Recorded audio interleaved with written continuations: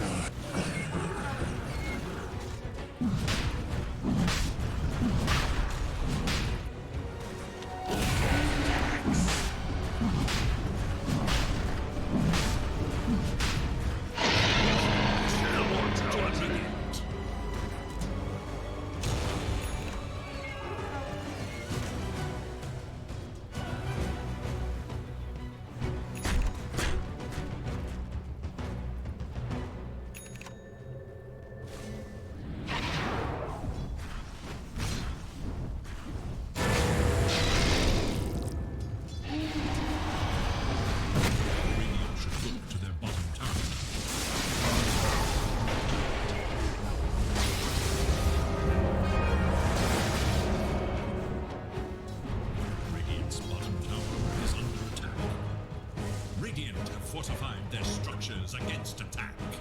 Radiant's bottom tower is in danger.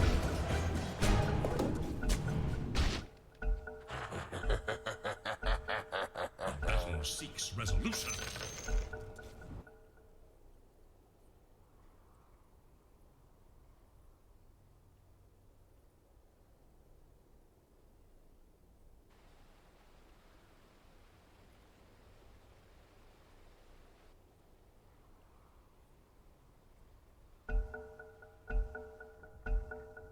Now the fight resumes. But will it follow the same bottom tower is under attack?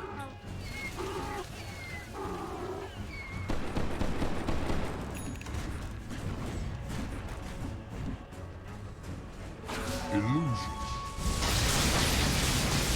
Dire's middle tower is under attack.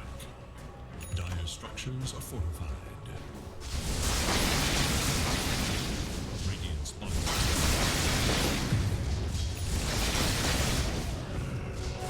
That would be a tribute.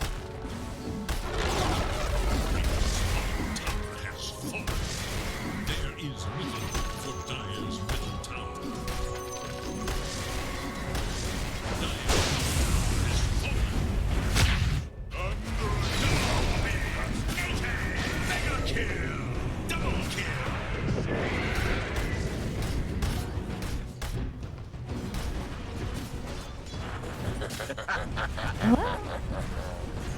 Hi!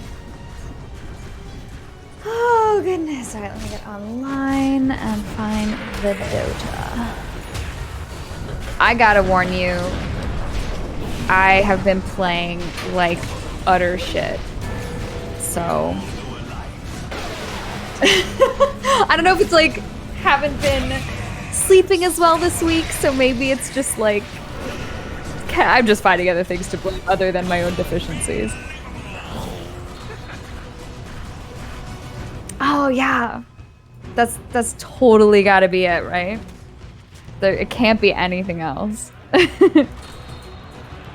All right. Inscription. Okay, it's so good. Like, please get it because I need somebody else to like nerd out. So, have you played any other kind of games like Slay the Spire or anything like that?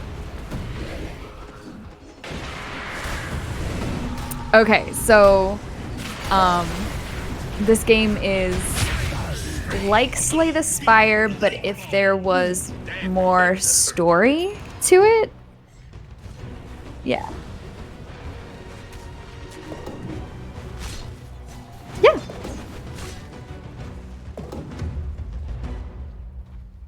How about now? Got audio now? Probably pretty loud. Test, test, test. Okay. Yeah. There I can hear you. Yeah. No, we're good now. I was doing that demo cast that I sent you, and I switched over to using my like professional like singing microphone, and so my OBS thought that was the mic to use, so I had the wrong thing submitted. So I mean, nothing was really going on, but yeah, definitely the first few minutes of this stream, I was just talking to myself. I was waiting for you to show up, so that's not gonna be there anymore. Oh well, cool.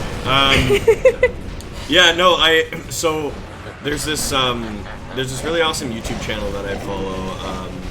I think there's like 3 channels whose names are coming to mind right now. Oh, Adam Miller, the Architect of Games. Okay. And he does just like kind of video essays or articles on video game topics, just talking about like different themes and mechanics of games and stuff. Really cool stuff.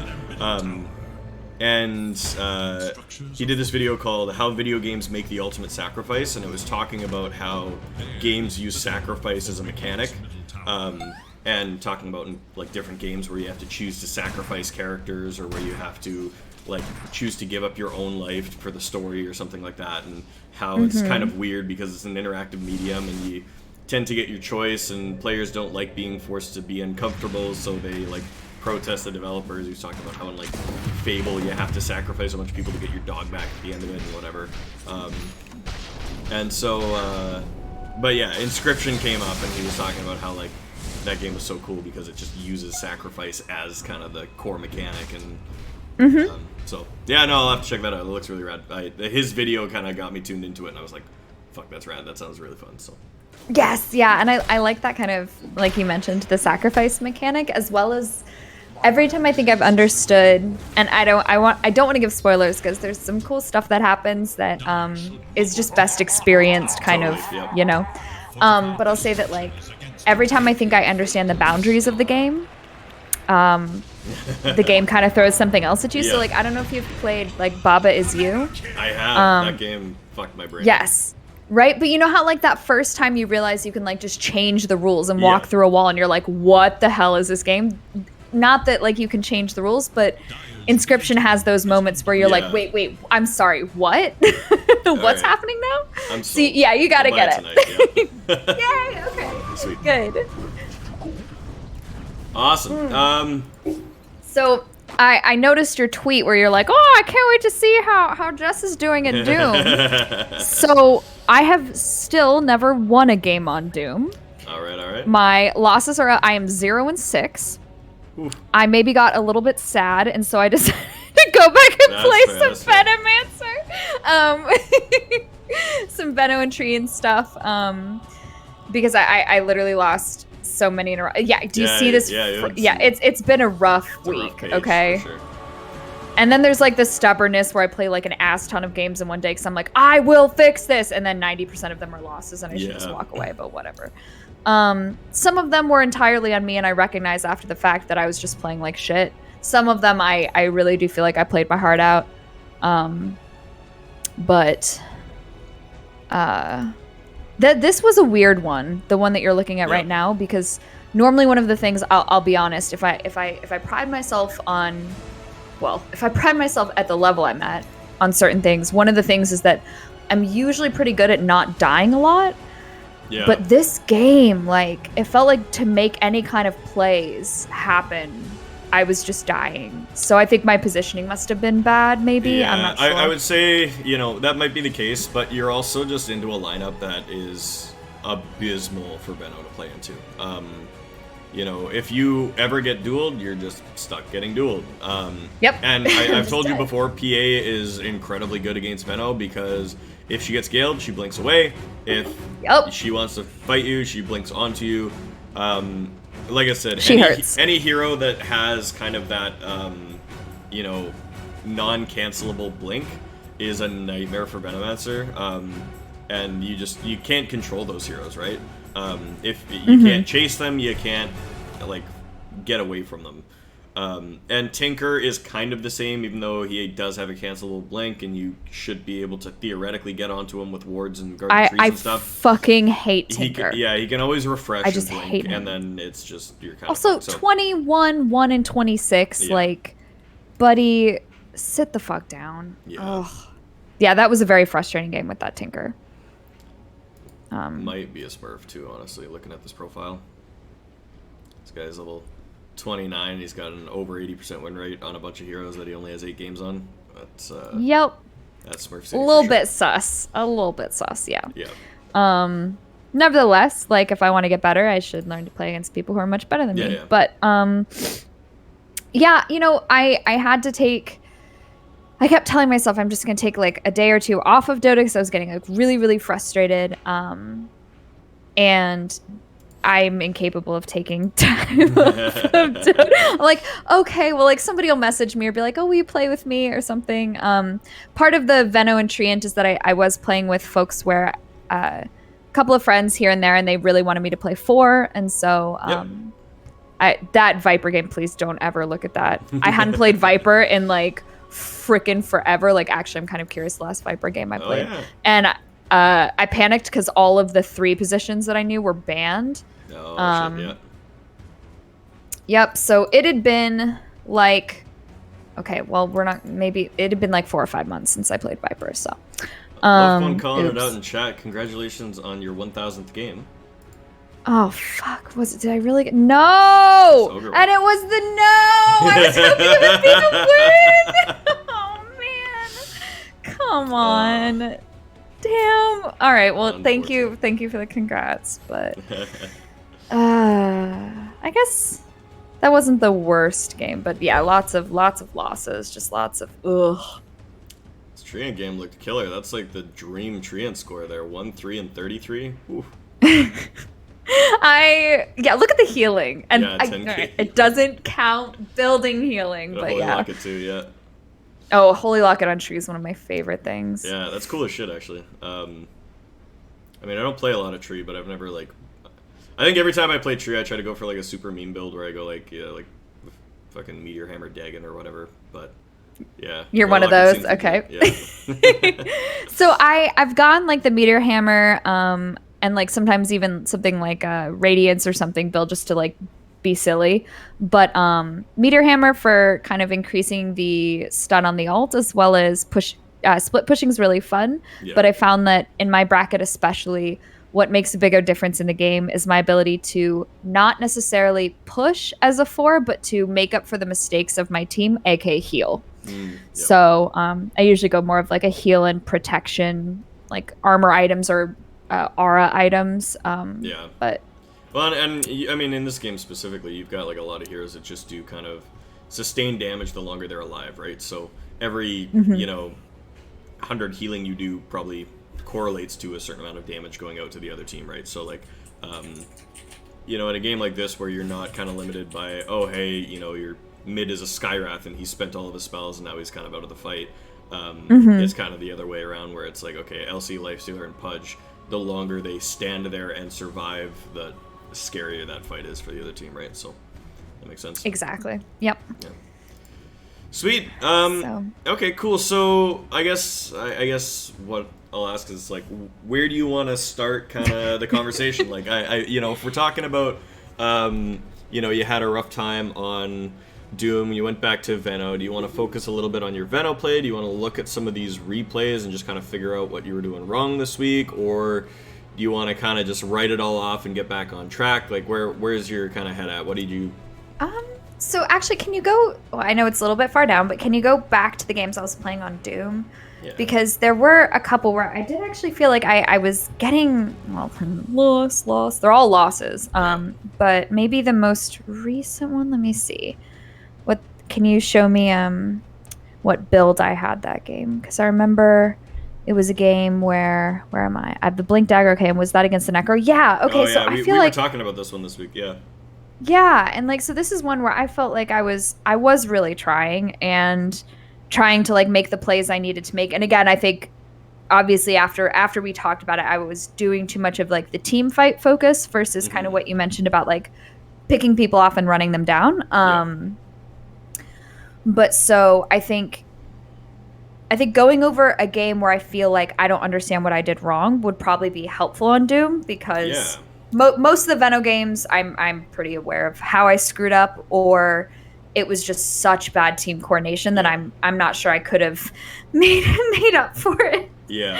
Well, so yeah, let's watch this replay for sure. Because I mean, looking at this draft, like I will like just right off the top of my head, without knowing anything about the scores or how you played or anything like this, like this to me is just like a davai lineup. Like it's just like go, you just like run at them. Like you want to be chasing them down and hunting them like, rabid animals and just putting them to sleep, right? Void Spirit is like a notably good mid laner for just like catching people and just being like hyper aggressive and just diving. Lion, you've got the Finger of Death to just kind of wrap up any kill, and Jakiro's just his power spike is that kind of 5 to 20 minute mark, right? So if like I was coordinating this game, like this is a pretty solid draft. I actually really like this draft a lot. And so like I would just, if I was coaching the whole team, I would be like, all right, these 4 need to group up like pre 10 minutes, like 8 or 9 minutes, and you need to just be like going crazy. Like you need to be under the mid tower, just like chasing heroes down, casting Doom, letting Jakiro burn towers down, and then like just getting Lion a bunch of finger stacks. And the other team should forget you have a PL until PL shows up with 8 items and just ends the game for you, right?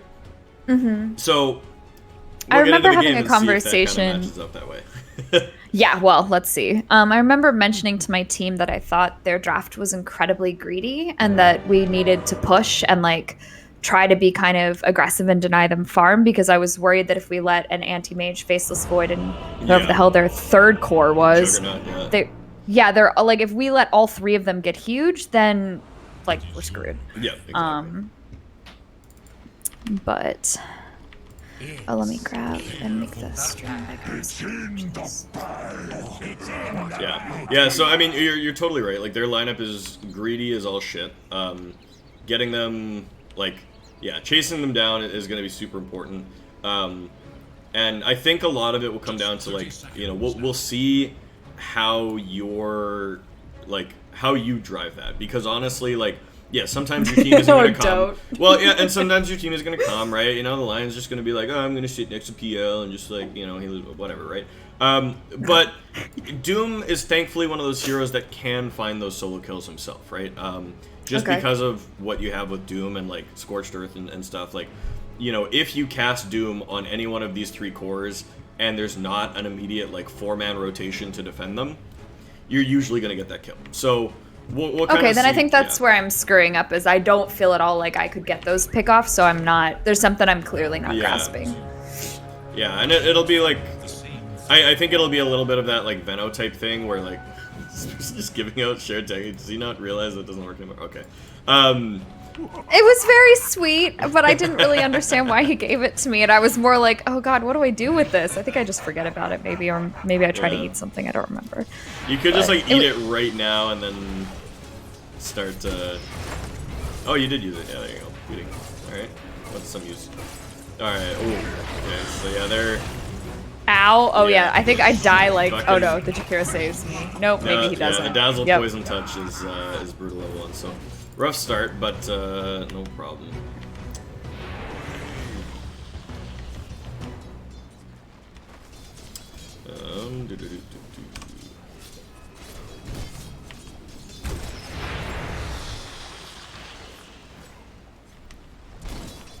Yeah, I didn't feel confident enough going up and getting the ranged creep just because of...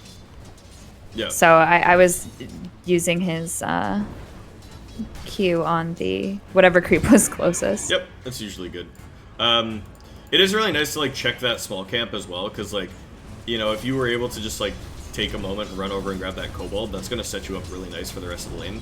And it is always this thing, you'll see it even pro Dooms, is they'll devour lane creeps until they feel like they just have enough time to go walk over to the side, because it is kind of hard to give up a couple early creeps just for that, but you do always kind of want it. Okay. Yeah, I think sometimes I feel like I don't know the trade-off between... Do I die here again? Please no.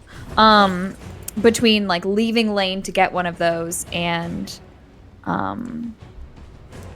Yeah. And what it usually comes down to is how well you can push the wave, right? Because if the other team is clicking the wave down, then they have alive creeps that are chasing you down, and then you have to back up to your next wave.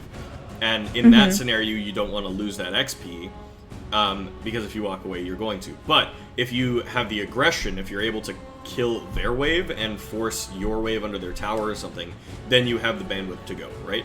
So it's a little bit about lane management, and it kind of depends what, the kind of cadence of the lane is. One of the things one of these kind of grander principles of figuring out the lanes in Dota is really knowing when you should just be clicking the wave down and when you shouldn't be. And it is so variable from game to game. And a game like this, I would say you don't often want the lane to be, far up, because Dazzle always has that threat of poison touching and then running you down, right?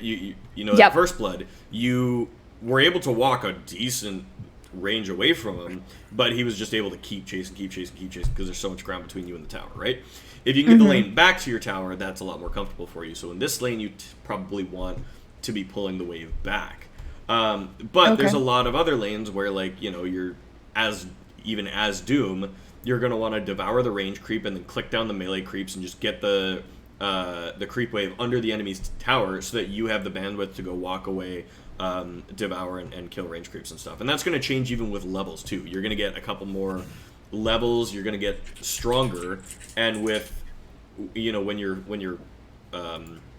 when you're in a stronger position, you can go farm hard camps and stuff, right? So you want to start pushing so that you can get more, right? Gotcha. Okay. Because that was actually part of a larger question. So you kind of anticipated something I was going to ask you, which is whether I'm playing 4 or 3. Sometimes I find that especially in this bracket, there's this mentality of just pull always. Yeah. And I have gotten into arguments with people I'm laning with about whether or not actually we want to pull right then. And so kind of understanding how to control that wave and when we want it in different places is something that I know I'm trying to work on. Yeah, so, and it is really hard to get a feel for. What I would say is the decision that you make around where the lane should be dependent on your strength relative to the enemy heroes, basically. Right now, because you guys have given up 2 kills, they're full on HP, he just bought his Ring of Health, this is a really scary lane for you. It's really hard already, 3 minutes in, to be aggressive, to chip this guy down, to take away his HP, and to progress up the lane. So you want this lane to be right where it is right now. This should be kind of the comfort zone of where you're at. And of course, that means Dazzle is going to do his best to disrupt that by pulling backwards, right? So your Jakiro, when he spawns, should be immediately running over to the small camp to interrupt this so that you guys can maintain the status quo or maintain the equilibrium at this safe spot, right? Then you can just get safe farm, you can hang out. If you were in the advantage, right, if you were stronger than them, if you had gotten a couple early kills, you got first blood maybe, and now you're sitting at 2 levels advantage on AM, and anytime you come close to him, he's scared. You want to shove this lane really aggressively so that you can go farm this hard camp, farm this small camp, and get more resources out of the lane, right? You can snowball with it. Yep. Okay. So it really just depends on what your posture is on the enemy hero. This is kind of the compromise that you end up with, where it's like, okay, if we're further ahead, if the lane is further ahead and we're behind, we're gonna get run down, we're gonna get clipped, we're gonna get killed. But on the flip side, if you're really far ahead, you want to push it and force them into that defensive position because it means that you can get more gold out of it. So, should I, thinking kind of, I know this is nitpicky, but should I maybe taken 1 point in E instead of W here, because that would have started to apply that pressure on the anti-mage? Or yeah, so, and this is kind of the hard question with Doom. I think in this lane you probably would have wanted to go level 2 Infernal Blade, but I know that there's high-level people that would probably disagree with me on that as well. The advantage of Scorched Earth is the bonus movement speed, right? You're up against a hero that's going to be hitting you with a movement speed slow and damage per second, and you need to get out of it. Having boots and Scorched Earth is going to be your key to surviving the biggest threat that they have against you, right? Okay. Infernal Blade, on the other hand, is the more aggressive option, right? You use that on Anti-Mage, he gets burned down, he starts hating himself and doesn't want to stay in this lane anymore. So, to me, it's kind of like this thing where you do want both. So, I mean, I would go just 1-1-1 at level 3, regardless of what, I take first. Because of kind of the way that the lane played out and how you died before you hit level 2, Scorched Earth kind of makes sense because it's okay, you're going to get run down, you need that movement speed, you want to kind of dissuade them from just chasing you. But to the flip side, when the lane is right here, you don't really need Scorched Earth to run too far, and so you might as well just be chunking that AM down and trying to take away as much of his HP as possible. That said, so kind of what I'm hearing is unfortunately, it might depend then on, as silly as this sounds, I might then take 1 in Scorched Earth if I'm laning with somebody I don't know and I don't have coordination with. But maybe I would have felt more confident taking 1 in Infernal Blade instead if I knew, if I was laning with a friend or something and I knew they would help me control the wave and keep it where we wanted. Maybe then skipping the Scorched Earth and going for Infernal Blade would have been a better option. But yeah, okay, just kind of trying to get that I don't know, decision-making Yeah, for sure. process in my head. And like I said, it's going to be different for every freaking hero. Like, you know, if you were laning against like a PA or something, I would just say you just go Infernal Blade and you just fuck her up. Because, like, you know, Scorched Earth, if you activate it, she can always blink away. And if you're running away from her, she can always blink onto you. She can slow you. It's a little bit rough to, like, you know, try to rely on Scorched Earth to deal with PA. But, you know, you would want it against a Juggernaut because Jug, Yes. whenever he spins, is going to negate your ability to Infernal Blade him. And the faster you can get out of that spin, the better. So it's probably best if you have Scorched Earth and then Phase Boots as soon as fucking possible, so that if he spins, you just start, you know, zooming away, and you get out of his range. Okay. You know, Slark, if he catches you with a pounce, you're not going to be able to run away. Might as well just turn and hit him for some serious damage. Hopefully you do it after he Dark Packs. This is just a bad matchup for Doom in general, but that's kind of the thought process. Okay. So, you know, it's going to depend game to game. But just, like, and maybe what I'll do, honestly, is, like, when we get into live coaching, I'll just kind of ask you, like, thought process, like, okay, this lane, how do you feel? What are you thinking? And we'll kind of go over, you know, whether or not it's right. Ultimately, I think, like, the build most people favor is Scorched Earth. I was watching some games from TI, and Doom players, I saw a lot of them just going, like, 2-2-0, like, no points in Infernal Blade at all. They don't value it as much, and I think if you were to do the math, leveling Scorched Earth and getting auto attacks off is probably equal or better than Infernal Blade. Wow, okay.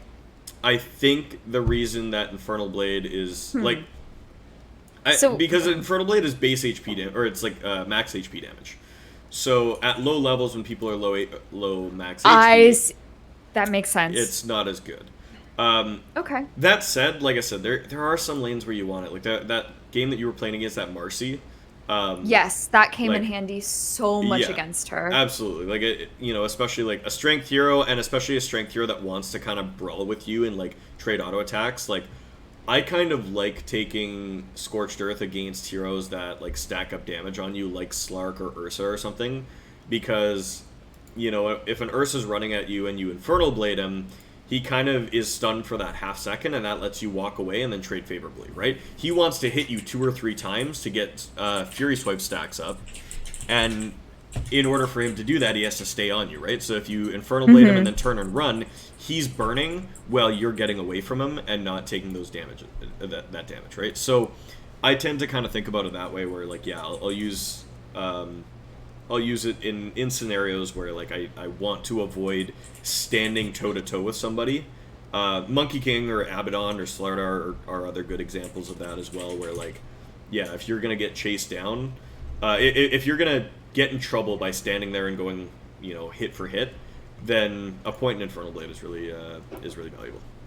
So, okay, I'll be perfectly honest, this is a little embarrassing, but like, I'm obviously still even learning some of the heroes. Yeah. Is there an early game, like, I'm trying to think.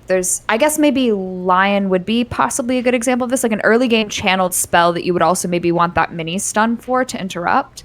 Like, I don't know if Lion's mana drain, like that would be, if he was bullying me a lot in lane, if that might be also a reason to put an early point in that.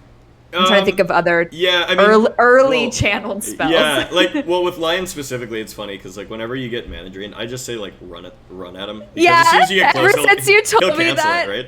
Yeah.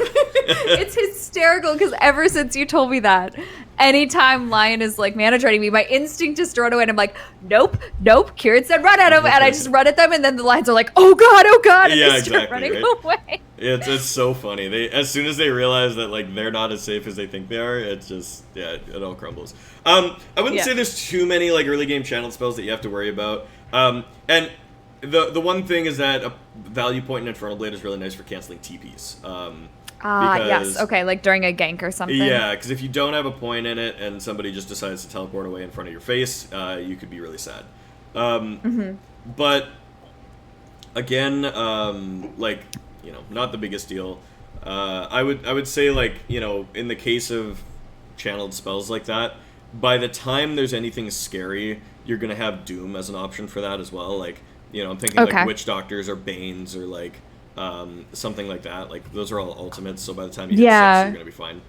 Everything I was thinking was around level 6, but I wasn't sure because there are heroes there's probably heroes I've never played against even, but so yeah, okay, that makes sense. Yeah, and maybe what I actually, you know what? Let's do some educational math here. Scorched Earth does 18, 32, 46, 60 damage per second for 10, 12, 14, 16 seconds. So if you were to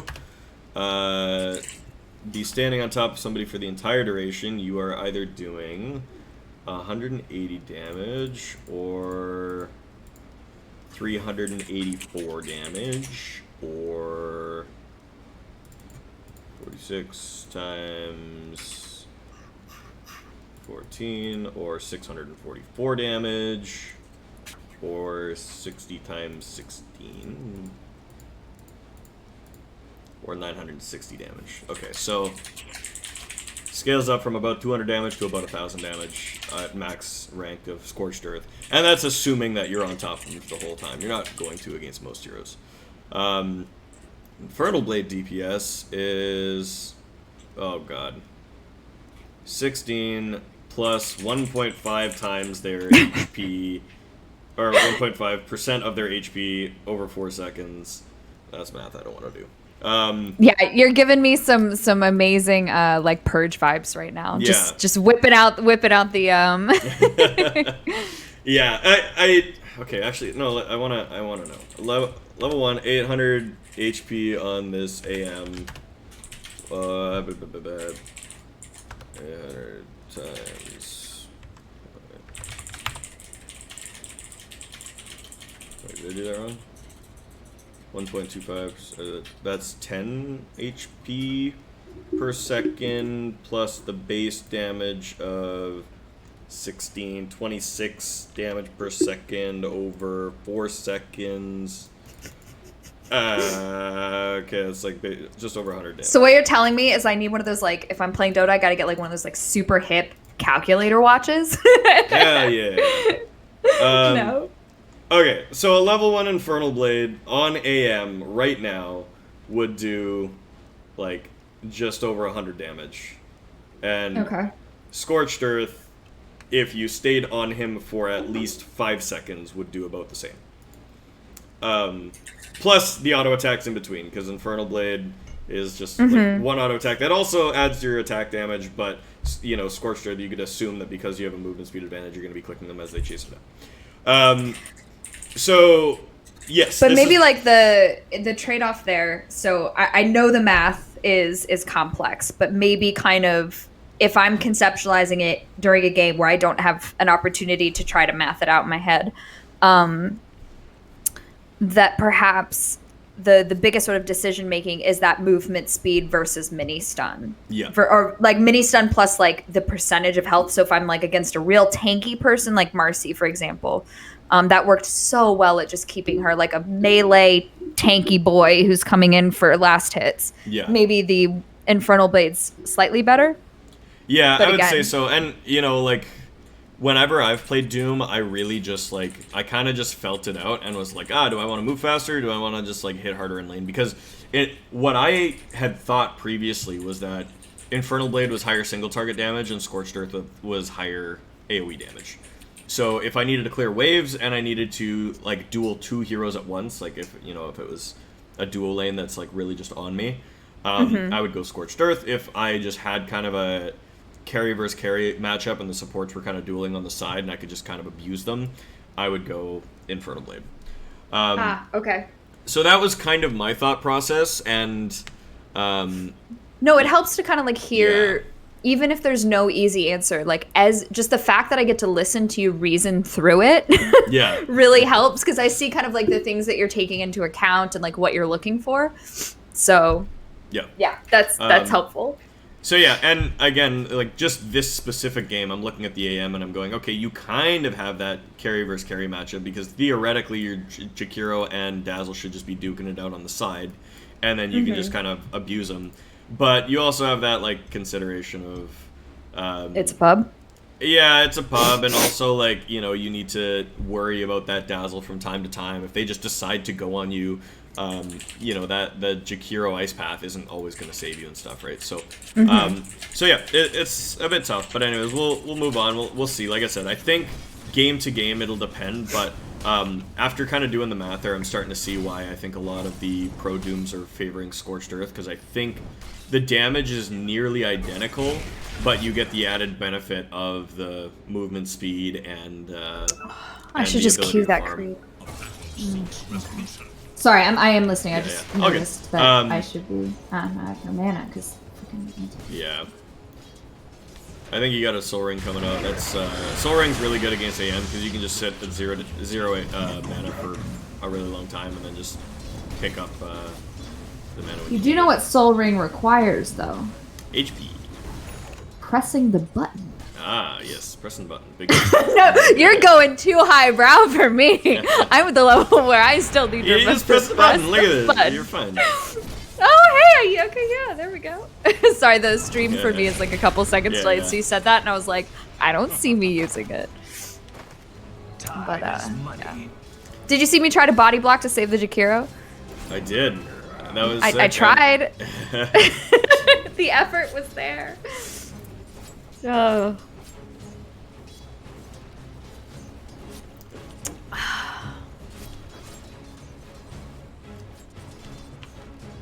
So one thing I noticed just here, so you have like a really fat wave, like piling up here. With like my wave, like with the catapult and stuff. Yeah, like you've got a catapult, you've got 3 range creeps and a bunch of melee creeps coming into just basically this one range creep here.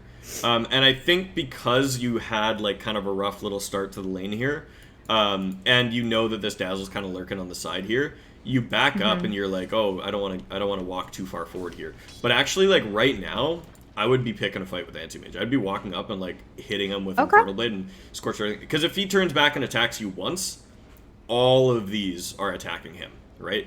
And this one measly range creep is attacking him.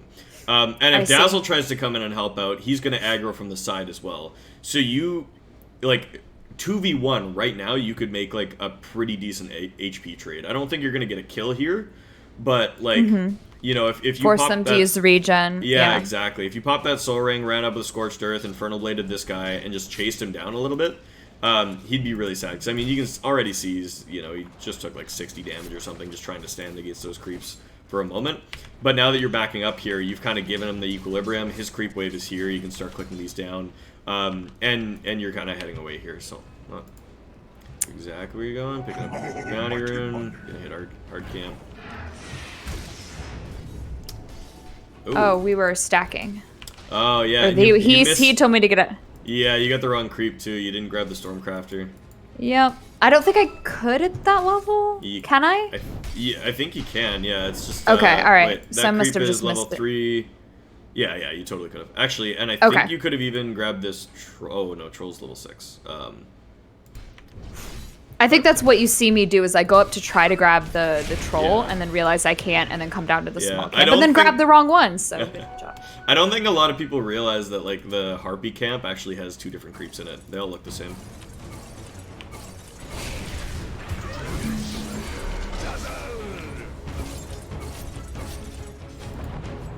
I think that's something I really need to remember, is like the strength of the creep wave aggroing on somebody, because that's something I'm aware of on a defensive level. Like when somebody in chat is just like, why aren't you pushing? Why aren't you attacking them? And I'm like, because there's one of our creeps left in the entire enemy wave. But I think I need to be more cognizant of that on a offensive level, like when I'm trying to almost force the enemy to aggro the creeps as well. Yeah.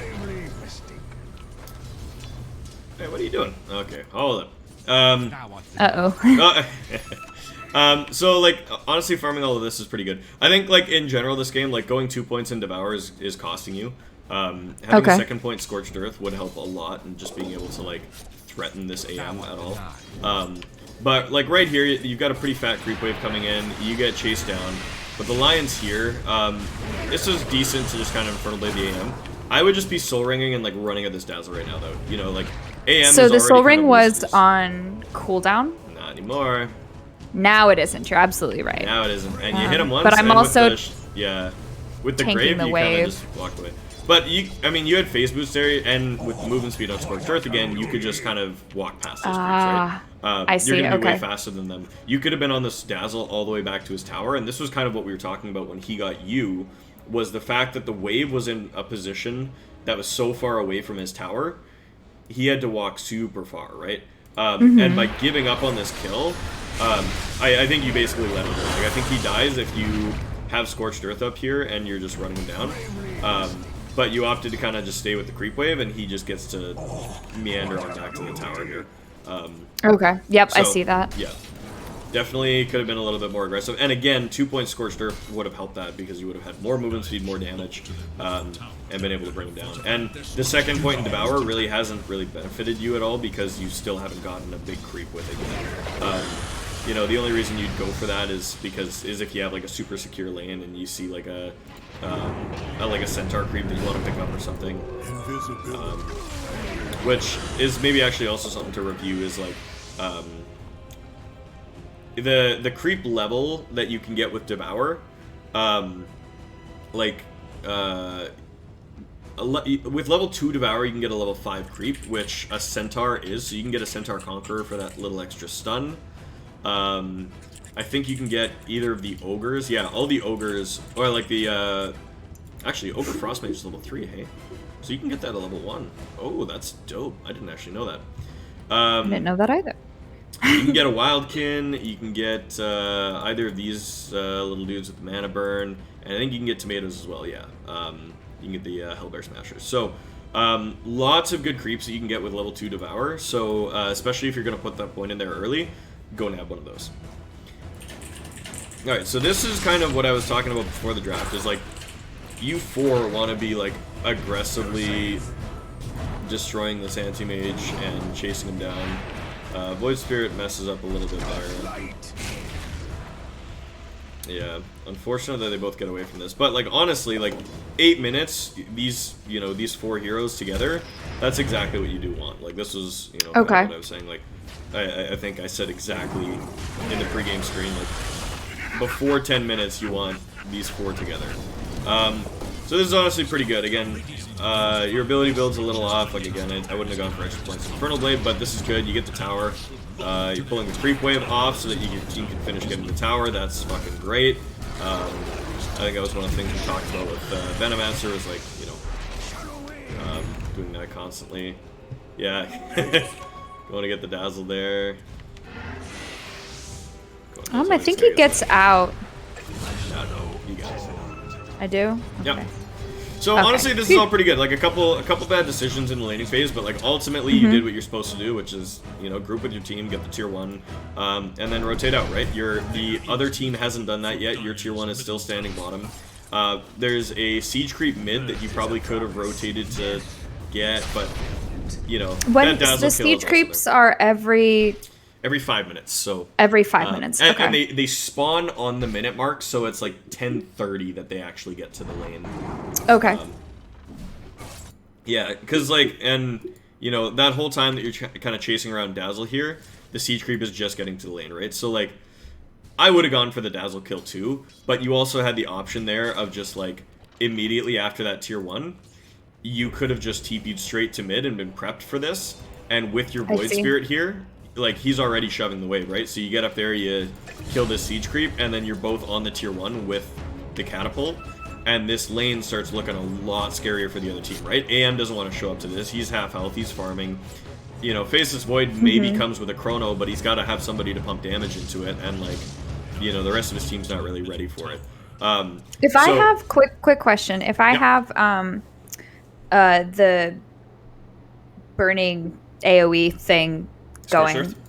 Thank you. Yep. I am shit with names. I'm just gonna warn you, like people's names, hero names, well, I think I've got the heroes, but ability names. So if I have that going and I get chronoed, it's an AoE, right? So it's still going because it's not like okay, that's what I thought. Yep, yeah, it'll still do damage to everybody around you. So that's good. And again, you have Doom, right? So like like even at this point after you've killed the Dazzle, even just staying for this creep, I would say is like, you know, kind of greedy. Like again, you want that bloodthirsty mindset that I was talking about. That just like go, get kills, get kills, right? You should be like itching to do somebody right now. And I honestly, the thing that's kind of like a bummer here is that I think your Void Spirit was doing the right thing by like bursting this wave and getting up here with the tier 1. He's itchy for that catapult on the tier 1, right? Like he wants that. Yep. But because the team doesn't come around him, like Jakiro's super late to this and Lion's just sitting bottom doing nothing. And you were hanging out top doing not much. He ends up just kind of chronoed, and this whole thing gets diffused, right? Yep. You end up going to bottom, which, again, I think you kind of have the right idea in terms of, like, oh, I want to go bottom and doom somebody, maybe with that Jug or that Necro, which is totally cool, but your team could have had a tier 1 down already. If I remember this, you don't want to watch this doom. Ooh, boy. Just, oh no, if I remember correctly about what happens here. Ooh, yep, that's a bad doom.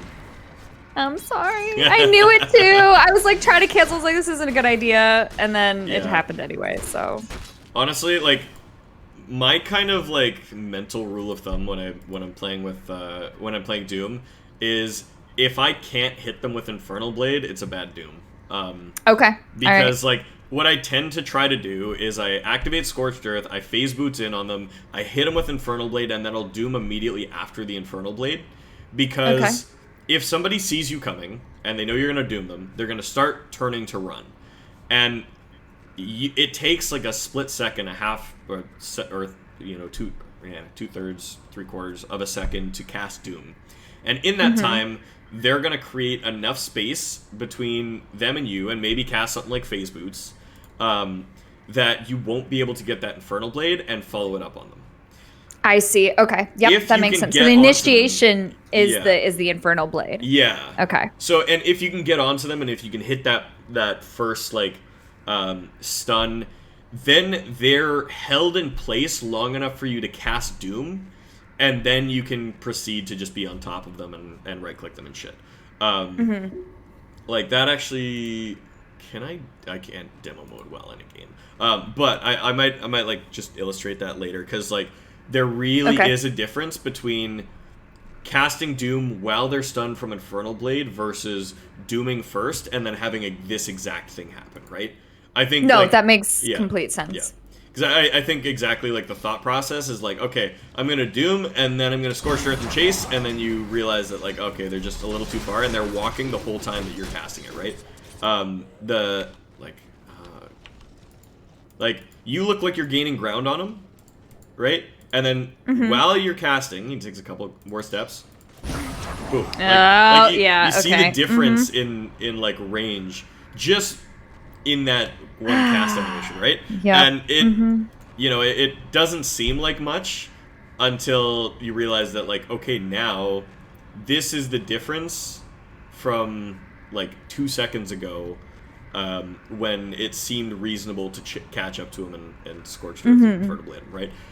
So this is something that like, you know, I have happened to me like when I'm playing Doom all the time, where I'm just like I'm in range to Doom, but if I use it, I just can't stick to him, right? Yep. Okay. So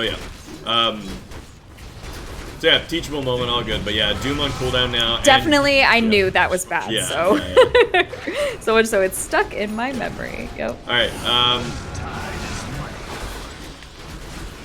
All right. So the other thing I'm noticing is you still haven't eaten a big creep. It is 12 minutes. You've had level 2 Devour for the entire game. Yes. And you need a creep ability. I'm extremely bad at the devouring, for sure. So you get run down here. Do you remember what I said about like going to your own safe lane to fight? This is exactly kind of the course. And I mean, this might have gone better if you had Doom or like you know, and your team had a better engagement out of it.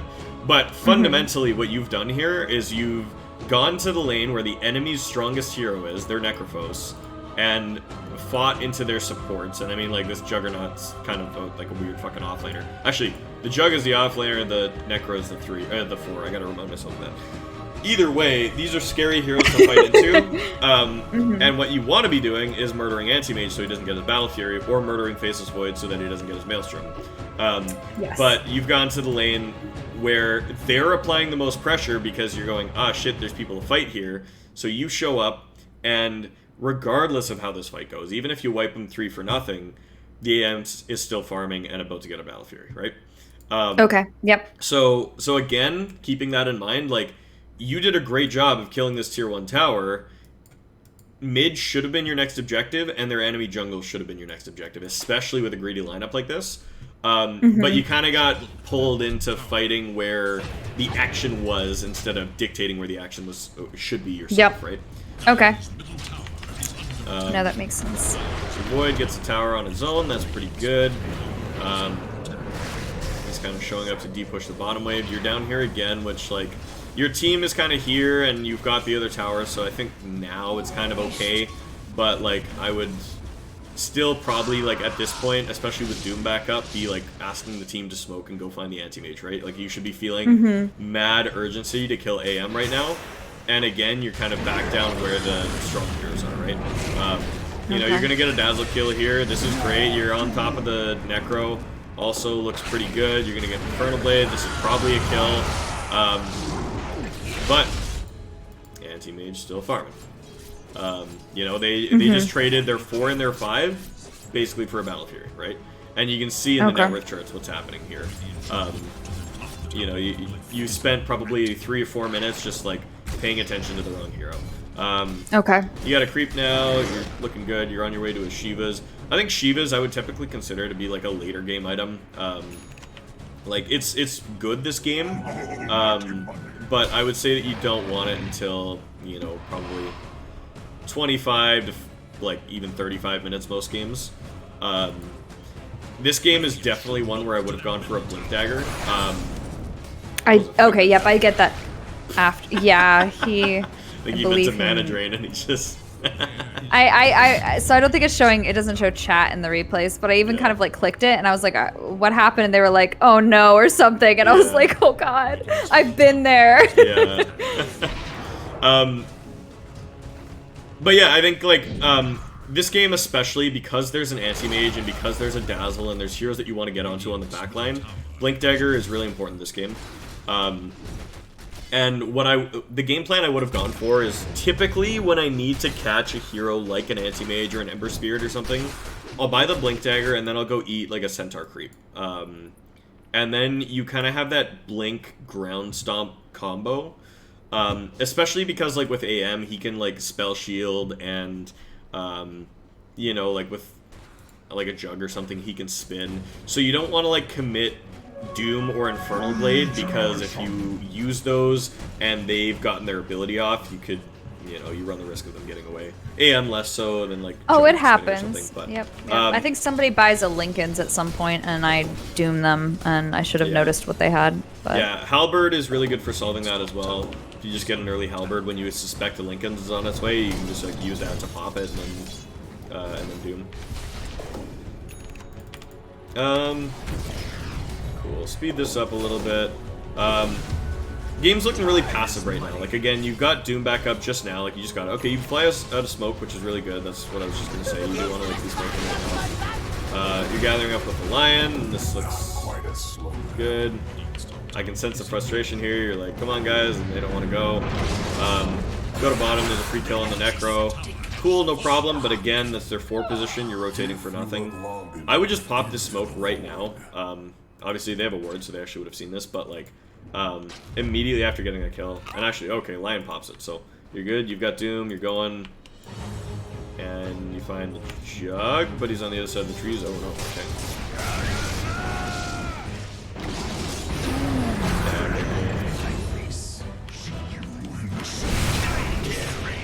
I do doom him in the end because I was worried he was going to get away. Yeah, that's fine.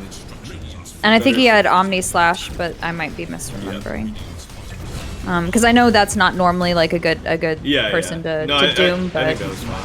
Well, like, I mean, using the Doom in the scenario that you got yourself into was fine. Again, coming bottom to fight Jug and Necrophos, wrong play, right? That smoke Yeah. should have been across the enemy jungle, and like look at where this AM's at already. Like he's 12k net worth, Battle Fury, Manta style. He hasn't been touched since the laning phase, right? So I have a question actually. Yep. So I conceptually I think I understand kind of what you're saying about wanting to challenge the more like the vulnerable farming carries versus going after the the strongest people. But if we have 4 heroes pushing our safe lane, like do we just let it go so that and I just ignore it so I can push and try to find the okay, all right, just making sure. So that feels yes, so yes, but with the caveat that like so sad. Look at his sadness. He paused right at like wah, wah. Yeah. So actually I'm gonna jump back in the replay a bunch here. Because yes, if they're so you remember when we were like reviewing some of those pro games and I was saying like, okay, see how like both safe laners have just fucked off and like they've gone to the jungle and they've given up their tier 1s. This game, you guys did that to the AM around 10 minutes, right? Like if we jump back around here, maybe even a little bit further, you guys got that first rotation, right? You were pushing the tempo here. You had you had the momentum in the game here. Your team came top, chased down for kills. You didn't actually get the kills, but it doesn't matter. You got the tier 1. You forced the AM out here, right? He's in the jungle. Typically what would happen here is the other team would start grouping up and doing the same to your safe lane, right? This Void the Void and Dazzle would come down to bottom and start threatening the same on your tier 1. But because the other team has such a greedy fucking team, this Faceless Void doesn't want to be doing that. Void doesn't want to farm at level, or fight at level 8 with just a Mask of Madness. Because he's a shit mid laner. Like, that's why he's a shit mid laner. He can't start that fight early. Dazzle should be bottom, but you've kind of pressured him out of top, and he doesn't have resources, so he can't be there, right? So you, like, this exact moment in the game, you're looking really, really, really good because you forced that engagement, right? You said, okay, if there are 4 heroes on our tier 1, do we fuck off? Yeah, that's exactly what the other team did, right? They let you have it. And in return, they should have been pressuring this, right? So any time beyond this moment that this tier 1 is up is just candy for you guys, right? Like, your tier 1 should be going down right now.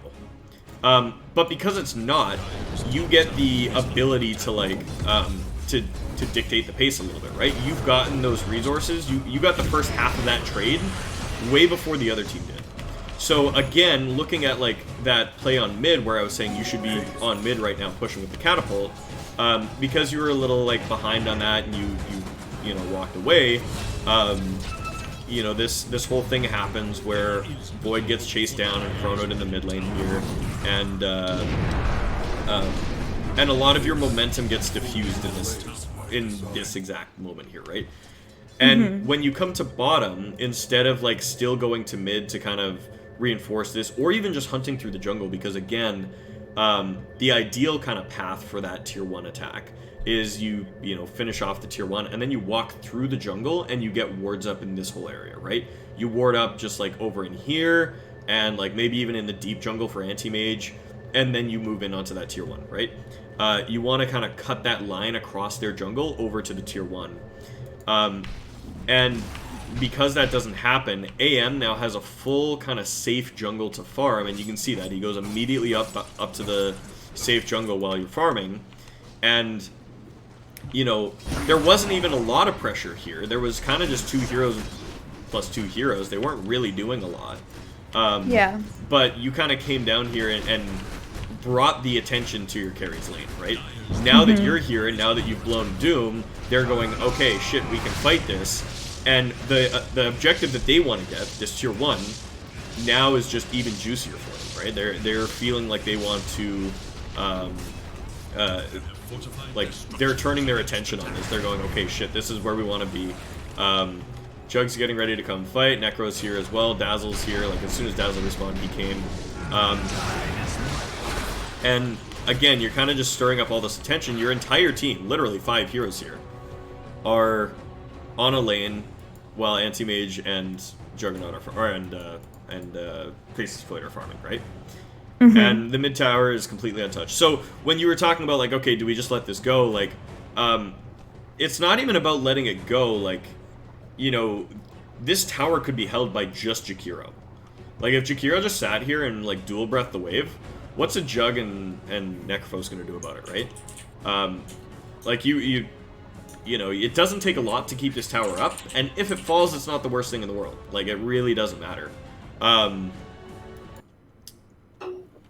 Ooh, who's the rank 1 player? Yeah, Yatoro might be it. I actually don't know. I feel like there's... I feel like it's tough though. If you're just going based off MMR or something, that's one thing. But like, it's such a complex game that like, what do you mean by number 1? Like, best in what? You know? Yeah. Yatoro is the highest ranked player in EU, which I'd say is probably the best region, but yeah, so it's probably a good indicator. Well, he just won 18 million. Yeah. So if you want to talk salary, that's a pretty good chunk of cash. Yeah, in Dota, salaries aren't as much of a thing. It's not often that Dota players have an org that pays out a massive salary. I know a lot of teams do, but it's usually pretty limited. It's like, you know, you get put up in a gamer house and then you get like a $400 or $500 stipend a month. But then they keep all of their tournament earnings, and the tournament earnings are a lot higher than in League. So it's a little bit more sink or swim in Dota than it is in other esports, where like League, all the players are technically employees of Riot and they get, you know, a pretty fucking good monthly and yearly salary, but then the world's prize pool is like $1 million. Yeah. Versus. So I mean, that's definitely one thing where I'm not sure if Dota is going about it in the best way, because it's definitely a lot harder for players to kind of make it, right? Yeah. Because you have to be winning these tournaments to have an income, and a lot of really good players leave, a lot of really good teams fall apart. No, not one team wins that prize pool. The full prize pool was 40 million, and the first place team got 18 million of that. So everyone on that team became a multimillionaire the second they won. But the last place team in TI, I think, gets like $500,000. So like, if you show up and lose all of your games, everyone's still walking away with 100K that they can, you know, which is a pretty decent salary for being kind of the worst in show. But it's taxes also depends depend on your country. Yeah, that depends where you live. So yeah. Oh, I did not know that the top 20 esports earners are Dota players overall. Yeah, I think like out of the top 100, like the majority of them are Dota. It's just this massive, massive prize pool for TI. Yeah. Like, you win TI or even place decently, I feel like you're kind of set for life. Yeah. But it's also hard because there's all these talented players, especially in, I would say, maybe the underrepresented / neglected regions, where they are so good, but there's just not the institutional level support, sponsorship, etc. And it makes me a little sad, but, you know, I hope we see more tier 2, tier 3 investments in the future. But. Yeah. All right. The big cash. So, yes, I'm sorry. Continue. Yeah, no, all good. That was cool side discussion. I like talking esports business stuff. But so yeah, I like what I was getting to is like, you know, when you were kind of saying, okay, like where were we in the replay when we were asking that, like, oh yeah, we were kind of like right at this fight that was happening, and you were saying like, okay, if they're applying pressure, do we not like respond to it? And again, that mindset of the action, like, you want to dictate the action, right? You want to be doing this to the other team. So the problem isn't so much, but doesn't this require like me having the 2 players going with me? I can't do this alone. You can't do this alone, but that was part of my like thought process, right? Was I was like, I got in the Veno mentality of like, let's go through their jungle and etc. But then I saw this push and I was like, well, I can either try to push by myself, I might get killed, I might get a kill, and I realized this thought process was wrong. But I guess what I was thinking was, I should be where my team is. I should, you know, even if I don't think it's the best idea, I should fight with my team. Yeah, and you know, I have said before, like, it is better to do the wrong thing as 5 than the right thing as 2 or 3. But you know, in a situation like this, like, there is, you know, maybe you win this fight, maybe you don't. But what I would just have in the back of my mind, especially this game, especially in an anti-mage game, is every second spent not killing anti-mage is, you know, 1,000 more gold that you're gonna have to fight into in the late game when he gets 6-slotted, right? Like, you know, this fight, whether you win it or not, you're slowly falling behind because he's the hardest farming hero in the game, and he's gonna end up with more gold than you, right? So, like, all of this, whether or not this is a good fight, whether or not you win this fight, it all comes down to this, like, you know, like, the fact that all this time the AM is, like, hitting your tier 2s, he's farming your ancients, he's, like, soaking up that map, right? You're getting dragged around, right? You're getting done to you what I've kind of constantly said, like, you need to be doing to the other team. So in this scenario, the problem isn't necessarily that you're fighting here or not, because the map has kind of led you to a place where you have to, right? The problem came, you know, 4 or 5 minutes earlier, right?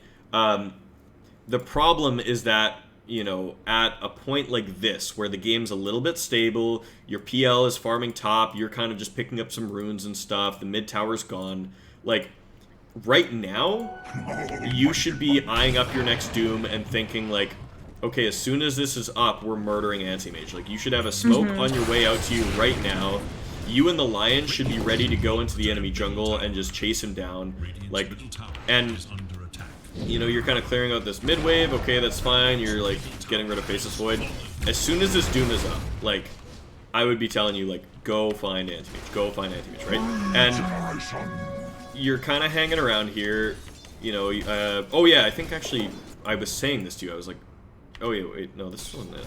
I thought, okay, it was around here where I think you brought yourself out of smoke. And I was like, okay, that's good. I think you recognized it a little bit late. Does your curve? Probably. Yeah, because we went over this point in the replay, and I think you, like, did bring yourself a smoke, and I was about to say you should have a smoke, and, you know, yeah, I think I get one. yeah, here it is now. Okay, so you get the smoke here, right? So you do recognize it. It was a little late, but you got it. And Story of my life. Yeah. And right now, like, honestly, you and this Faceless Void can kill anti-mage, right? Like, I would be walking over to this guy and just, like, smoking him and pinging the jungle like crazy, right? Or doing the same with Lion. Like, Lion almost has his finger of death, right? Like, you know, fuck this PL, let him farm the ancients on his own, just go smoke. Bloodthirsty, right? Like, you want to be, like, fucking people up. And you're kind of just hanging out. Like the last 2 minutes that I've been saying, like, you've got Doom up, you farmed 2 waves mid, you picked up a regen rune, you picked something up from the secret shop, then you brought out smoke, and now the other team is applying pressure and you respond to it, right? Yeah, like, the problem wasn't that you responded, the problem was that you weren't pushing the tempo ahead of time, right? Because this game just looks different. They don't go to bottom and fight like that if you're applying the pressure.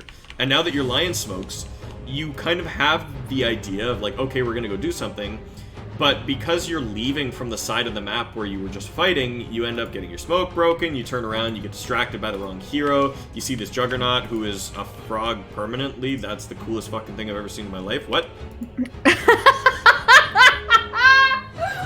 Yeah, baby!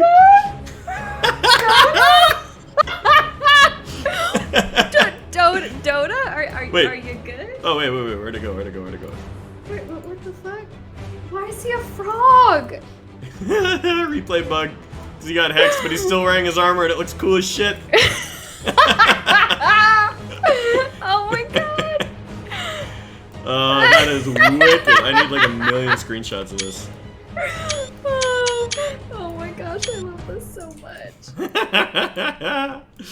Oh, man. This is so good. But yeah, like, and because you're kind of running from that side, you end up like distracted with this Juggernaut, and again, even though you get the kill, I'm sorry. hippie hop. Spinning. I swear I'm listening. I'm sorry. Oh no. Oh, I rewound and it fixed itself. Damn, I wanted to see him like hip hopping away. That was fucking sick. Oh god, that was hysterical. The spin with the frog. Oh man. Okay, I'm focused again, I promise. Wow, that was okay. That just made my night. But yeah, like even because you get this kill, right? Like I would consider this kind of a broken or failed smoke, right? Like yeah, because we didn't get like, the right kill. Yeah, I mean, you get like their pause 3, which like is okay, and like it's a juggernaut, so it feels all right. But again, you're not invading the right spot. You're not taking away the map, right? And because you guys go bottom, they respond in kind, and you're kind of stuck just fighting this. So this, you know, big chrono fucks you guys up, and now you're kind of in a bad position. So like,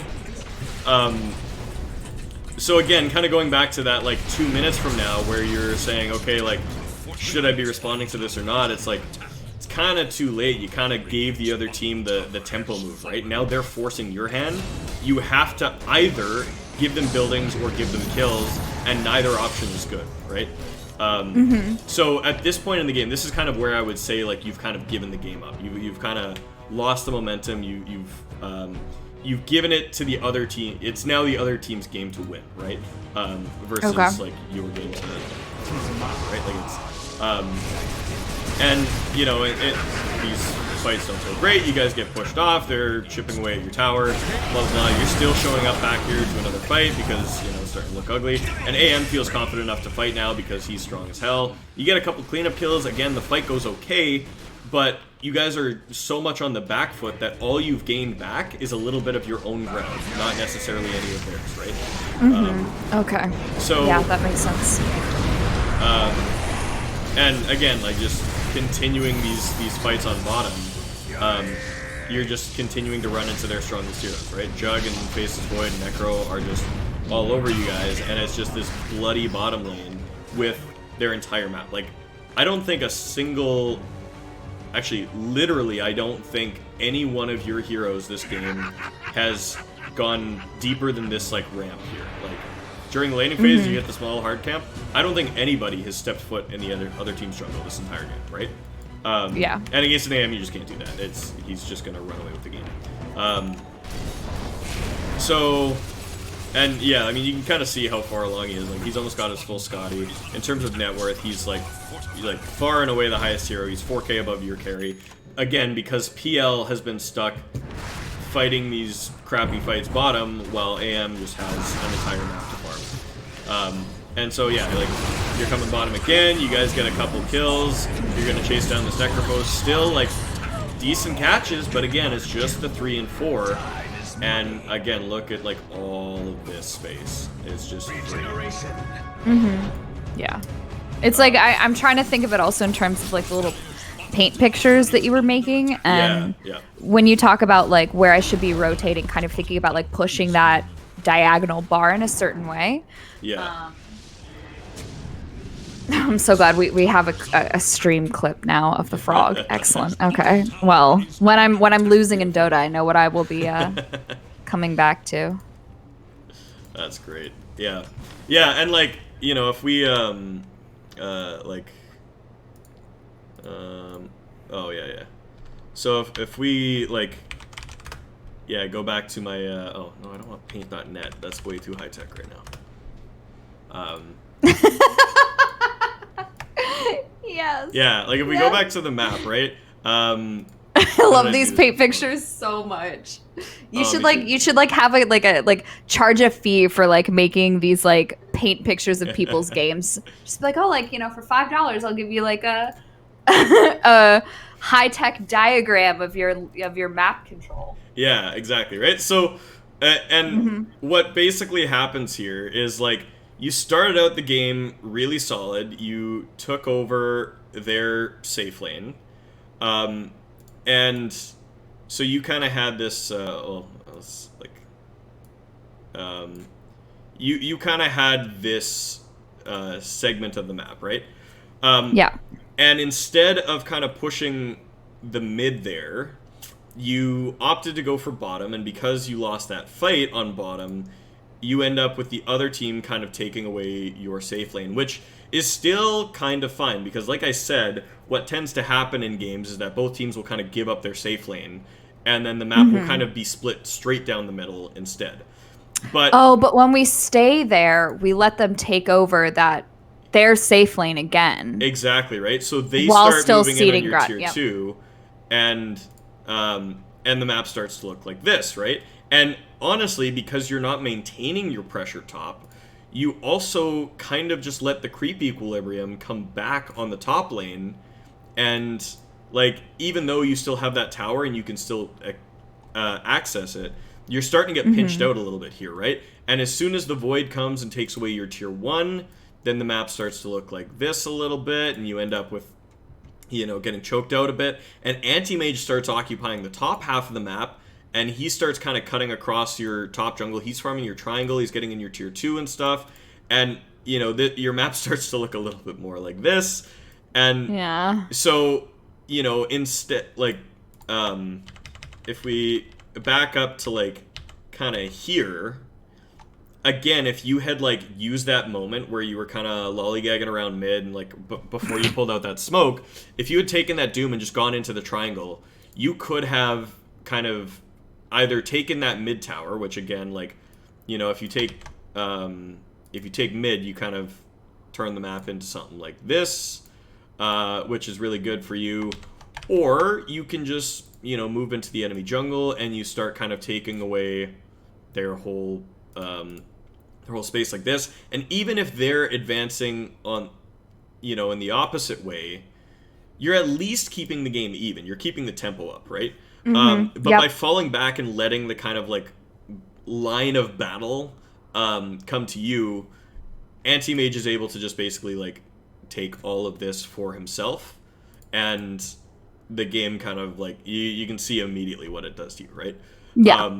So totally. So that's like, you know, really what happened this game is even though like, you know, the fights were okay and you got kills here and there, like, I mean, you're still falling behind on kills, but like ultimately the engagements weren't the worst. It's just they were in the wrong place on the wrong person with the wrong intentions, and, you know, now 26 minutes there's a AM with a Manta Scotty, and what do you do with that, right?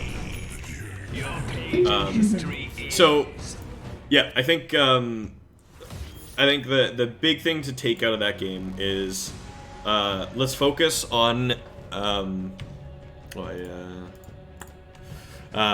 big thing to take away from that game is like, let's focus on, again, being bloodthirsty with Doom, making sure that you're constantly like on the enemy carry, chasing him down, make sure that you're taking away the jungle, and then like also that all important rotation to mid, because honestly, like, you had a kind of shit lane, you got first blooded, you got like pushed out a little bit, but your team rotated in the right way and you were able to still get a tier 1 at like 9.5 minutes, which is fucking perfect. That's exactly what you want. You just didn't convert it well. You didn't you didn't think about kind of the way that you want to progress up the map and walk forward and take away their space. And you let yourself get caught responding to the other team's playmaker, right? You let kind of the Necro Juggernaut dictate what was going to happen in the game versus dictating it yourself, right? You should be of that mindset that I'm going to draw the attention to me by being aggressive, by forcing it. Because, you know, when I looked at that draft right off the bat, and I was like, before we even looked at the replay, and I was saying like, U4 should be chasing people down while PL farms. It ended up being the opposite, where U4 ended up chasing into Jug and Necro, while AM and Faces Void farmed, right? So. Okay.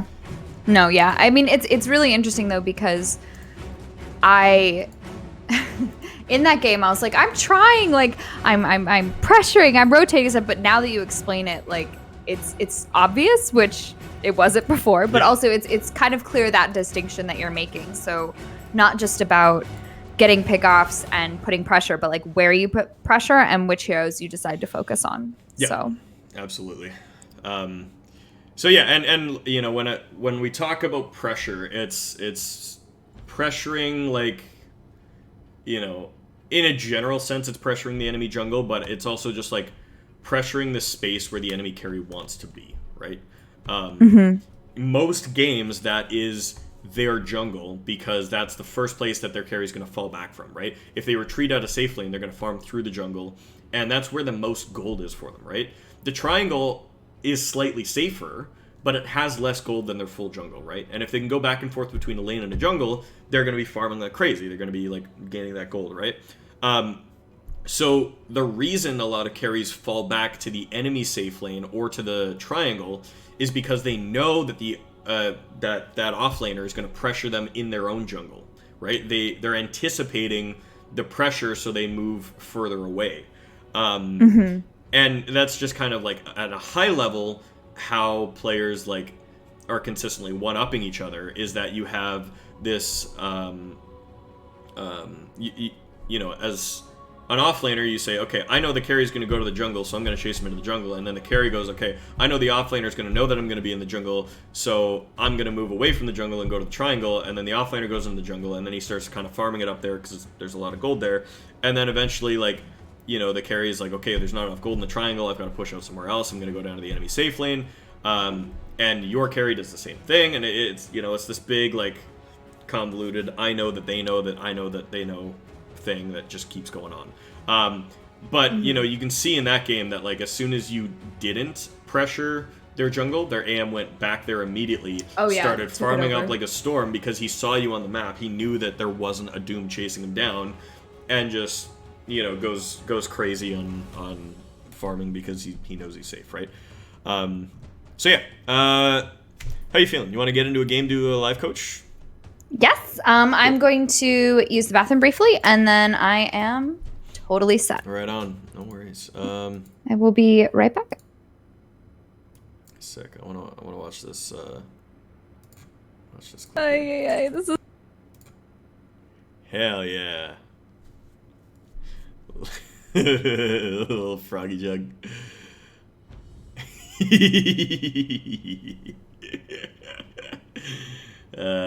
Stupid frog. Too good. Too good.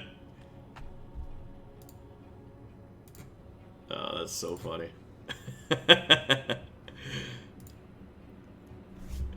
Frog jug. That's the best.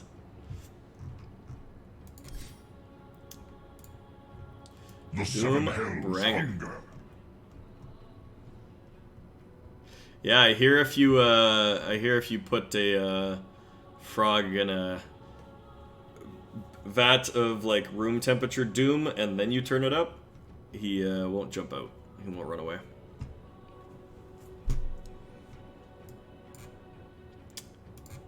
Oh yeah.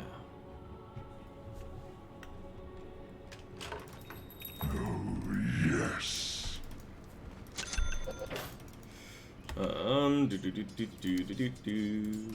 Prepare for battle. Okay, let's give this. Okie doke. Okie dokie. Oopsies. Frog is now food. Oh yes, the frog. Oh my god. That was so good. Okay. So one thing I'm gonna. So I pulled up a little demo here before we go into the game. One thing I was just going to show you was I was talking about this earlier, was like that the cast point difference in casting Doom versus like getting on top of somebody. So I think what I'll do is I'll just like have this axe walk past me, and then I'll kind of like act as though I'm chasing him, right? So if you are like here and you stop to Doom and then you want to get on top of him, like it's a lot harder to like catch up, and you can do it with like in this scenario I have like max scorched earth and stuff, so it's not as big of a deal. But if we go like here,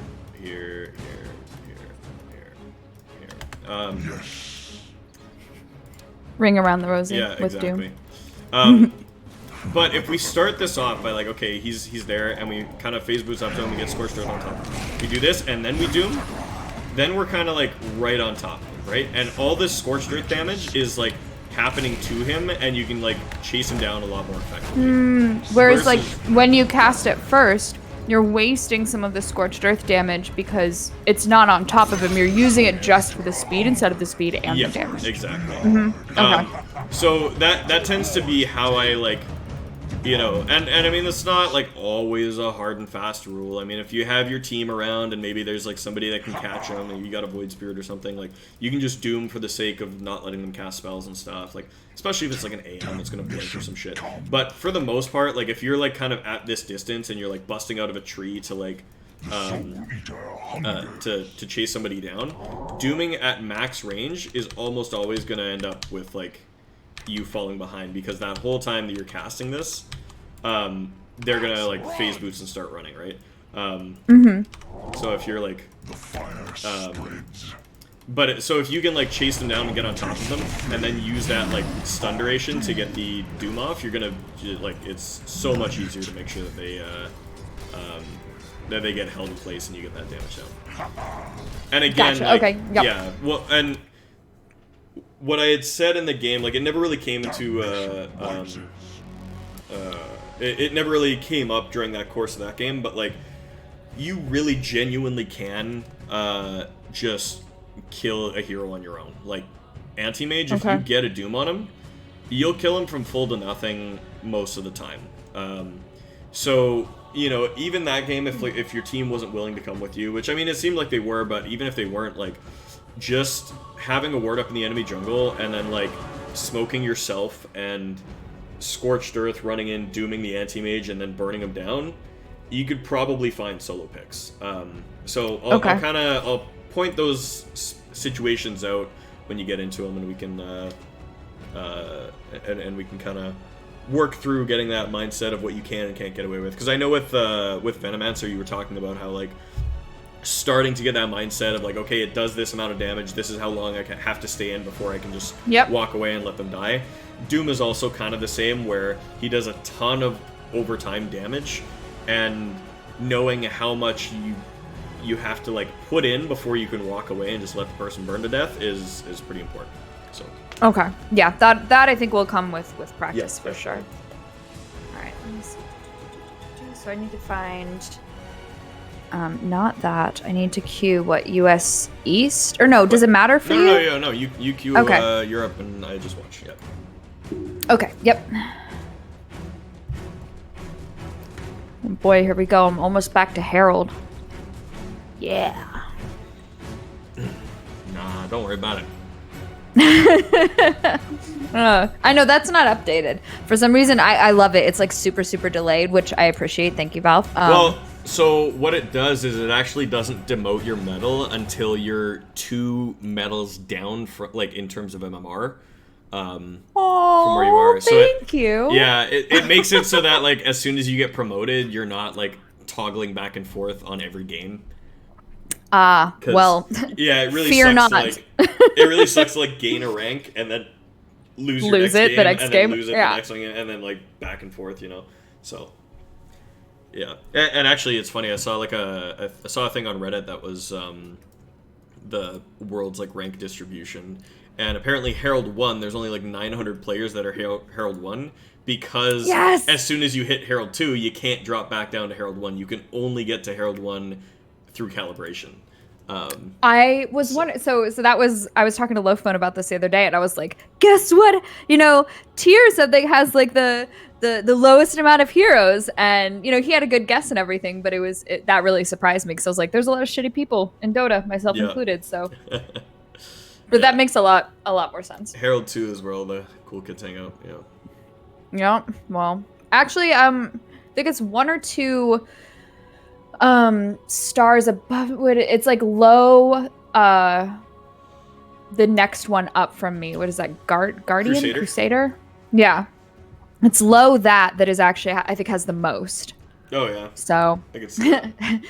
Did you know I'm more of a rarity and how much I suck? No. But, so I thought it was really interesting. But.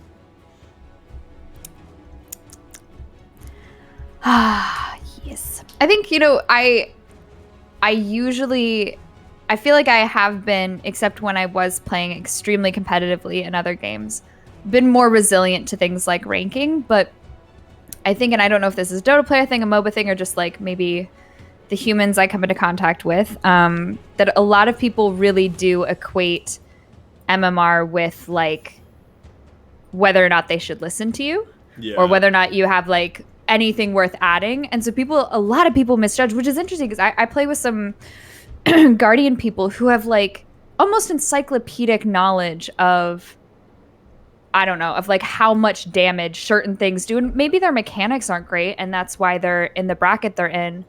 But they have like absurd, like encyclopedia of Dota knowledge, you know? Well, and I don't know. So I used to be pretty active on a subreddit called like True Dota 2, which is just like, it's supposed to be like a Dota subreddit all about like strategy of Dota, and it's like talking about like the game and how to get better, and like people posting guides and stuff for heroes.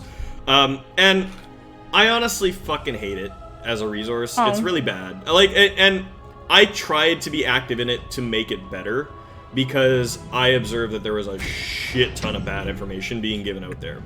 But really, like, and I think I wrote the highest rated post of all time on that subreddit, and what it ended up, like, what the post was I basically just kind of tore into the people that posted there frequently for being too caught up on like individual game strats, right? Like people would post their replay ID or something and be like, hey, can someone tell me why blah blah blah this didn't go well, or like, could my item build have been different this game? And like, you know, like sometimes that's useful to talk about, but ultimately like everyone was asking for specifics of scenarios that would never ever ever happen again, right? Like that exact game, that exact draft, those, you know, exact heroes, or like, hey, we were 20k behind in this game, how do we come back? It's like, you already fucked up. You don't fuck up 20 minutes earlier next time, right? Like that's kind of the thing, right? So I kind of just like went off on how like, you know, really like your encyclopedic game knowledge, your knowledge of how much damage something does, or what this hero's ability does, or like, oh hey, specifically against anti-mage, what's the best item to buy, blah blah blah blah. It doesn't help you get better because you're not thinking about systemic changes that you can make that will apply to all of your games, right? Like people are just like, you know, they're almost just looking for a bit of an ego stroke of like, they want somebody to tell them, there's nothing you could have done, that game was unwinnable, right? And you know, that's just kind of the wrong way to look at Dota.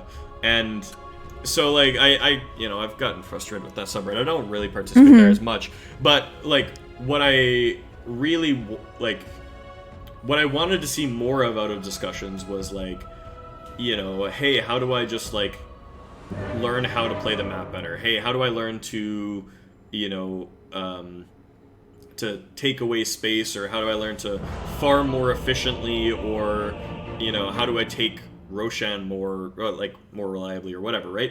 But what people talk about is just like, hey, I was playing, you know, Doom into this Dazzle anti-mage lane and it was really hard. Any advice for next time? And it's like, you know, when are you gonna have that exact hero matchup again? Like, you know.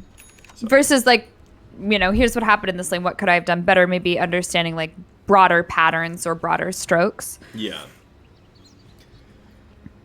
Yeah, or even just like, you know, guides and stuff. Like I see a lot of like people saying like, what's the best item build for Jakiro or something, and people are like, well, you want a Yule Scepter and you want like boots and blah blah blah. But like, no item build is good for every game, right? It's like, especially in Dota where, you know, heroes are so vastly different and vary so much in what they do that that like items make up for a lot of what, you know, like the disparities in a draft, right? So you have to be thinking about items in a systemic way rather than like a build order way. And so yeah, people would be like, yeah, what, like do I get treads or do I get phase boots on this hero? And it's like, oh, yeah, that is a HUD skin. It's one of my favorite ones. It's like, it was from a Chinese New Year event. I think it's called the Temple HUD, and it's, yeah, I got like these kind of nice, right? Nice, good banner attack. Yeah, I think I've got a few of these. First blood. Yeah, a bunch of different HUD skins you can turn on. Oh shoot! I forgot to do the thing where I go eat the shit. That's I'm okay. sorry. That's okay. You're good. I was literally thinking about it and then I forgot. I was gonna tell you, but but you had to grab your other bounty runes. So Oh, I didn't yeah. worry about it. Like I was like, yeah. Yeah, go eat that range creep right away. Eat. Faster that sun cooldown, the better. I hate the range on this. I have know, to go that kinda so sucks. far up. All right, so looking at this lineup, what are you thinking in terms of skill build? So I'm thinking, given what we talked about with the difference between the Scorched Earth and the Infernal Blade, I would say like normally I would have thought Infernal Blade with the Life Stealer, but maybe probably let's think. So I'm gonna need the movement speed for sure to get on top of them, and if that's the, can you not try to fucking right click my creeps, please? Stop it. This Veno, sorry, I'm bad enough at last hitting, please. Like. I'm gonna say go all in on Scorched Earth, no points Infernal Blade. Yep. Okay. Yeah, because Life Stealer, yeah, he's a high health strength hero, but ultimately he can rage off the damage, and if you get caught in a position where he's raged, you want to be able to move away from him or into him more aggressively. That movement speed is really going to come in handy there. Okay. Walk to the small camp right now. Oh, actually, okay, this is good. Click him. Yep. That's fine. I didn't expect you to run out of Gale there. That was a good Gale, though. Okay, it looks like they actually just pulled the small camp, so the small camp's going to be dead. So, give it a moment. What you might want to do is, like, Scorched Earth to just, like, burn down the wave. Okay. Next wave. Oh, yeah, this looks is getting dick. This is that creep damage advantage I was talking about, right? Like, Whoop. he's... Yeah, you're good. I think your Venom can finish him off. Oh god, don't tell me that shit. He should get him. No? You should. Oh no. Okay. Unfortunate. Might be with Okay. Fly yourself out of salve as well. You're gonna need the HP. So the creep wave is kind of pushing right now. I think that's pretty decent for you. You can like maybe just click a Snapfire a little bit. Go for the small camp now though.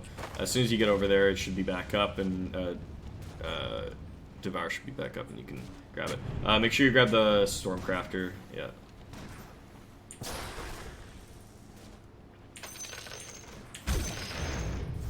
Cool. Now that's a pretty high mana ability, so it's a little bit rough, but you can use it to like hit this Snapfire right now. You can probably kill her. Yeah, as soon as you get Scorched Earth back up, you can... down no good. Oh. There you go. Oh, they killed my courier, so that's Yeah. gonna suck for the soul ring, but Yeah, that's a bit of a bummer, but... all good.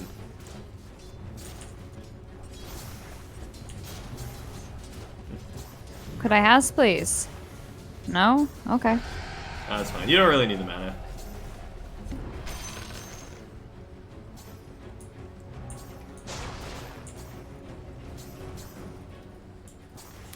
So yeah, I would go 2 points in Devour right away, and then like just... I think your level 6 build is like 2-3-0. Okay. Yeah,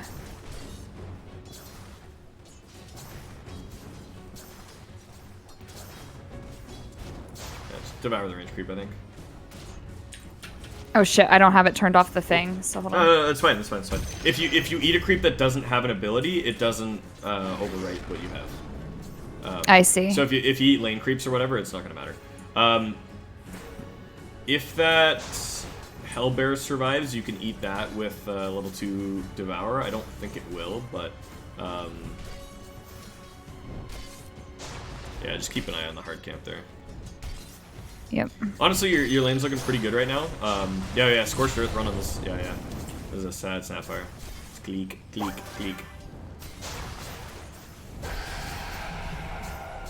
Yeah, that's good. You made him blow a lot there. you need to go back to farming. Is your courier back up? Yeah, it is. Yeah, I got it sending out my... Nice.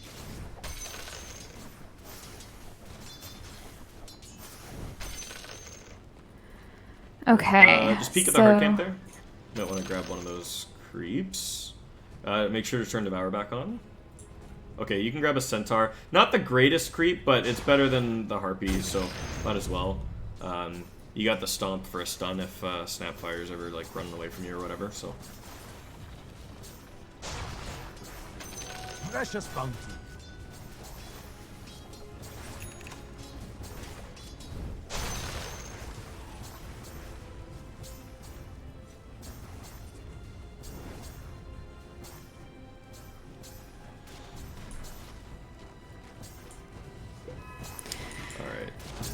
So around here, I would actually maybe even like look at cutting the wave. Like you could run behind the tower right now and just like pick the wave up and take it over to the small camp and farm it with Scorched Earth.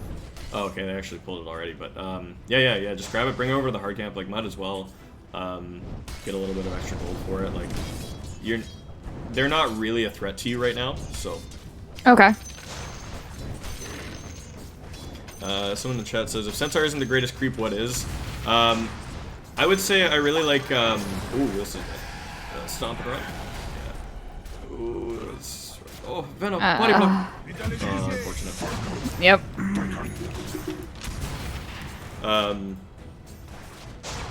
Yeah, honestly, the little, like, the speedy Kobold creep is really, really good for laning.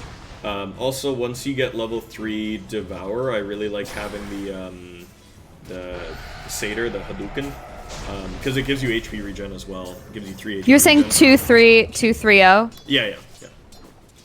And then as soon as you hit 6, you are a big threat to this Lifestealer. So as soon as you get that, like I would... Ooh. Oh. Scorched Earth. Yeah. You can definitely get the Sapphire. Maybe the Doom as well. Or maybe the Lifestealer as well.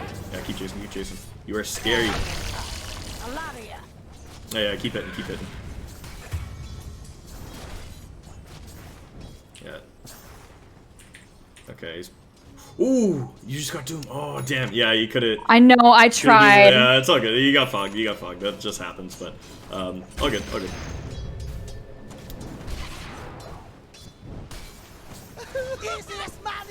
But now you are just, like, a crazy threat to Lifestealer. If he walks up into your range, I would, like, turn on Scorched Earth and, like... Doom him. Like, you can already see he's farming the small camp because he knows he doesn't want to come anywhere near you now that you have it. Okay. So this is a good place to be in. Push really aggressively and be prepared for that 10-minute catapult. Because as soon as that comes, you're going to want to cut the wave, get in on the tower, finish that off, and then go chase Lifestealer. Doom that guy. I don't have the... Yes, I do. Ooh, okay. Yeah.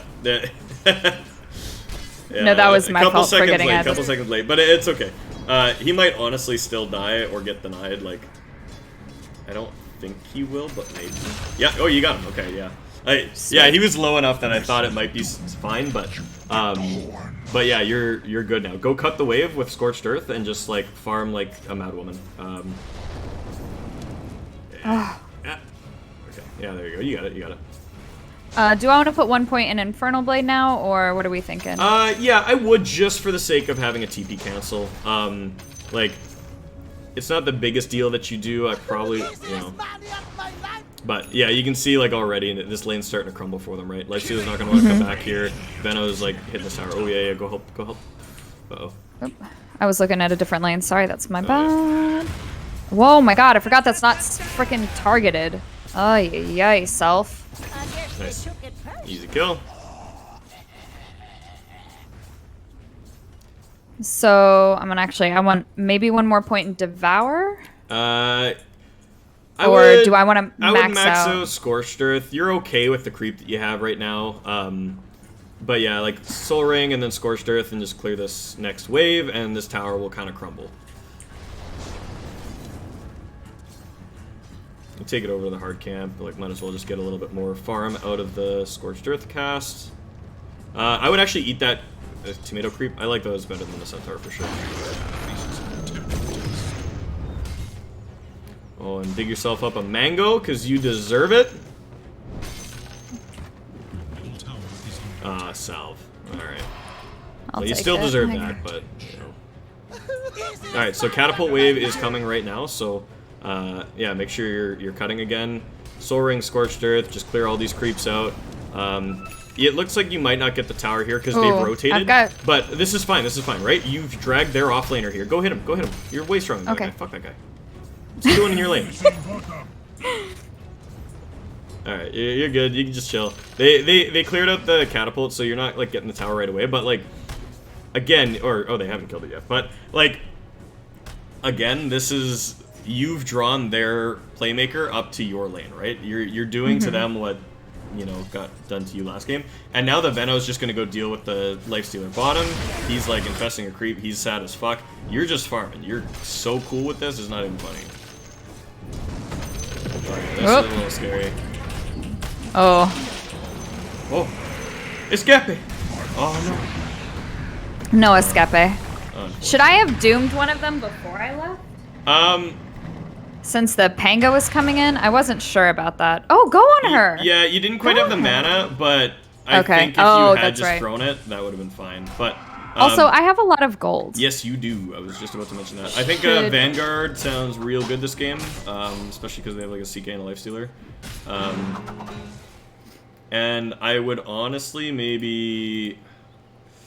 I feel like you need some movement speed. Like, I kind of want to say like Vanguard and Drums just to like be a fucking nuisance. Yeah, go Drums first. Like, pick up the full Drums before you TP quick. Yeah, there you go. And then you can get a Vanguard really quick. Yeah. Go get on the CK. Just like make his life hell. Like, you can just Infernal Blade him and run him down. Like, he cannot fight you. The Thunderclap does pretty decent damage as well, so. Yeah, like, that's half his health for literally nothing. I wouldn't cut there, the Snapfire's below you. I'm sorry, I'm getting the, is this bad to get his courier? Maybe not. Yeah, this is what I was Oh, yeah, this is probably just pretty bad. And phase boots. And, yeah, okay, you're alright, but... yeah, I was like, with the Snapfire there, I was like, oh, you might get caught, but you can pick up that Ring of Health and, like, get a little bit tankier, and you're good. You'll start regenning up, you'll survive the lane. Just go devour one of those hard creeps, I think. Do I want the ability or just stick with the Thunder? Keep the Thunderclap. This Swiftness aura is, like, really nice for farming. Part of why I like it, it's just, like, makes it a lot easier to just farm lane creeps and stuff, and, like, you know, if you're ever stuck fighting Lifestealer, just run. Yeah. Uh-oh. Oh, damn it. Alright. Yeah, gotta be worried about that. No, that was my bad. I was trying to get the last hit, and that was... I should have just run. Okay, so... what I was talking about in the last game was, you know how I said, like, you usually want to go the enemy jungle, but you want to go where the carry wants to be, right? Their carry has decided that he fucking hates top lane because you're there. And instead of going into his jungle, he's gone, like, triangle and bottom lane, right? Your team's doing alright, but I would TP to the outpost with a smoke right now and just, like, say fuck top and go chase that Lifestealer. Like, like, your Veno's kind of on him, but he's, like, feeding. But, like, this guy's half health. If you doom him with Scorched Earth, like, pop the smoke, just go. Just, yeah, like... I'm getting the double damage. Alright.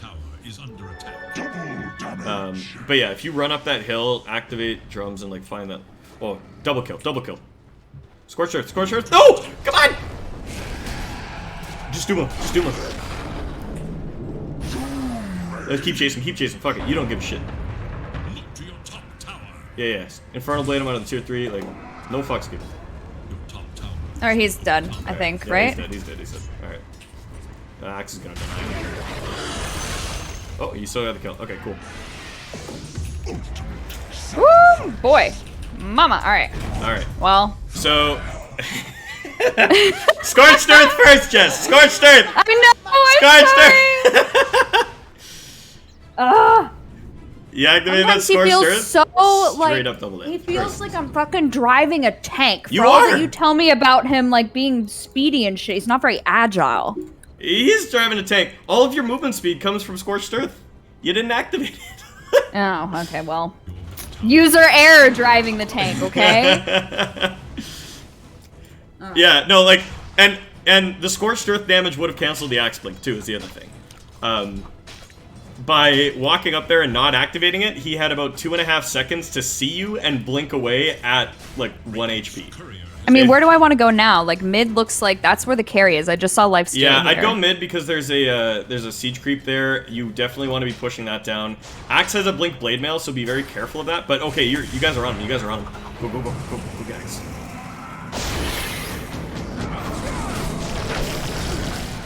Yeah, Scorched Earth, you don't care.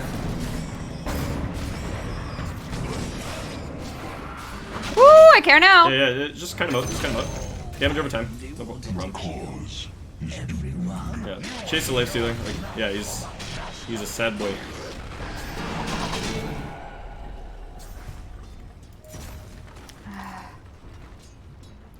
Okay, you might have to let that one go, but you've got creeps on the tower. Like, don't chase too far. Like you've got the siege creep there, so. Woo. Yep, this is alright. This is alright. Is under attack. Please, please, please, please, please, please, please, please. Not a mango, but that's fine. Against attack.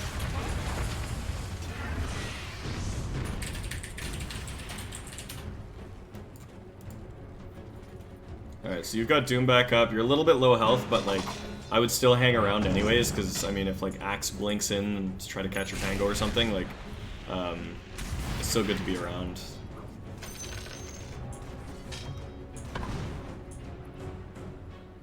Okay, buddy, if it matters that much to you, you can fucking take it. Alright, I would maybe just like grab your Vanguard and go up to top.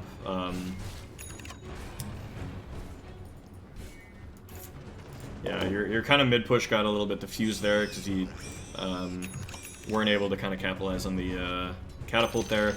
So just kind of go back to farming up top. Oh boy. I don't think you're scared of CK. Like really, like if he comes at you, if he has another hero, it's a little scary. But like you versus him, just I can't tell because I have no fucking vision. Yeah. Because we decided to put two goddamn obs wards mid right next to each other. Oh my god, people. Yeah.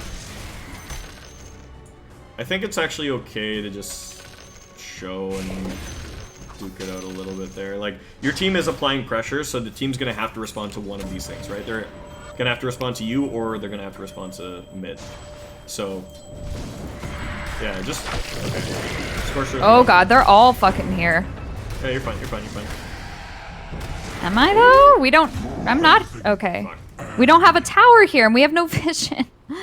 Oh, like I want to play like the aggressive kind of thing, but this feels like I can't tell who's up here, you know? Go for me. Like, fine, I'm Yeah, gonna buy my own fucking vision. Yeah, I honestly thought you were tanky enough there, but it looks like Lifestealer just finished his Desolator, which made it a little bit rougher. Okay, that sucks. Yeah, as soon as you spawn, I think go with your team top. They're not in like the right place on the map, but like your Pango, Veno, and Ogre are playing together, so that's good. Get like a smoke and yeah, just go just smoke your boys and pop Doom. It's like ping that you have Doom and smoke and go go go. Yeah, don't wait for them to farm it, just hit it. Just hit it. Yeah, just like ping jungle. I would just like walk up into the yeah, walk up into here and just search for Lifestealer. Again, Scorched Earth first, and then like, yeah, Doom him, Doom. Yeah, just chase. Yeah, keep going. Infernal Blade as soon as you can. Just keep going, you don't give a shit at towers. You got this. Now we'll walk it off. Oh, god damn.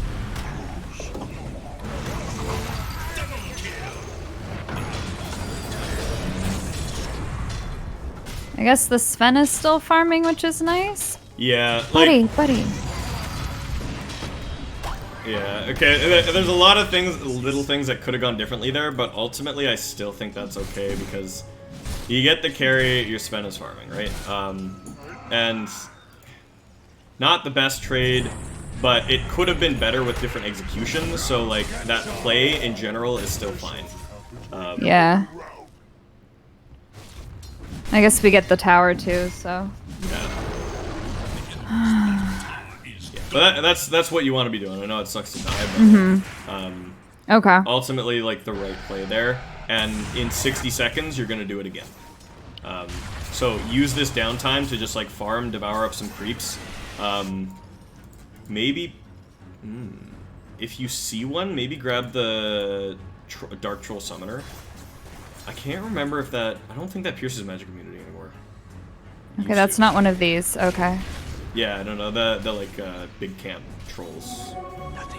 Okay. Actually, maybe that's not... Yeah, maybe that's not actually good. You might just want to stay on this until you hit 15. Almighty money.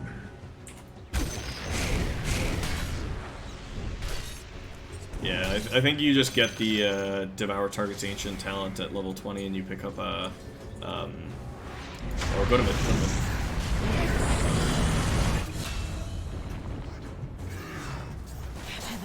Your team's scrapping, which is good. Lifesteal is being forced to fight. He's kind of here hanging out.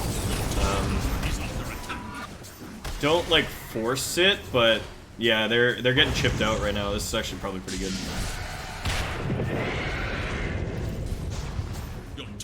Okay. Yeah, they're just blowing abilities for next to nothing.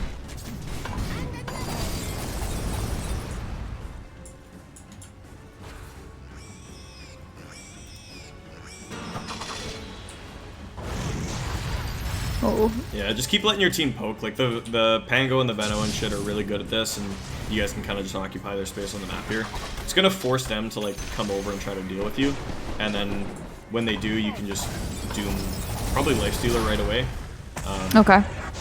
Oh yeah, look at how sad these guys are. They're just getting like spells thrown at them.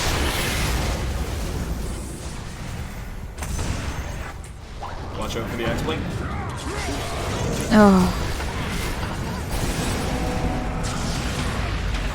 Drums, and then I Doom Lifestealer. Okay, he's messed up.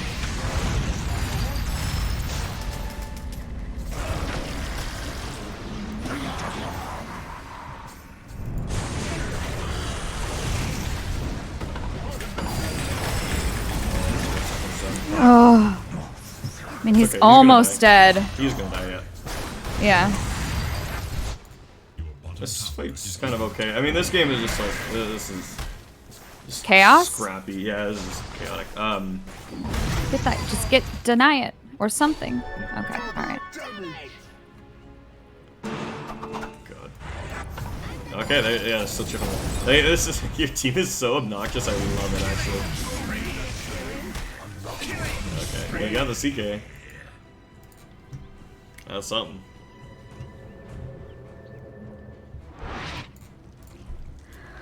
Okay. I also have... So what did we say after Vanguard? Was it... What am I doing? Hard to say this game. Your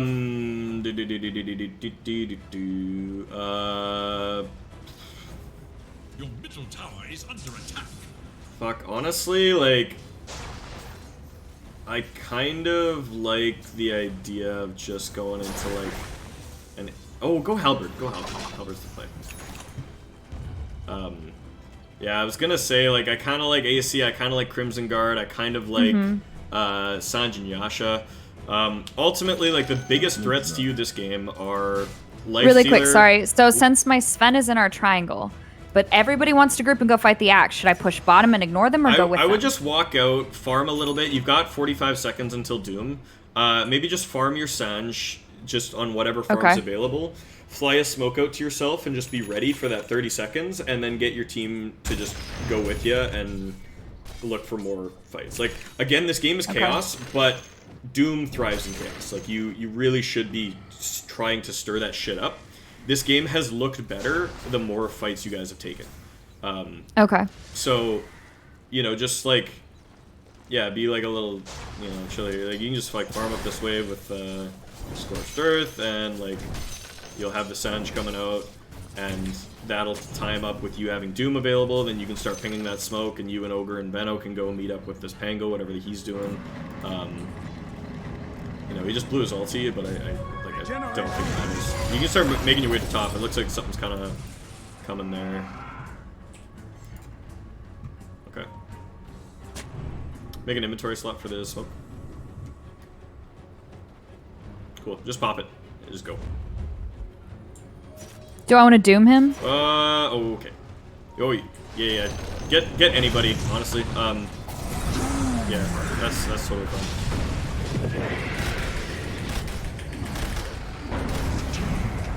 I think I got her though. You did, Okay. yeah.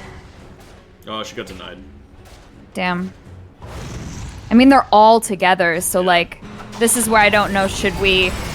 I guess we're making space. Yeah. But... Well, you're like I said, you're doing what got done to you last game, which is like you're taking a bunch of scrappy fucking fights, which like are, you know, going one way or the other. But your Sven's farming this whole time. Like, he's actually jacked. He's got his BKB coming out to him right now, and he's gonna have a data list. So like, I think your Sven's actually gonna be like in a really good position this game. So just keep up the chaos, right? Like, keep making the game insane and hard for them to play. And I think like eventually they're gonna get paced out of the game because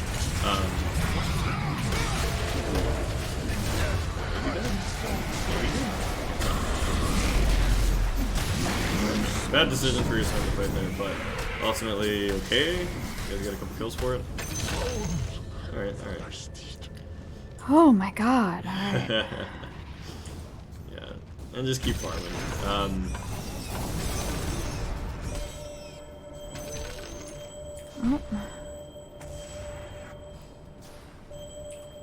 Go help your Venno, maybe? Is this... Okay, we'll just be fucked. This lifesteal is not very strong, though. Okay, yeah, just gotta run away.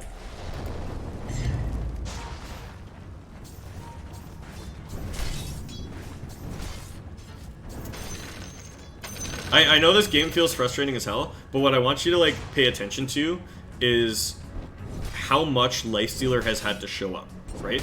In every single one of these fights, it's been like 5 of them. And Sven has only come to 1 or 2 of these fights for you guys, right? And if we're gonna look at the net worth right now, like if I had that available, I would probably hazard a guess that Sven is probably 2 or 3k ahead of Lifestealer. And because he's a hero that scales better into the late game, this game is looking better. Like, you guys are down in kills, but I would say that, like, I would honestly say that in terms of win percentage, you guys are ahead because you're stirring up the right shit, you know? So, you know, like, and if somebody has a smoke, like, you should be popping it right now. Like, Ogre maybe? No. Okay, nobody has smoke. But, like, go look for a fight anyways. You got Doom. Like, just, like, ping Doom and just, like, walk into the enemy jungle or some shit, right? Or, oh, I guess TP mid because your Sven is getting gone in. That's a really bad fight for them to take if you guys can get on top of them. Yeah. Oh, yeah, run forward. That axe is looking mighty sad. Maybe look for a backline like a Jakiro or CK. Yeah, this is fine. You can just Doom CK. You know.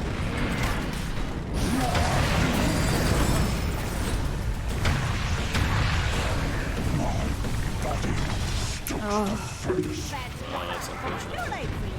I mean, but they got the Sven, so this doesn't feel at all like it's yeah, that was a bad worth fight. If you're gonna die, at least use this first. Yeah, this one feels like it could have gone so much better. Like, they were diving your tier 1. I think the TPs just, like, weren't quick enough and in the right position, and yeah, I'd have to watch a replay on that. Did I TP too far forward? Because I was trying to catch up to the...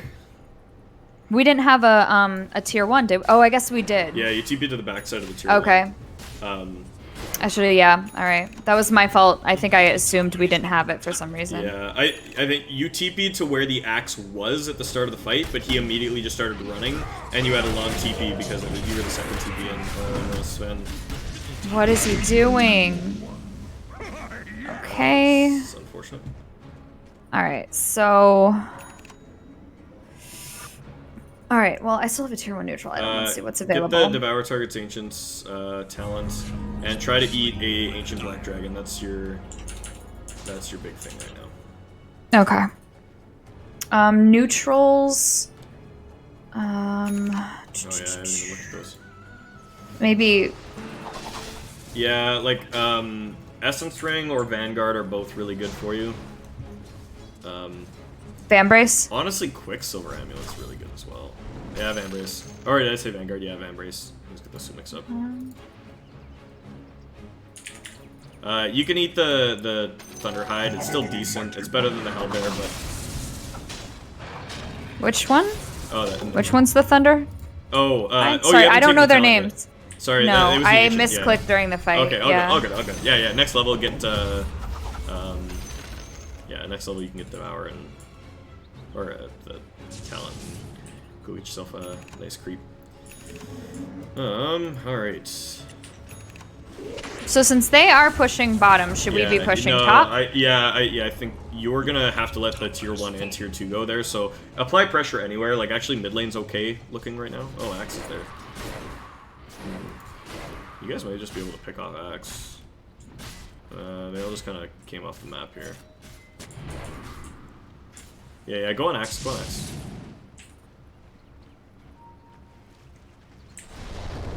Like, ping your team away from bottom tier 2. Like, you absolutely do not want to fight that. Structures are fortified. Like, they want to, but they're fucking psychos.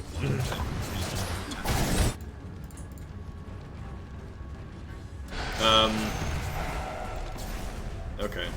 I would back up away from mid so you can't be seen and blinked on by Axe and then TP. This is a horrible idea, but you're gonna have to fight it.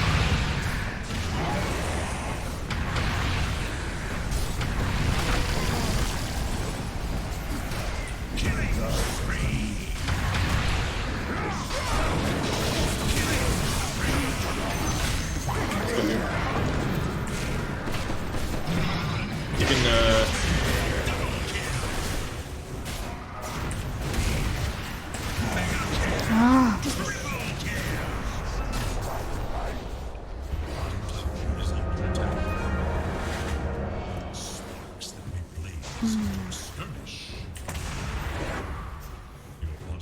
Careful! I thought I was doing work. Ay. Okay.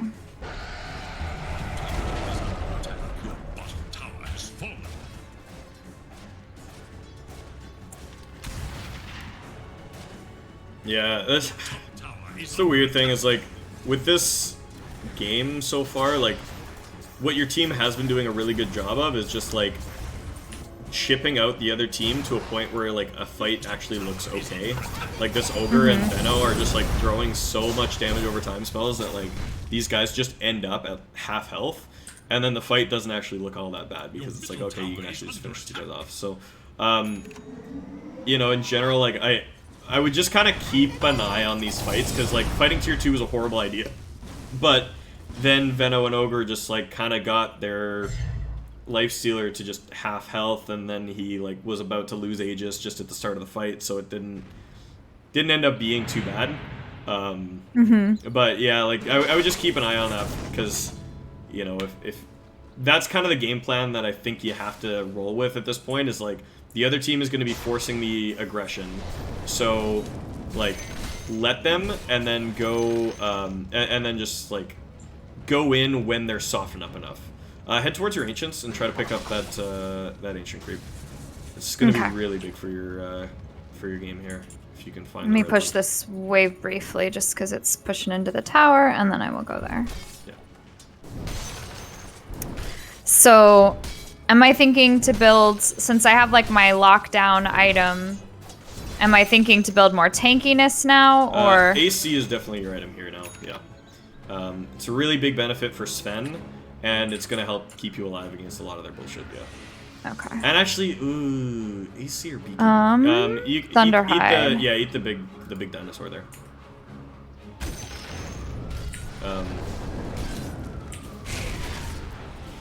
It's better than what you had, but it's still not the best item. That's Illusion.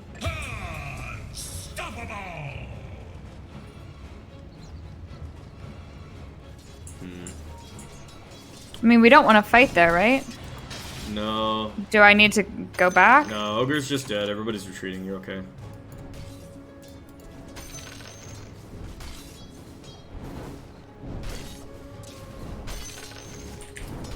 I would just clear that wave with Scorched Earth and then go check the Ancients again and see if Black Dragon spawned. Okay. Be really careful, like, you're gonna want to retreat back out through the top side of that. That's illusion, but, like, yeah, I would just leave there. They're gonna know you're there. Oh, you could eat that? I've got 3 seconds left on. Be so greedy to go back, but I kind of want you to. Oh, not now that they've taken. Yeah, I think they're gonna rotate through. What? Okay. Okay. Yeah, back up. Sorry. I thought they were gonna rotate bottom, but then I didn't see them for a couple seconds. I was like, okay. Yeah, at least you know what's there.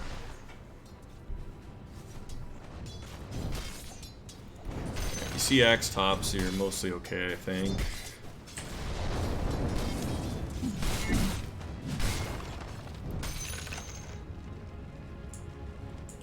Alright, go check those now, because you see 3 heroes on the map.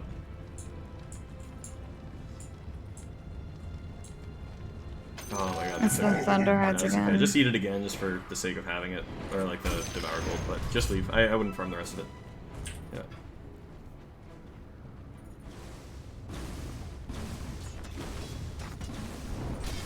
Yeah, just pull the creep wave off. Don't stick around to farm, Max could blink on you.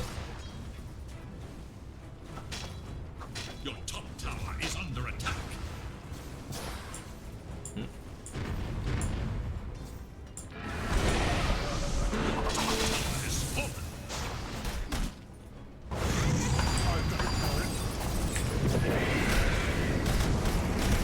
Use your dinosaur abilities. No, I got taunted. This is bad news. Buy back for it, you're gonna have to. Who should I doom? Axe, maybe? Or Lifestealer or Jakiro. Yeah, this fight's already looking bad, but. Disarm the Lifestealer if you can.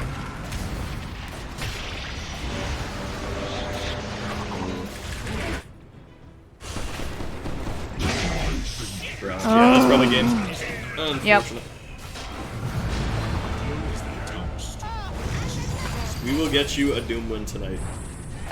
yeah, okay.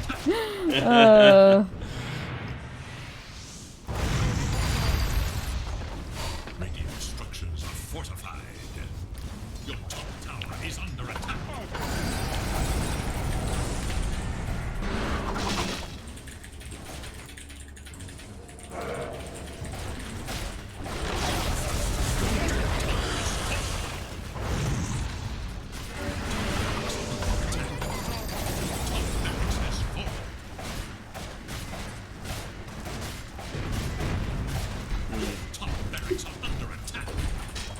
Yeah, so this game in general I think is a little rough because, like, ultimately you don't really have great Doom targets.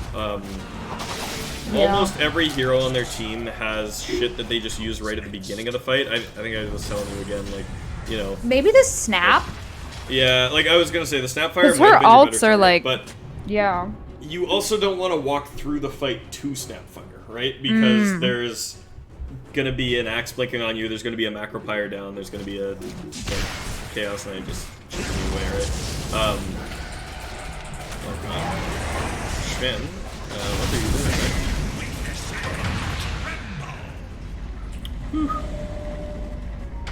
The stuff of legend. All right.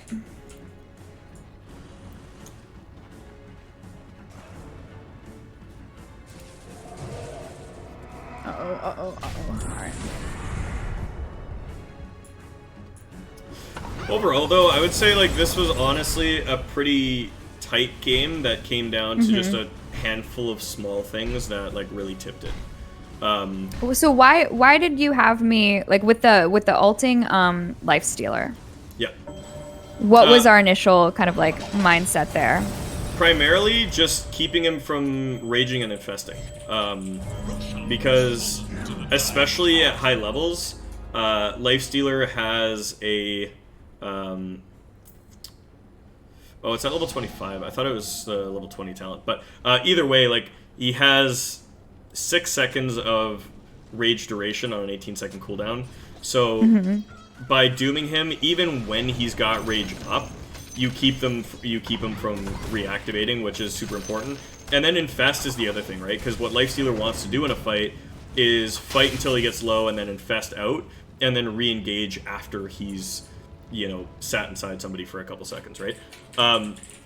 So getting rid of him is, like, getting rid of that ability allows your team to guarantee the kill, especially because you have a lot of magic damage, right? Preventing him from raging is huge against Veno and Ogre. It allows them to get their stuns off and stuff. So that's kind of the big thing. That was the big reason I kept saying Lifestealer. When you doom Axe or CK, like CK, if he hasn't activated his ultimate, is a decent doom target, but he's so tanky because he has a Heart of Tarrasque. Okay. So it's like, you know, super hard to bring him down. And if he's ultied already, then it really doesn't matter because all his delusions are out and he's doing damage anyways. Yep. Jakiro and Snapfire are both decent targets, but Jakiro's going to lay down a Macropyre at the beginning of the fight, and then, like, he's kind of done his most effective thing already. And then Snapfire, again, it would be nice to doom her, but you also don't want to walk through a whole fight with all these heroes to get to her, because she can stay super far back to Mortimer's Kisses, right? So you kind of have this, like, no-win scenario on, like, who to doom. So for me, I just kind of was in the mindset of, like, if we can get Lifestealer and just prevent him from ulting, that's a win. Jesus Christ. Yeah, like, unfortunate. I think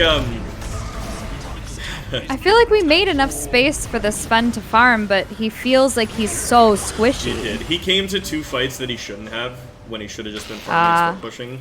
He showed up and died, and then because of that, they got a bunch of space and then chased him down and killed him with 1 or 2 more times. So that really was like what fell apart for him.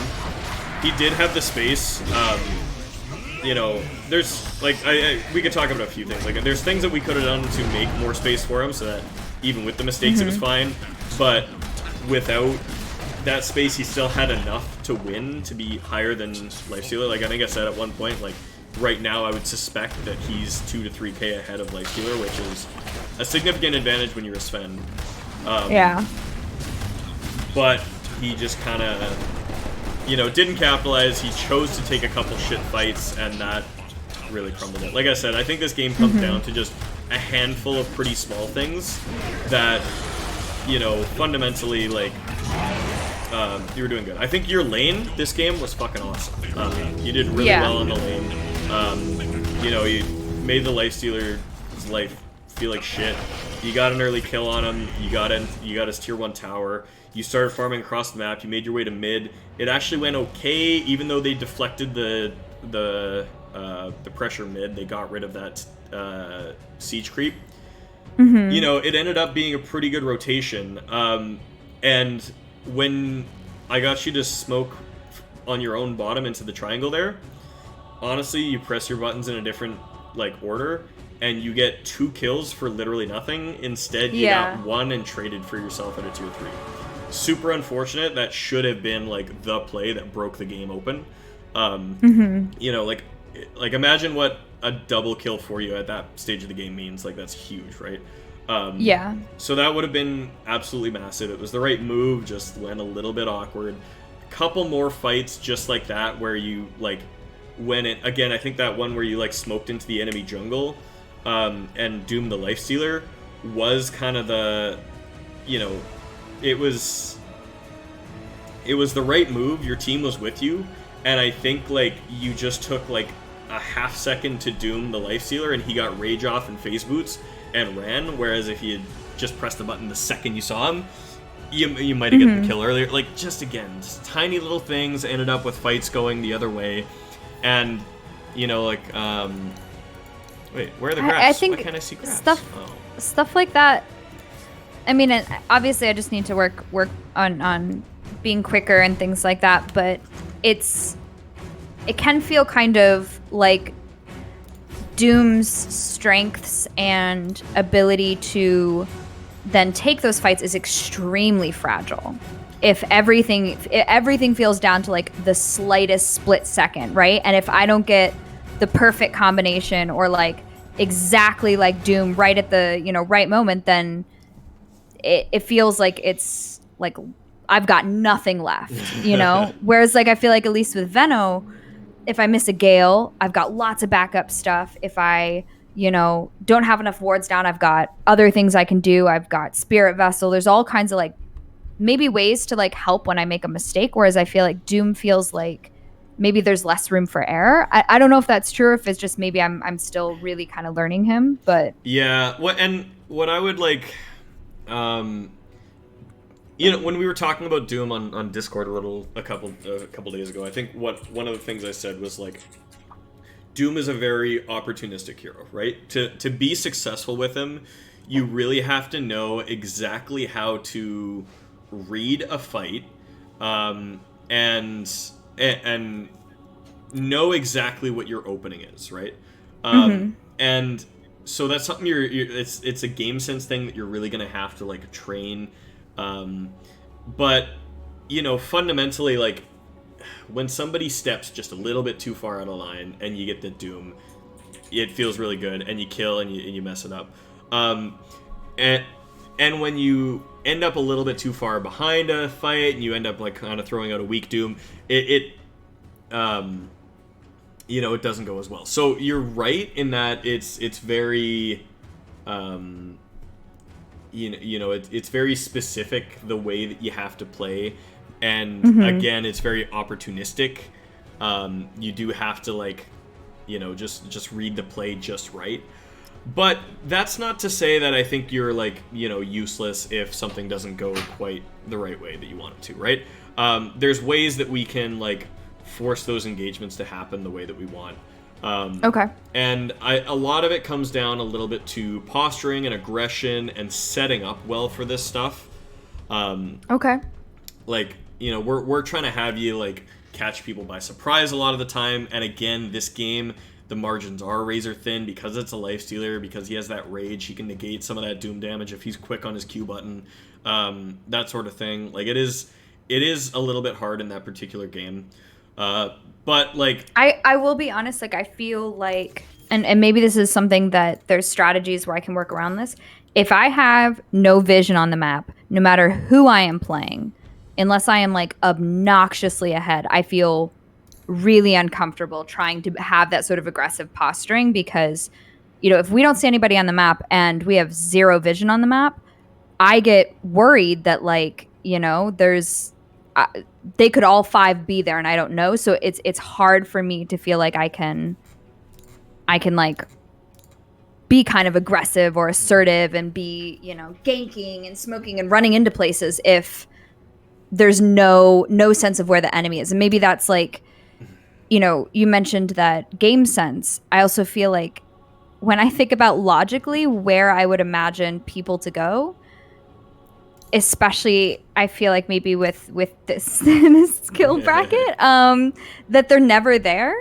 And so I feel like sometimes at a loss for how to read the game well to find those opportunities if I don't have vision, and I also have the wonderful stochastic nature of like Herald Dota. Yeah.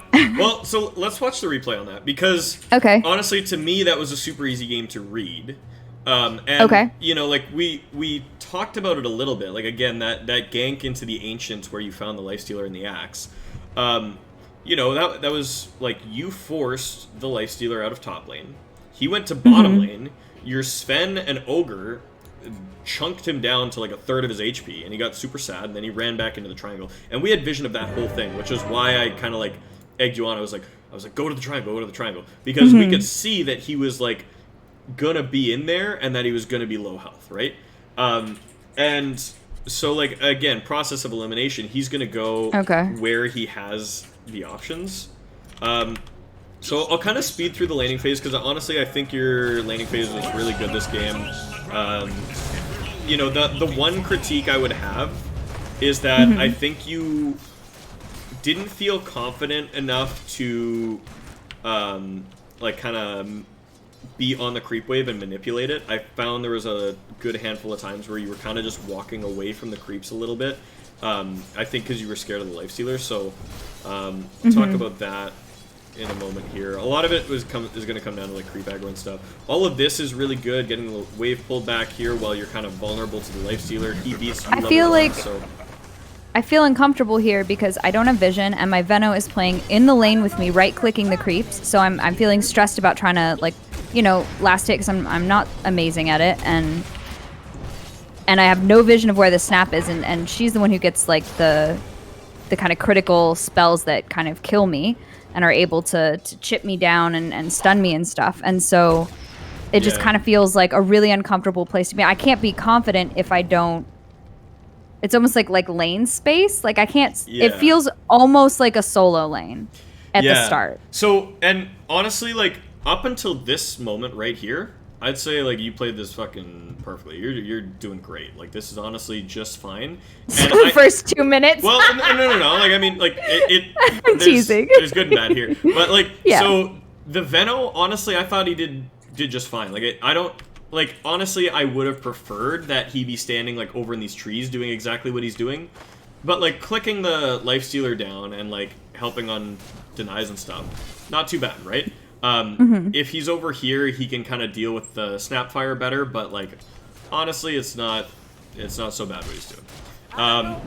The point that I was talking about was, like, so right here-ish, I think... Oh, yeah, so right here, you did a really good thing, which is, like... When you had the creep advantage, right? You've got 4 creeps to his 3, and you've got Scorched Earth, and you hit harder than he does. You're beating the shit out of this lifestealer. Like 1v1, you're just killing him here. And Snapfire comes around and starts dealing with the Veno. What I would be watching for in this exact moment here is like the second the Snapfire turns her attention to you, right? Because 1v1, you're winning. 2v1, you won't, right? And...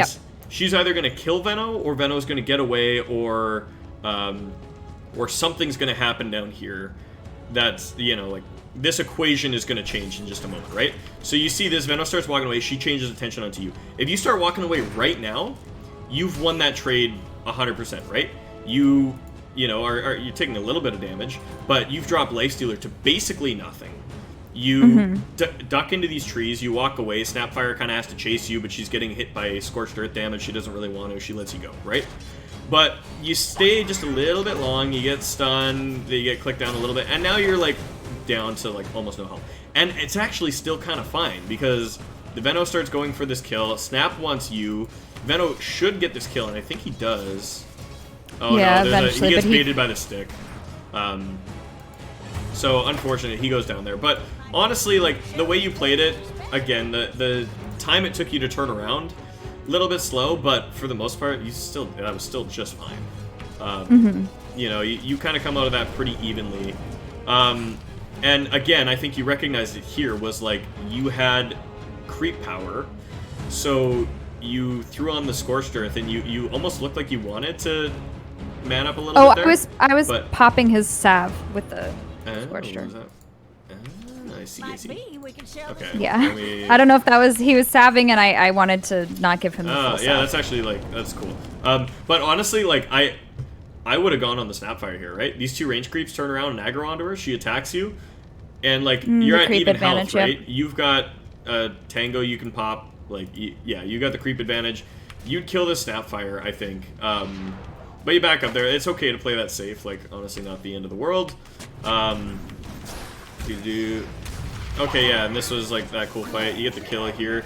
Oh yeah, the only thing I would have suggested here is like you use this Chain Lightning instead of using the Scorched Earth here. If you use Scorched Earth, then you're doing damage to both of them. Yep, and okay. You like have it active to chase this Lifestealer down now. You would have had the movement speed. Can I tell you something slightly embarrassing? What's that? I had no idea what that spell did, and I was hoping that the chain in the name meant that it would bounce between them. Yeah. And so that was just ignorance I think on my it part, actually so. does. I just don't think they were close enough. Damn. Okay. Yeah, all right. Well, like, hey, at least me guessing at the like you saying the name of it, we'd be like, Yeah. But like honestly, like, again, minor thing, little optimization, but ultimately the outcome is right. You know, you get the kill, and you're looking pretty good in this lane. Lifestealer gets his rage blown there. He's a sad panda. You know, good last hitting in general here. Cool, you're pulling the wave back. This is all good. Yeah, going on the Snapfire here. She's miserable. She's got to jump away. You're hitting the Lifestealer. This is all good. You know, again, this is that kind of like that posture and that confidence thing that you have to have with Doom, is you have to know that when Scorched Earth is up, you are going to do way more damage than anybody else. So you start kind of poking at him here. Really good. Really good. Grab yourself a Centaur. Not the most ideal creep, but again, just fine. Shoving into the tower here. And you can see, you're at the top of the net worth chart, right? Like, you're the richest hero in the game. You're ahead of the Lifestealer by about 400. You know, this lane is absolutely happy for you. You go cut the wave. You got Scorched Earth. You can farm it up with this creep wave here. Again, this is kind of what you want to do to just, like, rake in that gold. And they get on you here, and I think, honestly, like, this is just reading it a bit. Like, as soon as the Snapfire shows up, or like, because as soon as you see the Lifestealer, you know he's coming for you, right? So I would have just started running like this moment. I think you get a little greedy. You want to finish off the creeps. You stand, you get a couple auto attacks. That costs you. You end up dying for it. You know, again, just minor execution stuff, right? Like, next time you see a carry running at you, you just back up. You give up one creep and you don't die there.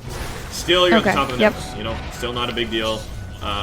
You're okay. You're getting towards level 6 here.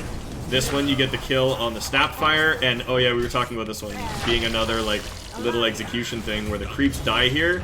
You get Doom, and you I lose him in the fog. You get fogged there, which like super sucks, but like it's totally fine. And you know, looking at this lane again, and we were talking about this, like, now the Lifestealer's scared as fuck. He doesn't want to come to the lane. He's over here farming the small camp because he's half health and he knows that you have Doom, right? So you're just chilling here. As soon as he shows his face, I think I tell you, is like, just fucking Doom him. And you do, and again, just being a little bit slow here, right? Like, you know, you had the Soul Ring and you were like, I don't have mana for it. I was like, you do have mana for it. And you could have doomed him right here. But instead, you walk, Soul Ring, and then you doom him basically when he's at the tower, right? So this, again, didn't end up mattering. He ends up dying. You get this kill. It's totally chill. But, you know, if you're just a little bit more decisive, and you know, I keep going back to that word, like, bloodthirsty, right? Like, if you're kind of sitting here antsy, like, if I see Lifestealer, if I fucking see Lifestealer, that guy shows his fucking face, I swear to God, like, if you got that, like, ugh, you know? And then, like, and then you're just like waiting for it. Oh, hey, there's Lifestealer. I'm gonna get it. You know, like if you're just like ready for that. How do I do that without dying so much? Honestly, it's just recognizing that you're strong as shit. Like in that moment, I don't feel strong as shit. You feel should, like, right? Like, okay, you're a Doom at level 6. That's one of the strongest things that you can be in Dota at minute 8. Like, if you gave me an option to be any hero in fucking Dota 2 at 8 minutes at level 6, there's not a lot of heroes I would pick over fucking, like, Doom. Like, maybe, like, LC or, like, something like that, maybe. But, like, you know, even LC is, like, weak. Like, Doom is kind of the fucking hero. That's your big moment, right? So as soon as you hit that, just be looking for it. Be thinking, like, you know, as soon as, and I was saying this in the game. I was like, you want to Doom Lifesteal, you want to Doom Lifesteal, you want to get on him. And so you had the opportunity, right? But, like, you know, again, this is just comes down to knowing what the damage of your spell is, right? Because you know, damage per second, 30 damage per second for 16 seconds. So 300 fucking, oh my god, my brain doesn't do mental math well. 16 times 30, 480 damage. So 480 damage on top of the fact that you would probably be Scorched Earthing or throwing an auto attack in or something in between there, right? When Lifestealer shows his face here, he is at 460 damage. And then you chip him down with that Scorched Earth down to about 350. So yeah, you can see on the screen here, it ticks him down, and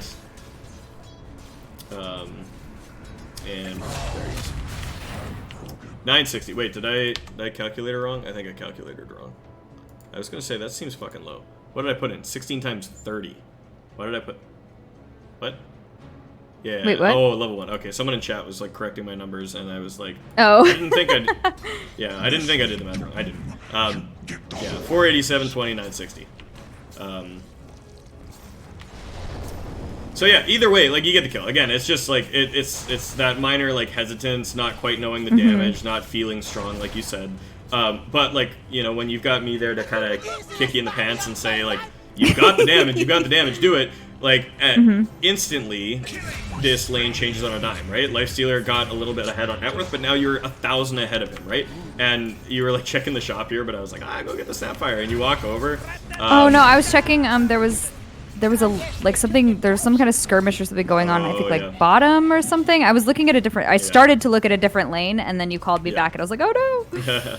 But yeah, I mean, you get a kill here, and then you start doing exactly what you should be doing. And this is something that I talked about doing with Veno, is like walk behind the tower, pull the creep wave over, farm the hard camp, like, you know, like just rake in that gold, you know, really use that to your advantage. And you can see this like lane starts to crumble, and you're 1,000 gold ahead of Lifestealer, and you're by far the strongest hero on the map, right? You go back, you pick up another creep wave, you got Scorched Earth ready to go, you Soul Ring, you farm it up. You know, they're in like a shit position, and the CK kind of comes over to try to deal with you. Again, I think I said at this point, like, you're stronger than that guy, fuck him, just go fight him. Like, you know, Infernal Blade on a CK right now, he's gonna be feeling mighty sad. So like, you had a little opportunity, but again, like, your strongest hero on the map, you gotta feel like it, right? Either way, you're still doing good here, right? You get caught again with the carry kind of coming over to contest your pull. And this is something that you could have seen, like with, you know, because again, you see that the CK is like walking past this ward here. You know that he's in the neighborhood, and just him alone isn't all that scary. But as soon as you see this Snapfire, you know there's two heroes within like a radius of you, right? Like you see all of this. So again, just like being cognizant of that 2-on-1. You should be a little scared here. You should probably duck down into this river, be ready to run away. I think you stick around a little bit too long, and then when you do try to retreat, you try to retreat out this way instead of going down into the river where you're... shit, yes, okay. Heroes, right? Yep. And, you know, you get caught there. We were talking about, like, oh, do you maybe just do them on your way out or not? You know, yeah, it would have helped, but honestly, like, I probably wouldn't have. Just let yourself die and use the Doom somewhere else. But, again, okay, so this was the play that we were talking about here. Was after you push the Lifestealer out, he goes down the bottom, right? He's sitting down here. I gotta go free camera. So Lifestealer has come bottom because he's like, fuck top, I'm not going there. That Doom is scary as shit. I need to farm. He gets out to the other side of the map, right? And this Veno like saw the Lifestealer down there and said, okay, I'm gonna go deal with him.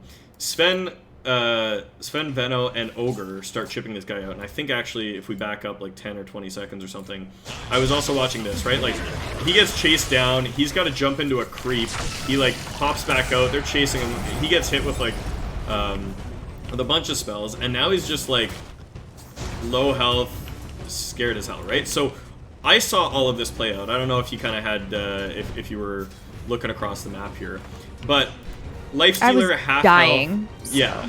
Now I'm looking you're at it dead probably now, because I'm dead. Yeah, but I mean, you Yeah. can see this, right? Like, you can see Lifestealer is half health in a lane that he just can't stand in. He's having a hard time. Anytime he shows up, he's just getting hit with Veno spells. He's sad as fuck. And so you want to go where the carry wants to be, right? This is kind of what I said. Like, usually, But this is also where my carry is. Yeah, totally. Right? And that's the confusing true, part for me. Is that like, yeah. Yeah, your carry should be going to a place that's safe, right? Okay, I'm almost tempted to say, forget that whole first lesson about not going where your carry is. Because it's a good starting point for the thought process we want to work on. But I've seen a number of scenarios where, like, again, like, I think we said, you know, Dota's like English. It's a bunch of rules and then a bunch of ways to break those rules. And so, not being where your carry is the right idea. You want to stir shit up on the other side of the map so that they have space. But if both teams' carries are in the same space, going to that space, and then an intelligent carry would go to the other side of the map. Right? I love that adjective. You know, yeah, if this was pro Dota, what you would do is you would come to bottom. Your Sven would recognize, okay, my team is stirring up shit here because the lifestealer is here. I'm gonna go top, right? And he would maybe see that this lane is full, so he would go to mid, or he would go to the triangle, because this is all just free farm, just fucking sitting here, right? Sven can farm Ancients, no problem. Hard camp, bounty rune, mid wave. Like, there's a lot of gold just sitting on the map waiting for somebody to grab it. A carry with a good carry mindset would immediately just go for that. He wouldn't fucking care about all this little bullshit, like, lane, whatever, fucking lifestealer. I don't want to, like, he doesn't want to fight a lifestealer. He wants to farm, right? So, you know, your carry should be repelled by the action a little bit, right? And so... How are so many, like, did he have a rough lane? Because he, in terms of farm, like, I'm just looking at, like, the net worth and everything, he's behind, like, well, I guess... Yeah, I didn't pay a ton of attention to it, but Jakiro CK is a pretty rough lane. I don't think it should have been this bad, but... He's, like, behind the snap. Like, yeah, he's like, behind the pause 4. Like, we could probably back it up a ways and just kind of see what this is looking like for him. Because, I mean, yeah, when the CK's still down here, like, he just started with, like, shit items. Like, he started with just a Quelling Blade and, like, regen. He's got, like, no strength, no stats. Yeah, and he's just getting, like, chipped out by the Jakiro. Ogre's, like, dealing with wards and stuff. So, I mean, this is kind of just, like... Yeah, this is what a Crusader lane illustrating... looks like. Yep. And I mean, he's shoving the wave like a motherfucker, right? Like, the CK just has all the safe farm in the world, and he's getting chipped out by the Jakiro because, like, he's not pulling the wave back. Part of that is because your small camp and your hard camp got blocked, and that was why the Ogre was trying to deal with that. So I think the other team kind of played that well by blocking out the camp. But CK, like, Sven's also just, like, not doing a great job at, like, managing the wave and denying and pulling it back. Yeah, he's getting bullied a little bit. I don't think he dies, but he's, like, just getting shoved around. He's farming like crap. You know, again, this is a scary-ass lane. Like, Jakiro CK, that's a kill lane. Yeah. Like, I would not want to fucking play against that. But there's ways that he could have played it better. I mean, I wouldn't expect him to be this low on farm. I think he's probably also, like, missing last hits here and there, but, don't we all? could have been better. Okay, yeah, no, I was just curious, like, if... Because when we were reviewing that, I looked over at the net worth and I was like, wait, I'm sorry. I was looking for the Sven, like, where is he? Yeah. But, I mean, and you indirectly made his lane a lot easier, too, because when you force the rotation, Lifestealer comes here, and then CK, after he gets this kill, he switches lanes with the Lifestealer to, like, let him have easy farm. And yeah, so CK goes up to top, and now Lifestealer is farming down here, which is a way better matchup because Lifestealer can't, like, you know, throw stuns and reality rifts and all that shit, right? So Sven starts having an easier lane at this point, while you're, like, when these rotations come, right? Like, when he has to deal with just the Lifestealer instead of the CK, and when the Venom comes down to hit him, he's got a much easier time. Now, so, again, going back to that kind of thought process of, like, you want to be where the enemy carry is, and your carry wants to eat the space that you've created elsewhere, right? You want to force the other team to have to defend their carry. So, like I said, almost just throw out that idea that I had of, like, you know, be away from your carry. Your carry should be away from you. Is probably the better way to discuss that, right? Let me put the burden on someone else. No. Yeah, exactly, right? Okay. And where you want to be is wherever you want the enemy to feel the most restricted, right? Usually around their carry. Sometimes that's something else, though. Sometimes it's like they have a Storm Spirit mid, and their carry is something shit like a fucking Dawnbreaker or something, right? And then you're not necessarily wanting to shut down the Dawnbreaker. You want to go kill Storm before he like gets off to a good start. So maybe it's mid lane, right? You want to go and start the action. Your carry wants to go elsewhere and like use that distraction as a way to farm. So immediately, like, while you're dead here, I'm looking at this Lifestealer. I'm going, this guy just blew Infest. He's half health. So, he doesn't want to sorry, go to really quick. Yep. Quick, just because I'm like kind of re sort of calibrating the way that I think about the map then. So instead of looking at my carry and kind of trying to position away from them to kind of pull aggro or something, maybe I should try to find just the enemy carry and more play around that. Yeah, and okay. Typically, and I think the reason I phrased it that way originally is because in a typical and normal game, what a carry will do is a carry will fall back to the next closest safe farm, right? If they're getting bullied in their lane, they won't TP across the map to the other lane because this is going to happen to them, right? Like again, dummies all around you here. This Lifestealer went to a lane where he was just gonna get bullied, right? Who actually wants, who voluntarily chooses to go lane against an ogre, right? It's a fucking horrible decision, right? Like, and if you're a Lifestealer, why not farm juicy-ass jungle creeps? You got Feast, like, nothing stopping him from hitting this medium camp, this medium camp. He's got stacks, right? Like, there's no reason he should be here and not, like, right here, right? So, in the past, when I've said, like, play away from your carry, usually what that means is you play in your lane, then you play in the enemy jungle, and your carry just farms their whole jungle, right? And you want to pressure where they're going to be. But that thought process falls apart when people do shit like this, right? Where, like, he voluntarily went to a shit lane, got 0 last hits out of it, got harassed down to half HP, and now he's going to retreat into his own jungle, right? So the thought process that encapsulates this and other scenarios better is bully their carry, right?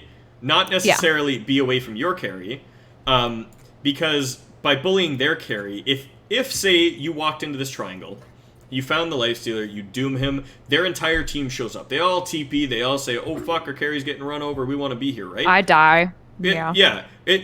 But what that opens up is, like, this Axe and the CK that are guarding the top lane, all of this becomes free space, right? And Sven can then go up there and farm. So theoretically. Yeah, theoretically. Your carry should be accepting that space that you create, because when you go stir up shit here, it's going to pull resources away from here. And we'll see what happens when you go do that, because I think that actually does happen, even though the engagement is poor and you end up dying for it. So, let's see. You spawn. You went back to top on this one, eh? Okay, yeah.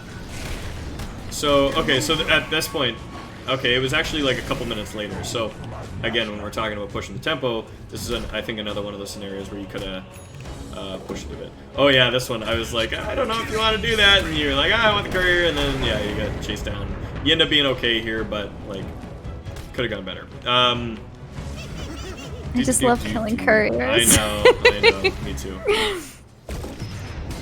That was like the first relic on Bounty Hunter that I got up to like an absurd level, because I was just like, yes, food.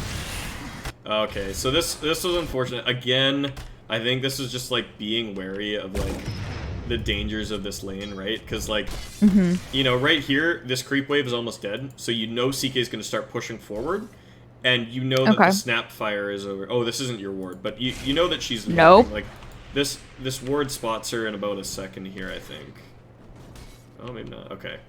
Ooh, yeah. Okay, maybe this might have just been like you just don't see it. Because the second I see her, I start walking away. Yeah. But. Yeah. Okay. That's just unfortunate. I thought you had seen him. Either way, taking Q from the CK as well. Like, even CK alone, if you're at half health, you know, like, because again, keeping an eye on this wave.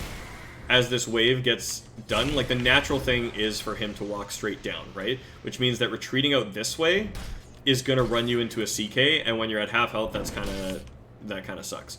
So what I would have done here is probably, like, either cheat over towards the riverside, so you're standing here as you're farming, and then you can walk away from the CK down into the river, which I think is actually a bit of a pattern. I think I've seen you do this a few times, where when you're farming this hard camp, you cheat to the side of your own tower, thinking that that's going to be the quickest and easiest way to get you back to safety. But what it ends up doing is it puts you closer to the carry who can rotate in to catch you, right? If you're over here, this is a 1v1 between you and Snapfire, and you can just walk down into the river and come back across and up here and over to your tower. And it's almost the same route, but the CK has less ability to catch you. I think that happened on that first kill when you were doing the hard camp too. You were cheating over to this, you were like up here or over here or something. And it meant that you were able to get kind of snatched when the carry rotated, versus you just being able to walk down into the river. So you use this river ramp a little bit. You know, having to go through one support ain't the end of the world. You can do that. Gotcha. Yep. Okay. Okay, so now was when... Right, okay, so now was the death where I was like, okay, go chase that lifestealer, right? Again, we kind of maybe identified that a little bit too late, but your Veno kind of scouted it out, right? You know this guy's half health, he's farming in here, and I was like, you're more than strong enough to kill that guy from full to nothing, and even, like, kill the axe at the same time. Again, still, like, you took a couple bad deaths there, but I'd still say you're the strongest hero on the map, especially getting those drums makes you, like, super quick. It allows you to get some of these kills. This is actually part of why I told you to go for the drums, because what drums really enable you to do is amp up your movement speed and keep that pursuit on. Like, really chase people down, right? Your biggest concern right now is that you find a lifestealer and he, like, infests, or he, like, just rages and freeze boots and runs. So by staying on top of that movement speed game, where you're still the fastest hero on the map, you enable yourself to find these solo kills, right? So, like, honestly, like, if I saw this, somebody, like, sent me the screenshot, I'd be like, oh, fuck. Like, double kill, baby. Like, let's go. You know, this is, like, this is so good. And you see the axe before your smoke pops. Scorched earth, scorched earth, scorched earth, scorched earth, scorched earth, scorched earth, scorched earth, and then he blinks. And then he blinks. And that blink is really I remember you. Yeah. This, again, like, and when I was saying after the game, like, I think this game comes down to a lot of, like, kind of minor stuff. This was a minor thing that became a big problem, right? Because you get it up after, you go on the lifestealer, and your doom is super slow on him too. Like, you do want to doom him, but, like, you know, even if you miss this, say, like, okay, fuck it, the axe is gone, right? If you turn onto this lifestealer right now and you doom him, like, just doom. I was trying to get his stun off first. The what? I was trying to get his infernal blade off. Oh yeah, first. And it's fine that you tried that, but even so, you let the lifestealer walk probably like 500 units or something before you did it. Like yeah. We'll play this back, like, just like, you know, this is like full time. Yeah, looking at it, it's like, you know, you're waiting, you doom him once he's down the ramp, right? Yeah. Doom, and again, Dota game of, like, oh yeah, and then you got, like, oddly fogged here, like, if you just walked up. That was kind of weird. I think if you, like, you know, all of that still ended up being kind of fine, you know, like I was saying, like, it kind of sucks that you got picked off here, and it sucks that you had to go so deep for it, but, like, still, like, honestly, chasing down, getting a kill. I think I told you this before when I was teaching you Doom, I was like, Devour allows you to go do shit like that, because the entire time that you're taking that skirmish, you're still gaining gold, the other person isn't, right? Going and doing that means that Lifestealer's dead, you're dead, your spend is farming. And then you're going to catch up with, yeah, theoretically, again. So that still ended up fine, but, like, there was, like, 3 different things you could have done there that would have made that engagement better. Like, if you Scorched Earth first, Axe dies, then you get Lifestealer. If you Doom right away on the Lifestealer, you get him without having to chase to a tier 4, and you get out 1 for nothing, and, you know, so little things like that. And again, Dota being game of rules and then ways to break them, I told you want to start with Infernal Blade on most heroes because that and allows you to get the Doom off. Lifestealer, one of those heroes that can just rage and then you can't Infernal Blade him, right? So you just Doom him first, right? So you break the rule for that one fucking specific thing, which, again, it's stupid, but it's how Dota works. You just gotta get used to, like, the, okay, like, against the Juggernaut, I just Doom first because he's gonna spin if I try to Infernal Blade him, right? Against the Lifestealer, same thing. So there, like, I get, you know, that's what I told you to do. And that is what you want to do most of the time, but it's an exception. It's the exception. Yep. So, yeah, that makes sense. So yeah, whatever. All good. You, again, like, you're being a shit disturber. You're being chaotic. You're starting fights. You're chasing that Lifestealer down. Honestly, still good. Your Sven is not farming well, and, you know, as I'm watching this replay more and more, I'm realizing that, like, you created a lot of space that your Sven could have turned into big advantages, and he just didn't. So part of this is, like, your team didn't play up to snuff, but, again, like, I think I said when we were reviewing, like, there are things that you could have done that could have made enough space that your dummy Sven could have still, you know, contributed. So Lifestealer feels the need to, like, get into the game, come out and fight. Honestly, all of this is super good. I think that you came and, like, responded to this. Axe gets brought down. Lifestealer is trying to get away. You chase him. You get the Infernal Blade. This is a kill, I think. Oh, he gets away with, like, no HP. Kind of unfortunate, but, like, honestly, again, if you're forcing their carry to fight and get away, walk away from it with nothing, you know, fucking golden. Why not? Like, I'd be so fine with this.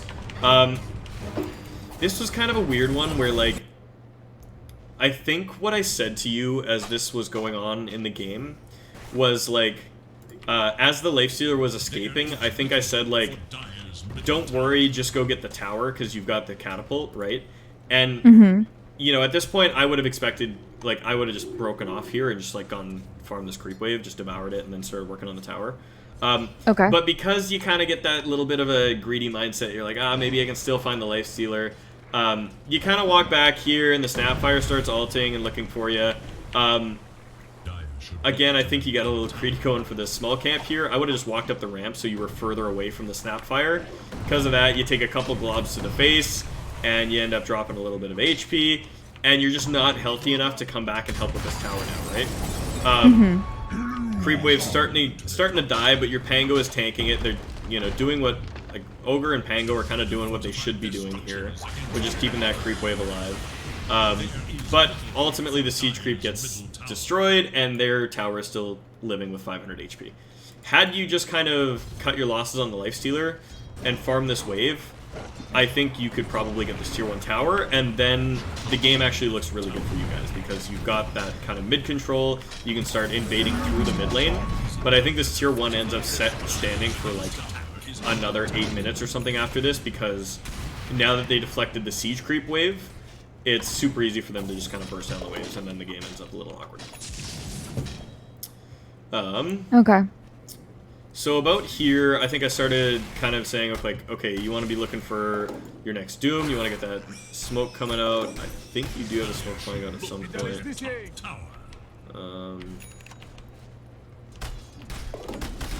Yeah, you got Doom up, you're nice and healthy, you definitely want to find a kill.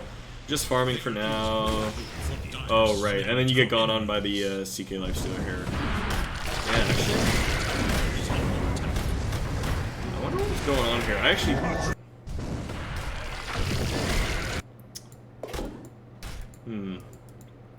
What's up? Oh, I'm just thinking, because, like, at this point, like, you have Doom, you go and grab your Vanguard. Like, this should be fucking go time. And I'm not sure what I was telling you in the game at this point, because I think I told you to get the Vanguard, but, like, you've got... Then you said go with my Veno.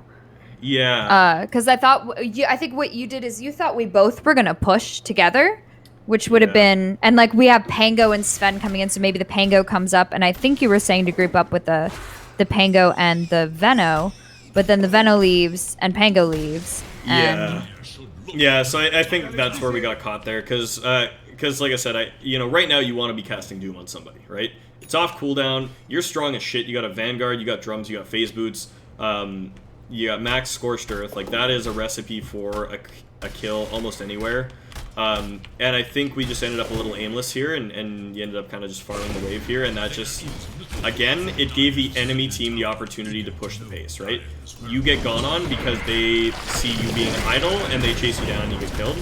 Whereas, you know, if we back this up, like, you know, 20 or 30 seconds here, if right now you had a smoke, and you smoke with the Pango and the Veno, and you walk in the jungle here, like, look, there's a Lifestealer farming at 50% HP, right? You walk up this hill and doom him, he's just dead. You don't even have to cast another spell on him. He's just fucking dead. And you also don't open yourself up to that, like, you know, that idle play that gets you initiated on.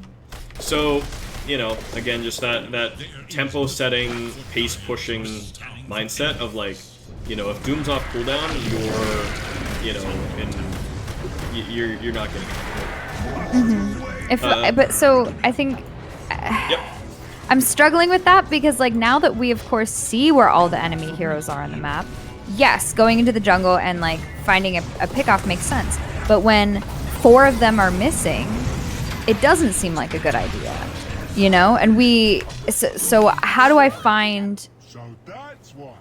Like, how do I find those opportunities to kind of go into the jungle and get that pickoff without walking into 4 of them and just getting killed? I think some of that comes down to, A, it's reading the map, but B, it's also, like, understanding your strength. Like I said, like, you are so ridiculously strong compared to almost every hero in the game. And actually, there's, you know, in saying that, there's a couple, like, now you're a little bit behind because a couple of those fights didn't go so great. But, like, really, like... But I mean, like, seeing what I see, how do I know where to go? You know? Like, look at the mini-map right now. There's 2 places Lifestealer can be, right? Triangle or jungle. And, again... But also the rest of the heroes. Yeah, so what? What about him? I mean, if I walk top and I get ganked by 2 and I just get slaughtered, wouldn't it be equally bad to walk into their jungle and get killed by, like, 2 or 3 of them that way? You know? If you're solo, but, like, again, you should ideally be kind of smoking with a couple people. Like, again, if you could get the Veno and the Ogre, or the Veno and the Pango, or even all 4 of you together, then your set of 4 heroes there could kill their entire team. For sure. Yeah. So, like, if I've got backup, I feel way more confident. If you got backup. But even, like, so, and this comes down to a little bit of that, like, pub smoke thing, where you just kind of, like, walk next to somebody and you smoke them. Because even 2 heroes, like, again, 2 heroes with the advantage with Doom, you can probably take a fair fight with 3, maybe 4 heroes, right? Like, at this exact moment here, if you go back and you, like, smoke your Pango, and even the Sven, like, Sven should be farming, but fuck it, just bring him with you. You know, you're a lot better off.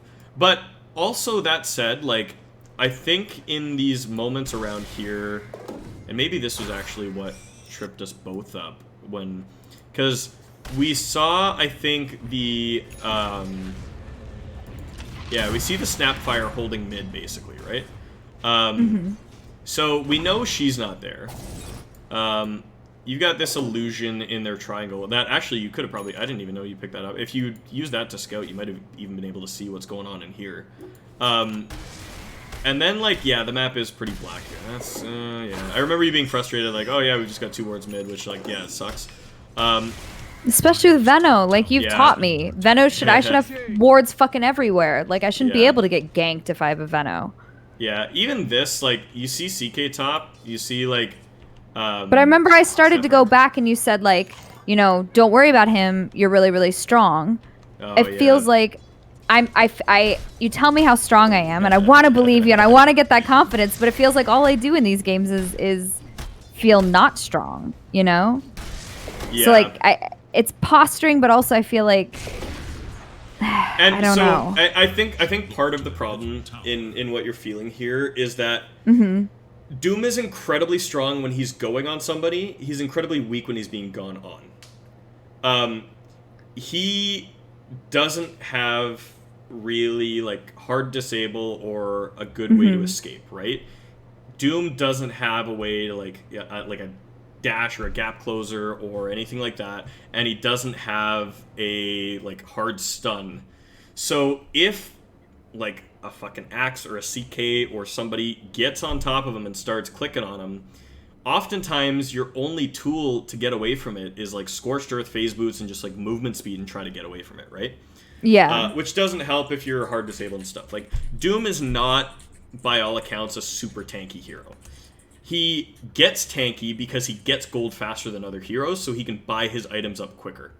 He can get that Drum's Vanguard and be really intimidating at 15 minutes because of his gold acceleration, but in terms of pure raw stats and abilities, he doesn't really have anything that makes him super tanky, right? He doesn't have inbuilt magic immunity or anything like that, right? So, so what I guess I'm trying to like get across with a lot of this is if you're kind of doing that like chest puffing posturing thing where you're standing forward and you're the one running at people, you're incredibly scary, especially when you get like that Doom off at the beginning of the fight, because again, you know, consider that ancient fight where you were walking in on the Axe and the Lifestealer. It was two heroes, but you didn't give a fuck. Like, you were just like, I'm going. I'm the aggressor here, right? So, and I think what I, you know, in this scenario, this was probably a bad call on my part, but like when I saw the CK, I was like, just hit him with Infernal Blade. He's a high health hero. It'll burn him down a little bit. He'll feel kind of shitty. And if he decides to go, we didn't know about the Lifestealer. Yeah, and we didn't know about the Lifestealer. But like, I mean, and again, like, but maybe if I'd gone on him, the Lifestealer would have like rotated over instead of being infested. Yeah. So maybe that would have like also helped. I don't know. Yeah, and I mean, again, your team just should have been with you. I think I kind of thought that Venom was like near you because he was already setting up boards on that lane. Whatever. Team goes up here, you get a kill. Like, the game's actually still okay at this point. I think you bring out a smoke at this point. You smoke the team, which is really fucking good.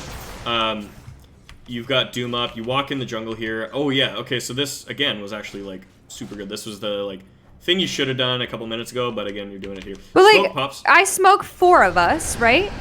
Yeah. And but like, people kind of trickle off, like, yeah, you know, and it.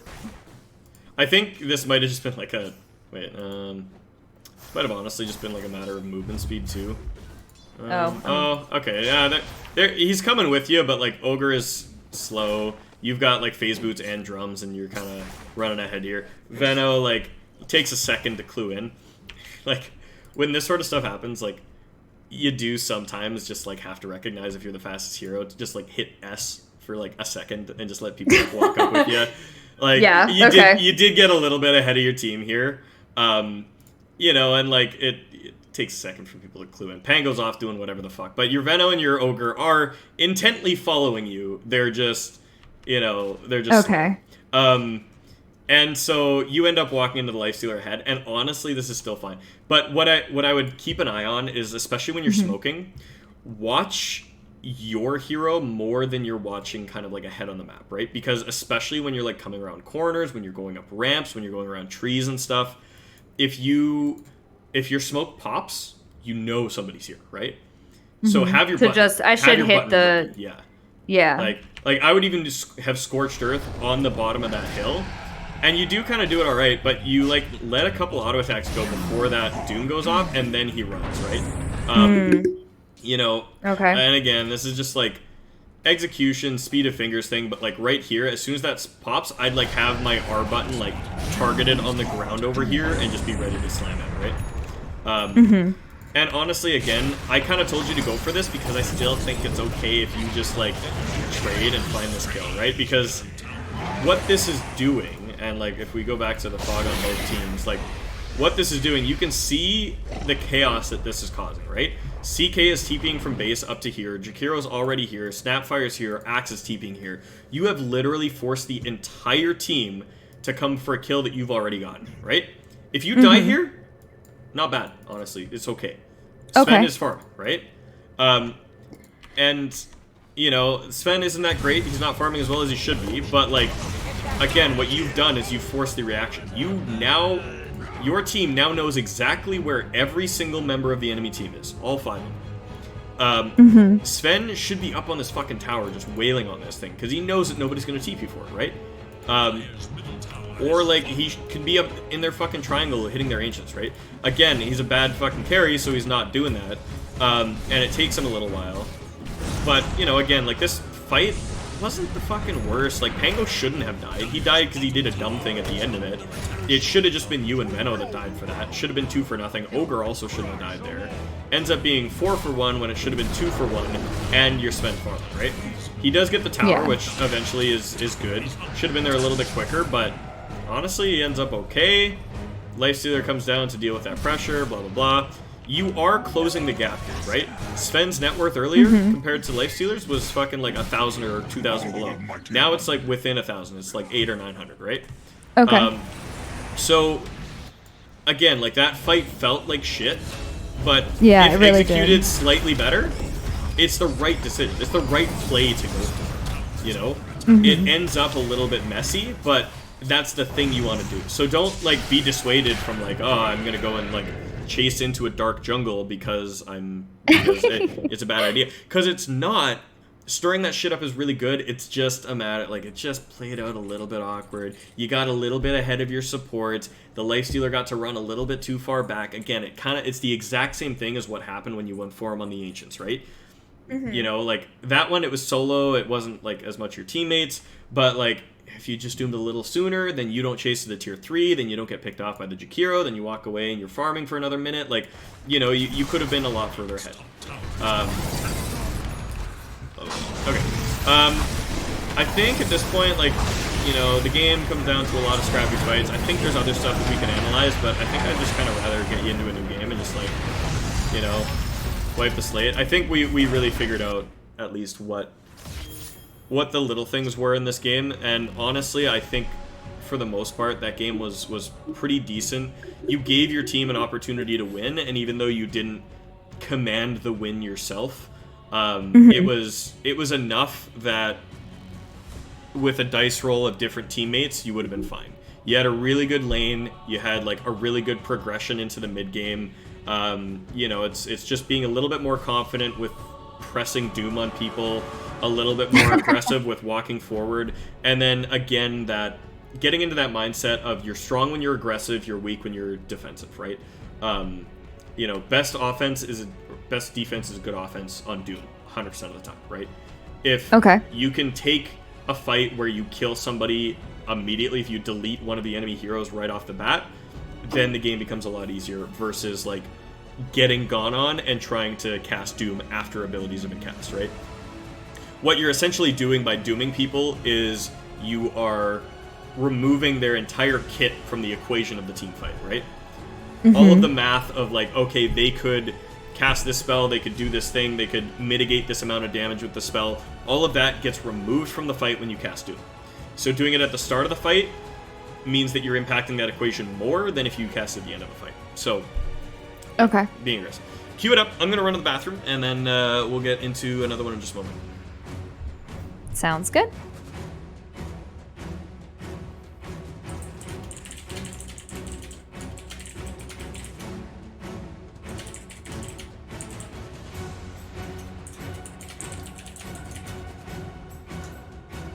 Maybe this will be the win.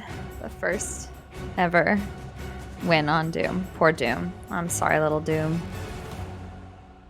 I'm either going to come out of this hating Doom always, or I'm going to come out actually really good at Doom. It's that struggle. Maybe the struggle will make me good. The most recent 20 Doom games. 7 losses in a row. Sadness.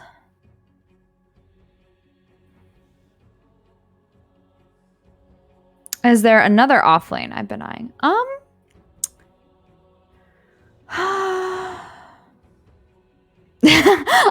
Groomstroke for me is the same. Hold on. I don't know if I've won. I'm usually pretty good with supports. Okay, I'm sorry. No, I've won a single out of my 7 games with Grimstroke. So Grim is one of those ones that I suck at too. You know, I think things that kind of are more like my play style, I've been wanting to learn Nature's Prophet. So I think that one would be really fun. Who do I ban? I don't know who to ban against Doom. I just always ban Slark because I don't like Slark. I don't want to deal with a Slark. Slark is an annoying hero. Okay, our safe lane for our Herald 1 safe lane first picked. Good. GG. Good. Excellent.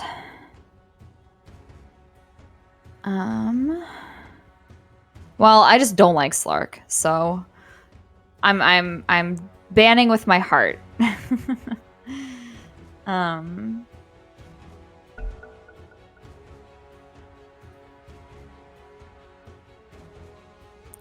is the enemy's turn. Oh no. Somebody Who is saying- Doom like? What? What? Sorry, what? What? I was gonna say, is somebody saying that Doom counters Slark? That was what somebody was saying. I don't in think that chat. is true.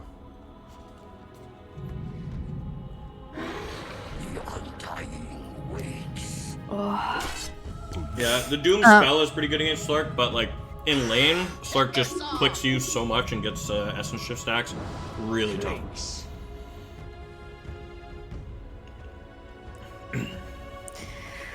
Oh, so we have a. Well, I hope maybe they're a Smurf. First or second pick technically. Herald 1, Marcy. All right. So that's interesting. Okay, so looking at their enemy team, people that I would want to doom, right? The Pudge would be good, right? Because of his ult, unless he's ulted, in which case No, fuck Pudge. maybe. Okay. Timbersaw and Wind Ranger, I think. If Wind Ranger's a core. I can't quite. Okay, tell yeah, yet. because Timbersaw with like his chain and all his spells, right? He's Yeah. not somebody that just pops something and stands around. Yeah. And honestly, and Wind like, Ranger, that makes sense. you're a really, really good hero at killing both Pudge and Timbersaw. Infernal Blade shreds those heroes. So if you're in a fight and you get a Doom off on Timbersaw and you can stay on top of him and cast Infernal Blade 2 or 3 times, that hero's gonna melt so quickly. Like, reactive armor means nothing to you. Okay. So keep that in mind. And like Pudge is kind of the exact same thing, where like Pudge is, super tanky hero, and if he's ulting somebody else, you can break the ultimate with Infernal Blade, and then you just chase him down and just do as much damage as you want. Gotcha. Okay.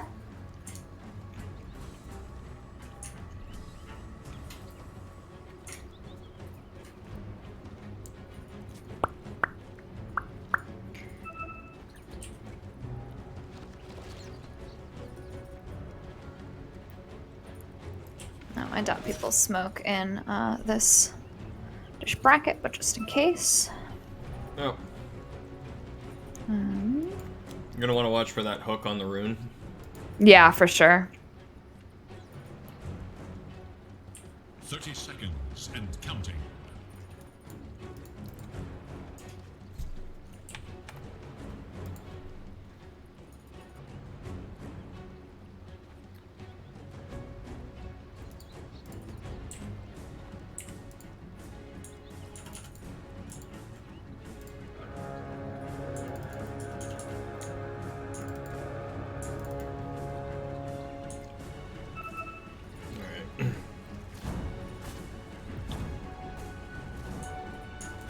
Mercy snagged the other bounty. Alright, so you guys got 3. That's not bad. Not bad at all.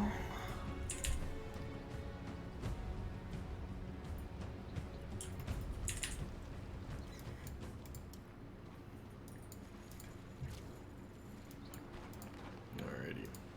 Okay, don't look at this part. I'm really bad at stopping the creeps. Especially with Doom, because I don't know, I'm not used to like his self, his whole self. You didn't need that. Eat the range grape. Oh, oh well, there's a pooch here. I'm also alone, so okay, Dazzle's coming in. So what I like to do against Pudges is just start cutting the trees just above like where he's standing in there. So that way if he hooks you, you're not like stuck in the trees. Okay. I am going to struggle a little bit last hitting against specifically her. cut this tree and this tree here. Okay. Because he stands in this little corridor, and he hooks, and if that tree's there, then you have to walk out through the tower. But, Okay. yeah, so...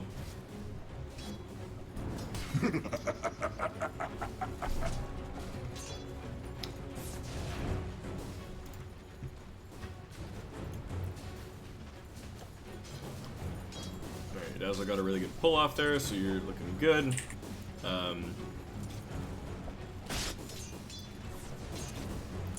Trying to keep the... I don't think I can keep this entirely from being under the tower, but that's okay.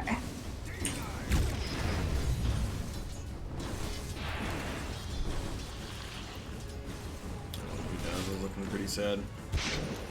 Ooh. That's alright. Yeah, chase a guy now. Quick. Alright. Not bad, not bad.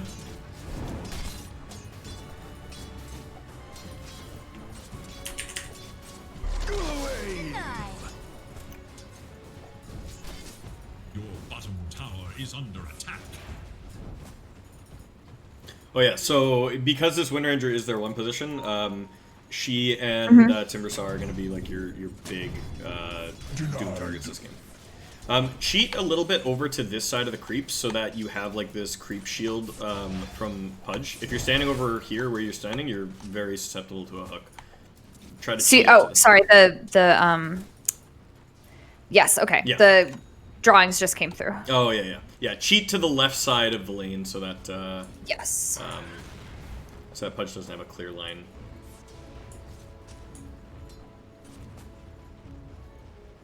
And just like be cognizant of where your Quelling Blade button is. If Pudge does hook you, the best way to get out is to cut a tree like straight down, versus like trying to struggle to walk around him and stuff. So like just mentally prepare to like hit whatever your hotkey is for that. Okay.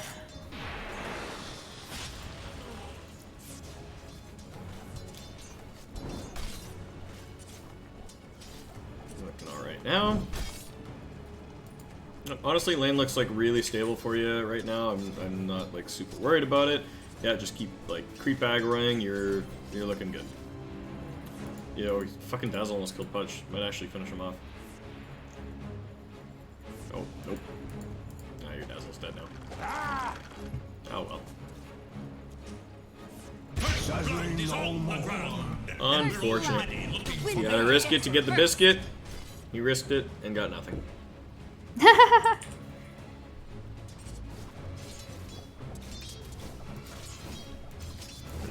You're good. So with level 2 Devour, don't eat lane creep. You're definitely gonna want to go get like a better creep from the camp. I would maybe even just like clear this wave with Scorched Earth and then go hard camp. There's another wave coming in. Should I just push this one too? Yeah, yeah, just shove it a bit.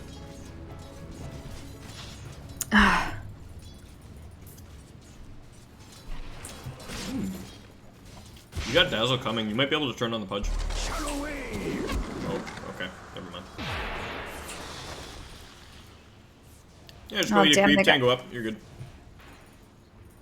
Alright, let's go find a creep. Okay, you can't eat that one. Go deeper in the jungle. Go find the medium camp there. Okay. Both of those camps kind of suck. You can't get the troll yet. The Frost Mage?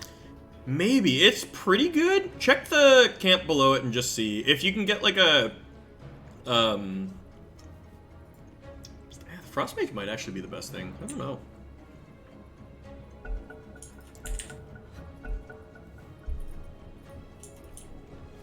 Can you get the big shader? No, you can't. Fuck. Okay, yeah, get the Frost Mage. Oh no, you didn't activate it. Oh no. Oh Christ on a. It's usually activated by default. Yeah. I'm bad at the game. I'm sorry. Oh no. That's okay. That's fine.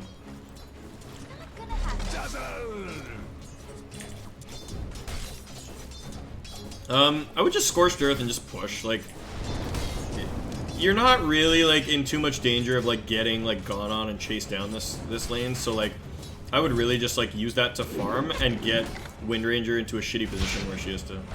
Cut the tree below. Ooh, tango? Yeah. Okay. You're good. There you go.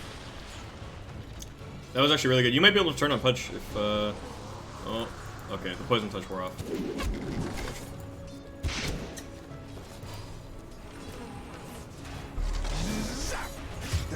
Just keep chasing. If you get Scorched Earth in a second, you can do a fuck ton of damage. Yeah, you kill one or both of them, I think.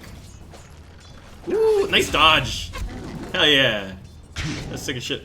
What's she doing? What's she doing? She's insane! Double damage. Oh, okay, yeah, back it up, You're fine, you're fine. Yep. No problem. Oh, no! Oh, no! That was so good! I gotta tip them for that. That was so good. That was pretty sick in general. Honestly, you had like that was a great little skirmish there. Yeah, you played that super well. I think just dodging that last little thing, maybe backing up from the tower a little earlier, but honestly, it was good. Ooh, you have double damage. Come top, Clinks. All right, so you're getting towards 6. What are you gonna do when you get it? Murder someone. Hell yeah.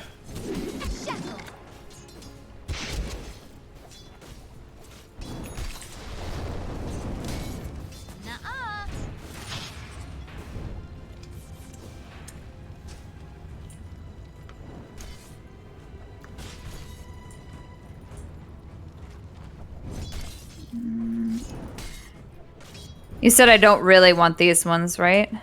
You can grab it. Yeah, the Wildkin gives you 3 bonus armor, so it's actually really good against Wind Ranger. All right, so I have. So let's murder someone. Like this Pudge or no? No, don't go on Pudge.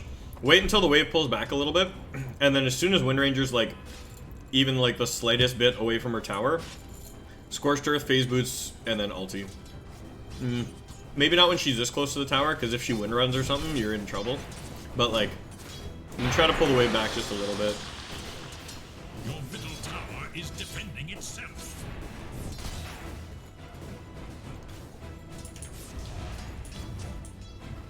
Yeah, you can also like start cutting the wave. Missed it. Okay. The enemy attacks your middle tower. Okay. Should I go mid? Like, I don't know what's going on with mid. No, just let that go. Middle tower faces a terrible test. Not going to happen. Just hang out on this. I would actually just like, all right, Oh. Uh-oh. do Wind Ranger.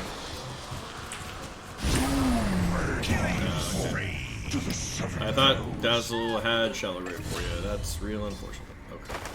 The next label play. Fuck.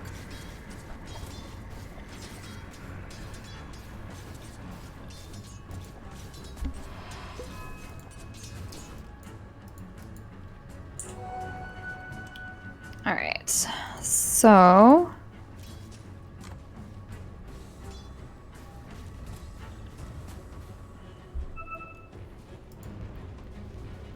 Alright, so you need to be like turned into like just farm mode for 2 minutes here. Just do as much as you can to get as much gold as you can.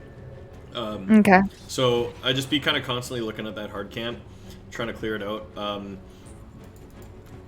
Maybe just bring yourself a ward too, because like your Dazzle hasn't, and you need to be able to see like the side of the lane where the Pudge is. Let's fly that out. And then I think. I'm checking these camps real quick. Oh, I like the root creep. Can I eat him? No, I can't eat him. Yeah, Damn with it. the next level devour you can.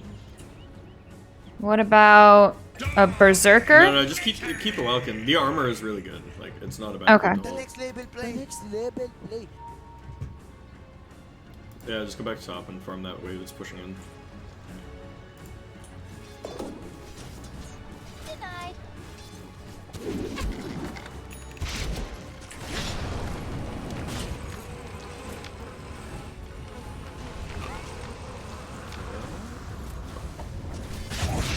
Got him. Alright, well.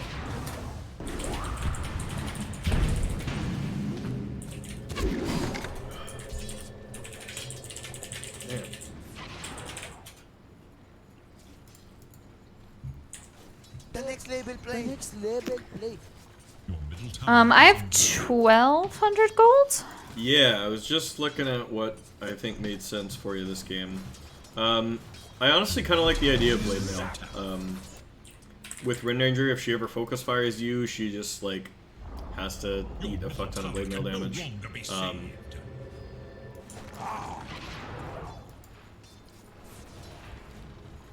Alright, you got Doom back up. Go, yeah, go look for this Wind Ranger. Like, yeah, just. Oh! It's okay. It's okay. I think you can just go. Yeah. Remember, you've got Tumblr's toy to like close the gap a little bit.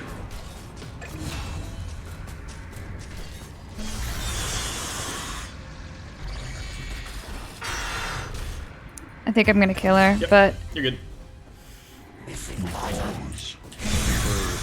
oof, yeah, he's hard to get away from. Yeah, I think had you used the Tumblr's toy a little bit more there, I think you could have either caught the Wind Ranger sooner or got away from the Timber at the end of it there. Gotcha. Okay.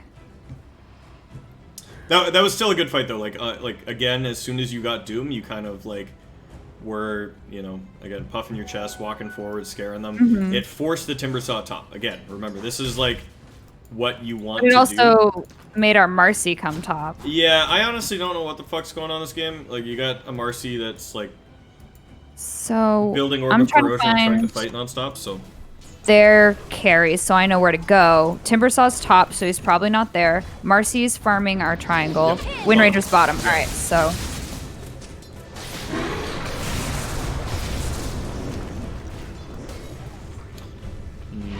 this game is going to be a super weird one too, because their carry is not somebody who's typically considered a carry or is typically very scary if they get farmed, right? Like, you know, a Wind Ranger wants to get kills in a game, right?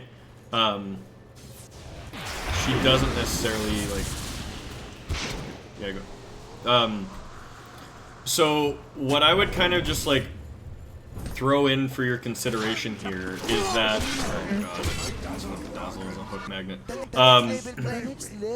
Is that this might actually be a game where their carry wants to be fighting nonstop, right? If you look at your team, you have a Doom, a Clinks, and a Marcy. Their team, for cores, has a Timbersaw and a Wind Ranger. Like, if you slow this game down, and nobody fights for 20 minutes, you guys are going to be disgusting, and their team's going to be just, like, irrelevant. So, as much as I, like, talk about, like, pushing the tempo and starting shit, like, this isn't a game where you need to feel like you're pressured to do too much. That was a really good Doom, that was a good fight. I think that's, should be your team should there's the have 5 and 4 for for our 1 and 3. That's really bad, isn't it? Or yeah, what I don't know. I thought your Clinks was gonna keep hitting the Timber because that was a guaranteed kill if he did, but yeah.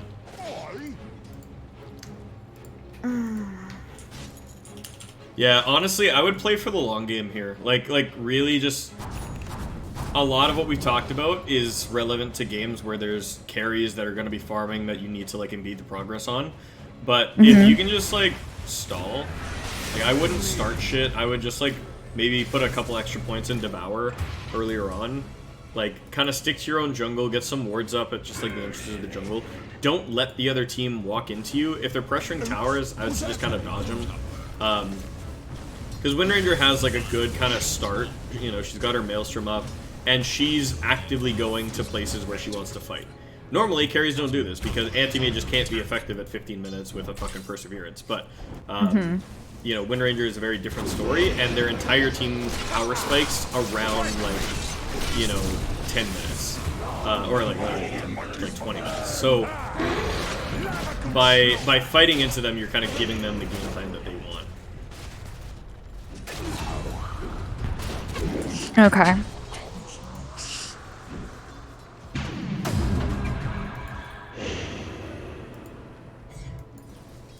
The next label play. Normally.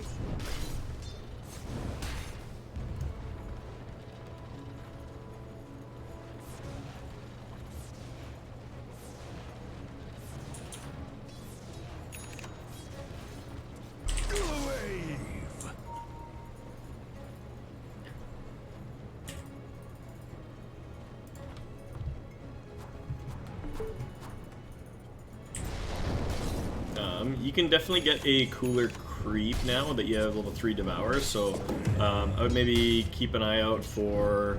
I really like the Dark Troll Summoner this game. Okay. Specifically because the net is a really good way to keep Wind Ranger in check, because it's like a ranged route, basically.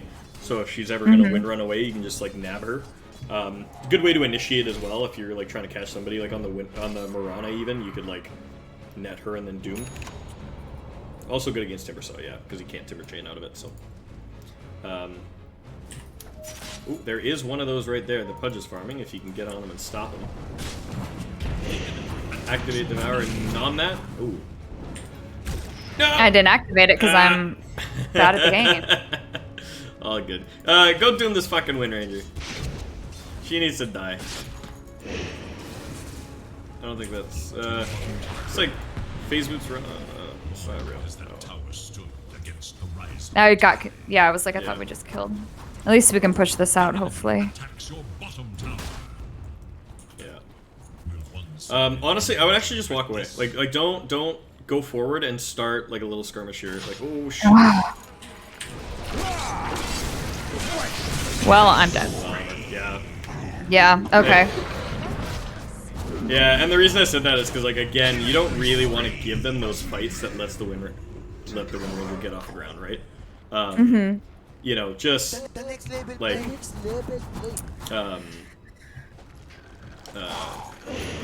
if you just kind of wander back into the jungle and just like, because that's the other thing is that this team doesn't even push well either, right? Like normally when it's an early game lineup of like this, you've got like a fucking Death Prophet or something that you're super scared of that's like gonna take all your buildings.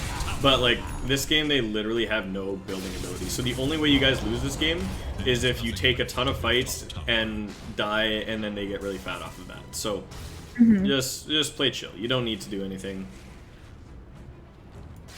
The next label play. The next label play. The next label play. Mirana's building kind of core items as well, so she is going to be scary eventually. Was she their mid? Top tower. Oh yeah, I guess she would have been. Radiant have fortified their structures against Yeah. attack.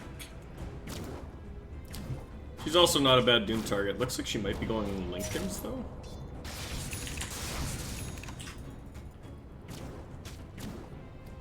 Yeah, yeah, just Doom her. Yeah, there you go. Nice.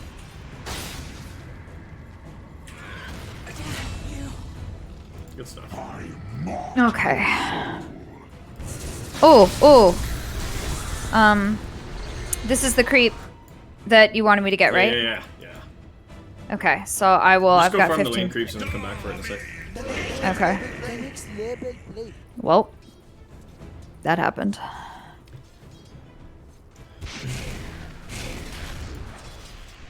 Why is this? Oh, stupid abilities. Okay, I'm thinking of. Well, what do you think I should max? I was thinking of putting one more point in E because. Hold on, let me make sure this is. I can't tell if this is active or not. Turn it on. Like right click it again. Yeah. Is it on now? Yeah. I can't see because this stupid thing is. It's this guy. There you go. Okay. I love this guy. I love enchanting him as Enchantress. But so I was thinking of putting one more in Infernal Blade because of the like timber and stuff. But what do you think? I would just max out Scorched Earth. Again, Scorched Earth is better for farming than Infernal Blade is, and again, I think you kind of want to just be playing passive. Go up to top lane right now and shove. You see everybody bottom. It's just that Mirana top. Oh fuck. Okay, you can't really fight Mirana yet. If the Clinks comes though, like Clinks looks like he's on his way, so just keep an eye on him. Because yeah, you can mess with this Mirana a little bit. She's more powerful than you. Like she will kill you, but if you can like bait her into doing this, yeah. And like blade mail and net, and then okay. I got her netted at least. Yeah. Okay, never mind. Cleanup crew is not. Oh. Well. A little unfortunate, but that was the right idea. Was yeah, just like. Yeah, if you'd popped the blade mail a little bit earlier and then like maybe netted her so that she got stuck a little bit.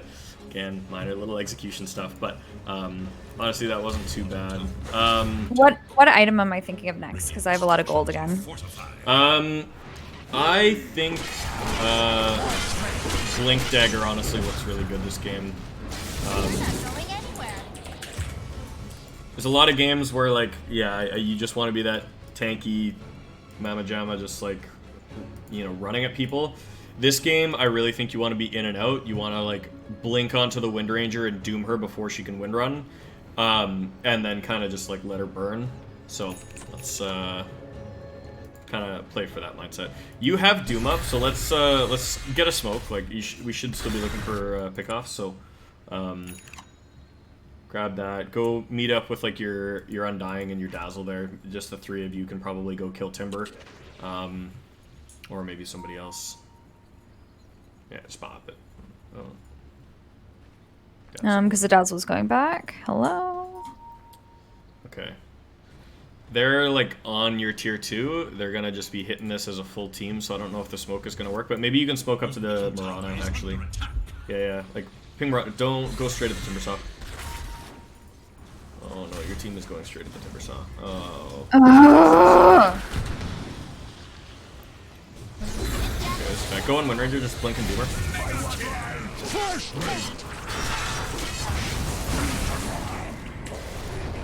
Yeah, you can net her to hold it down a little bit. Yeah. Okay, she's dead. You can just walk away. Walk. Oh, up. Oh! You're good. Blade mail. Blade mail. The next label play. Okay, you're good. Nice. That was good. That was a really good fight. Just don't stick around too long. Okay, yeah. Mirana hurts, yeah. Alright, you're good. Yep. I'm just gonna get a little fountain business. Okay, why is this not picking? Yeah, so your team absolutely fucking screwed the pooch there, but, like, that was, you made the best of it that you could have. Spare us 5. Holy shit.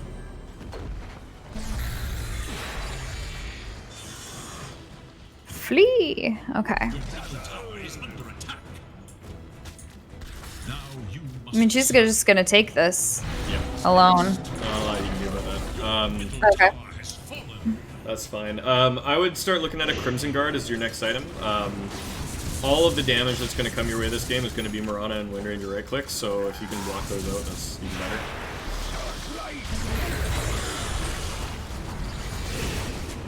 Okay, you can probably start looking to, like, blink and chase right now. I was just, like, blinking at the Mirana. Yeah. Okay, maybe back up now. Yeah, good. Really? Damn. I couldn't even get a blade mail off there at all. Yeah. Okay, Klink's at least is escaping. The one I think concern maybe with playing passive is like with the Wind Ranger and the Timber Saw they can like just take towers so fast that if we don't kind of fight them, right? Or yeah. I mean they're not kind good, of going on. They're not really good tower hitting heroes as the thing. Like they shouldn't okay. be getting buildings. It's just like, I mean, like that fight, like instead of going for that tier 2, your team should have run top on the Mirana and just killed her while she was just farming top, but instead they ran at Timber Saw survived forever, and then the other team just showed up and fucking defended, and it ended up being real messy.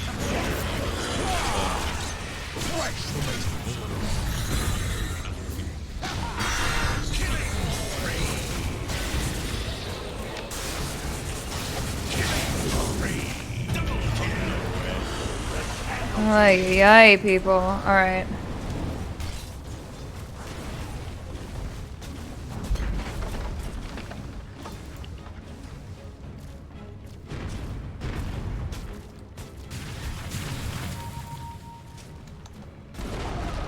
Your middle tower has fallen. Oh my god, can this things kill this shit?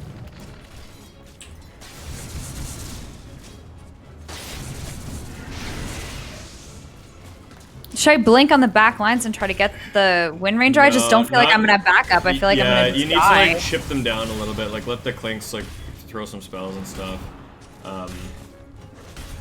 Ultimately, you do want to just like blink and doom Wind Ranger, but you can't really do it until the fight starts. Yeah, like now you should be looking for it. She's not showing, but like when she is, you find her. Yeah, like this is kind of now where you start looking at.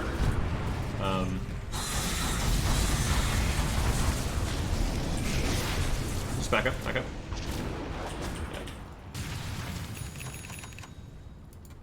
Alright, they got away, but honestly that was okay.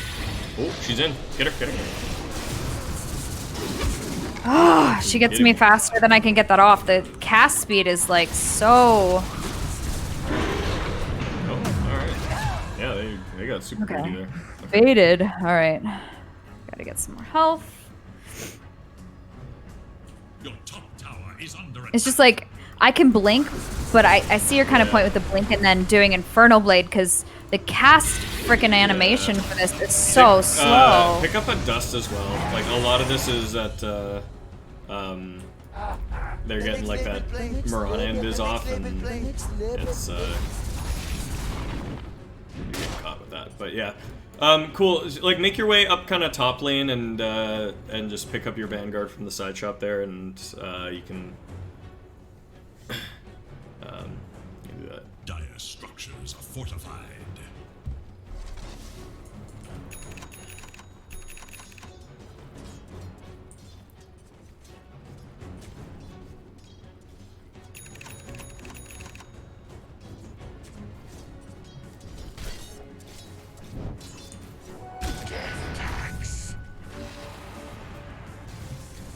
So this game especially, think about kind of like poking more so than like initiating and chasing. Like a lot of what I think you want to do this game is in a fight, you're gonna like blink in, Infernal Blade, and maybe ensnare somebody, and then immediately just walk backwards, right? Maybe Doom, like, but you're just not in a position where you're tanky enough to like sit through an entire team fight worth of damage. So really just think about, you know, where your spells can be useful. Use your blink to like position into those spots, and then, you know, just get the ability off and run. Because yeah, if you end up kind of going toe to toe with like Wind Ranger or Mirana or something, you are just gonna get clicked down. So yeah. Watch out from above. I think they just Moonlight Shadowed. So yeah, they're windows on you right there.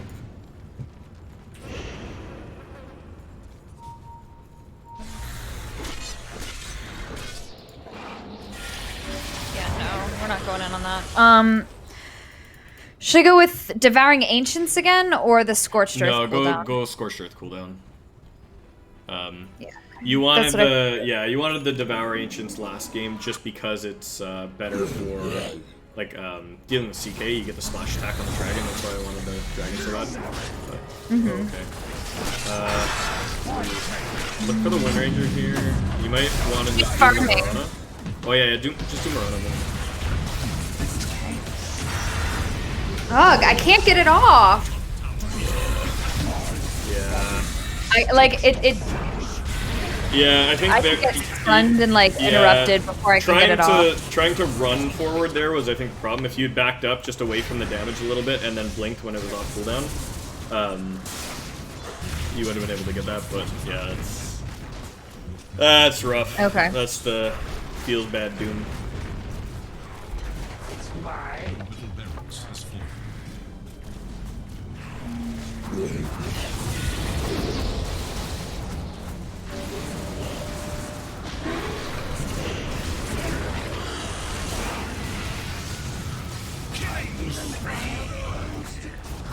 Trespasser.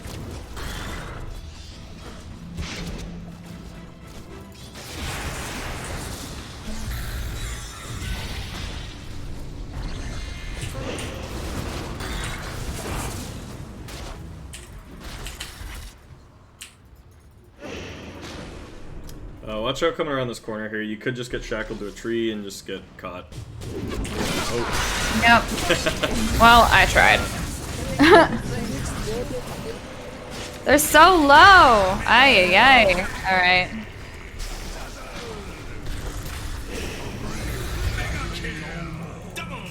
Why is the Shallow Grave going on the Undying and not, I don't know, like a Marcy or somebody who can do damage? Oof. Game is hard. Yeah.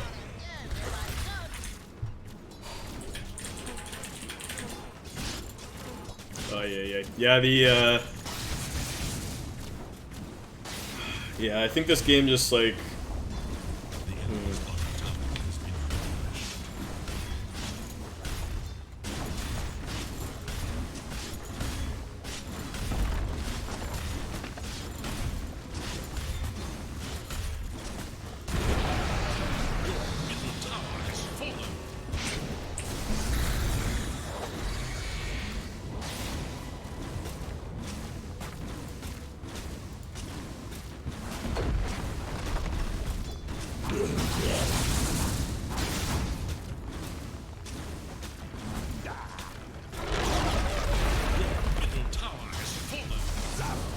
Yeah, I think you're also playing against 2 Smurfs here, maybe 3.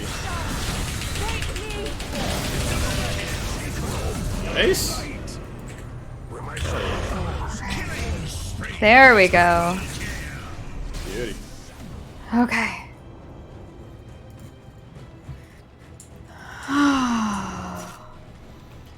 Yeah, I think the Wind Ranger and Marauder are both Smurfs.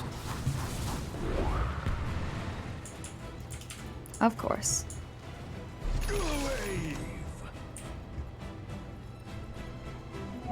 Haste.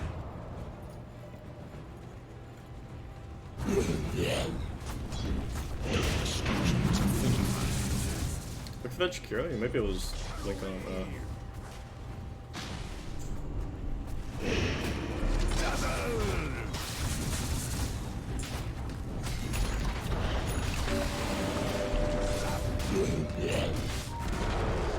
The enemy's middle tower passes. I guess we've got, with the Clinks especially, I guess we've got some time. Yeah. We can make. Hit your F, your raise dead button. Those little skelly dudes, like, those actually do quite a bit of damage. Alright, might want to be ready to leave here. Like, just let your cores finish off the building, but I don't think you want to go in on anything here. Stop standing in his circly thing! Oh gosh, let's get back. Nope, nope, nope.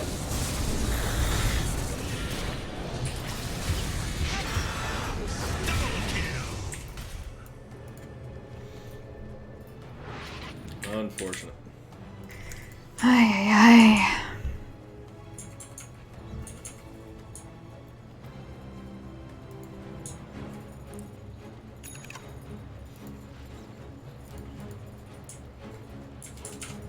How with all of that we didn't get a single obs word up? Oh my, whatever. All right. Yeah, it kind of fell straight Nope. in. Oh my god. My shadow. Nope. That Wind Ranger just picked up a Lotus Orb, so just be careful of when you're pressing your Doom button. Indeed.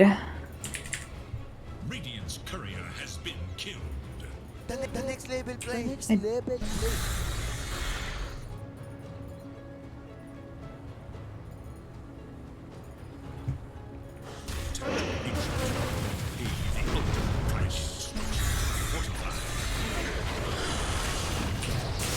Damn it.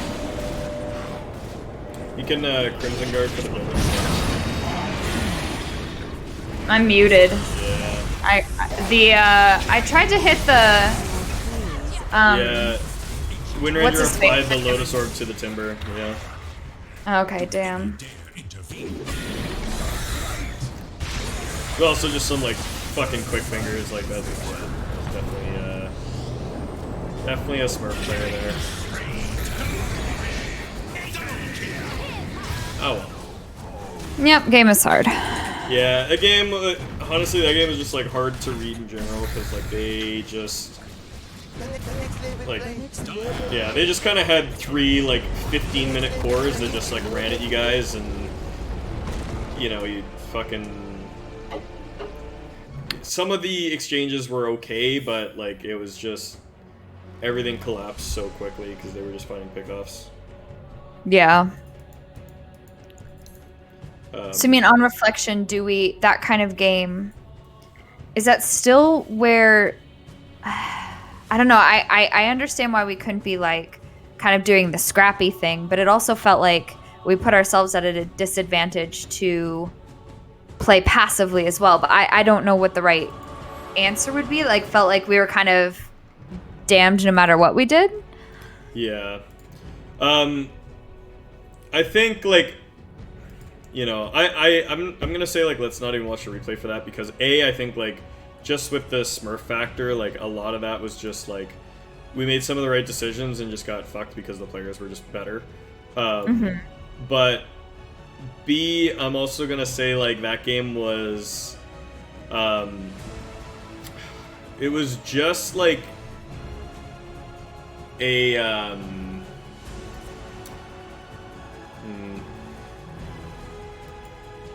it was just like a messy fucking game in general because there was so much everything was just kind of falling apart at every opportunity, right?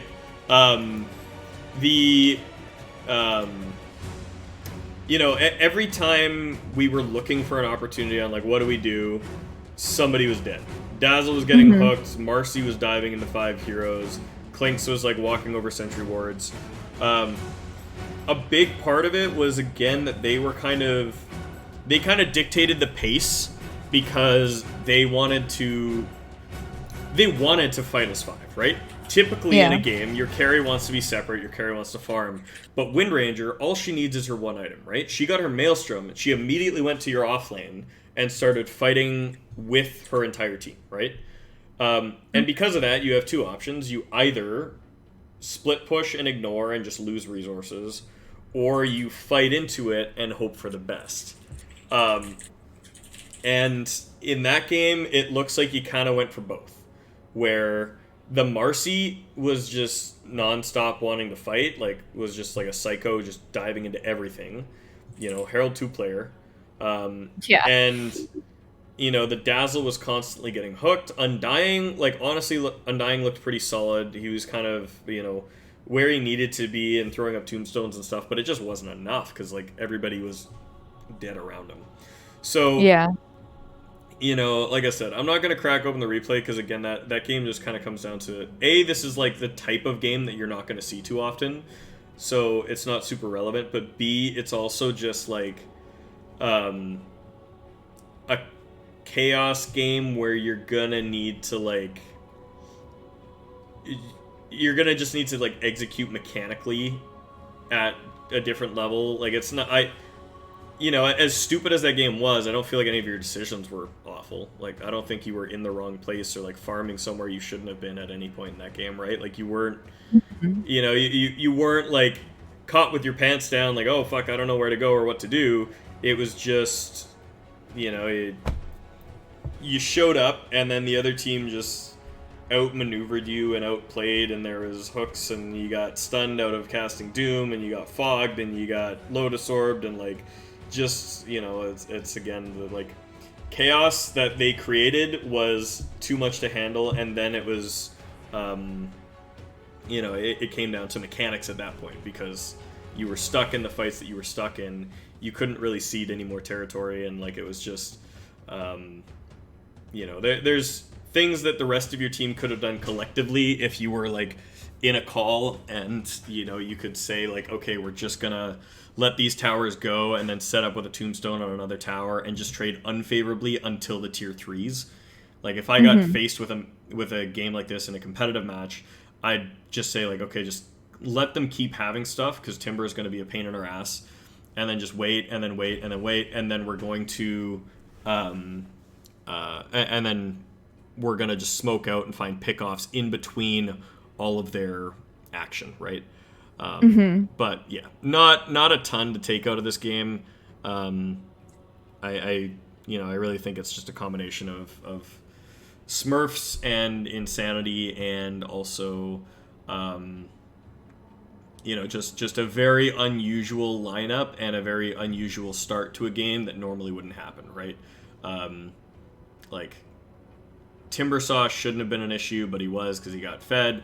Wind Ranger, like, as a carry should not be, well, Wind Ranger shouldn't be a carry. Normally it's not that hero that you'd be chasing down, you'd be wanting to look for somebody else, but yeah, very, very odd one in general. So I wonder, I think it's humorous because I think these types of games are actually a lot more common in this bracket, where like I'm constantly facing against people that I'm like, you should not be a position 1, or like you should not be mid or something, right? But like it's complete and total chaos at this kind of MMR level. And so are there strategies or anything that I can learn that are less dependent on stability or dependent on sanity? Because I think it's going to be a little bit before I get to sort of the reasonable expectation that people will do something, you know? Yeah. And what I was just trying to look for was I wanted to see if I could find a game where, like, I could show you somebody else playing Doom. Because you mentioned it last week that we kind of skipped that the first week, like when we talked about Doom, we just kind of went into it. And I feel like, you know, there would be a lot to glean from that. I like playing Doom a lot, so I was wondering if I could find one of my replays. I brought up one, but like it was so old that I wasn't able to find the game. Oh no! Or like I was able to find the game, but it didn't. The replay wasn't available. Okay. But what I kind of wanted to,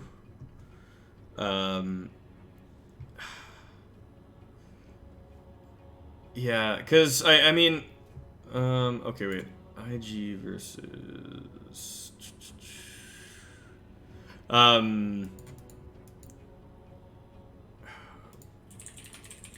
okay, this is the game here. Let's see if this works.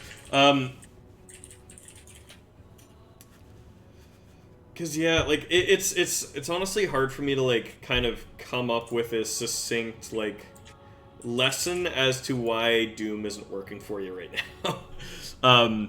And when I'm watching these games, like, you know, a little bit of it is just what I was talking about in terms of just the speed and the execution and the decisiveness, but it's also just you know, a bit of like an aggressive mindset that I don't know if you have quite yet. Because, you know, when we're talking about like the heroes that you like already played a lot, like, you know, AA and Treant and stuff.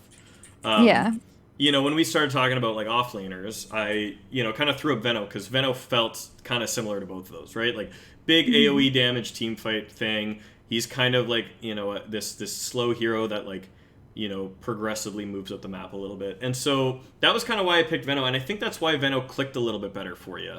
Yeah. Because he definitely feels a little bit similar to Treant, especially like if Treant gets nags and stuff, and like just the way that you want to play like that.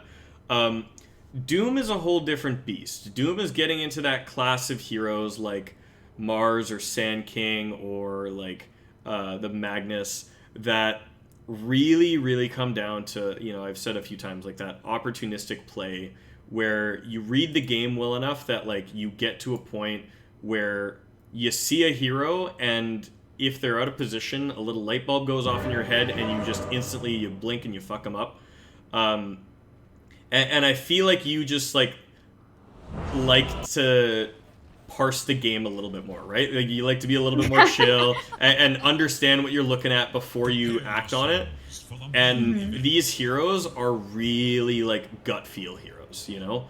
Okay. You really just kind of gotta, you know, and part of it might even just be that I'm live coaching you and that I'm like approving your actions. Like it might honestly be that I need to just shut the fuck up and just like when you see a fight let you go like hit somebody, you know, because like I lose just as much without you as I do when you're coaching, so I don't know if that's well. And I mean I can be there for like the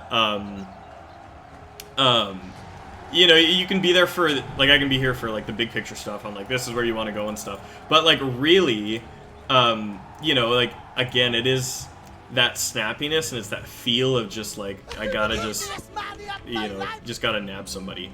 I think I was telling you last week about how like when I'm playing like an initiator like that, like a Magnus or something, I'll tell my team like, hey, be ready because I'm gonna go, and I don't know when I'm gonna go, but I'm gonna go, right? And then like the moment I see that, I just jump on it, right? And you know, the type of player that I am, I play a lot of, you know, I play a lot of these heroes, and so that's kind of what my, like, mentality is in Dota, is that when I see people just, like, you know, showing themselves a little bit too much, I'm on it, right? So, I loaded up a replay of, like, Team Spirit playing Doom, Collapse playing it, so, like, you know, best fucking Doom player in the world. We'll see if there's anything interesting that we can glean out of this, because I really, like, you know, I'm starting to wonder if maybe we should step back and look at a different hero that maybe fits how you play a little bit better, or if we should really just like try to get you onto this track of like that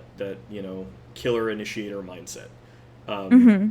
And feel free to weigh in as well if you kind of like have Yeah, a feeling I think one way or the other. But it's interesting because like I was talking to Lofman about this, and I was like, well, you know, because he was like, be aggressive, and I was like, oh no, but I said, oh, I don't think I'm that aggressive, and he was like, I've seen you play Veno, like you are like demolishing people in lane, just being so aggressive, and I was and the more that I thought about it, it's like, well, there's a couple things there. It's like Veno's not needing to run up to you and punch you in the face. Veno is like queuing you, right-clicking you, putting all these like it's like indirect aggression. Yeah. And you can still kind of be like the mastermind, sitting back and like kind of watching it all play out, redirecting wards, like kind of micromanaging things, but also like you're not putting yourself in direct danger. So in that way, it kind of maybe just since I played a lot of support to begin with, so much of support is like positioning yourself in fights and ensuring that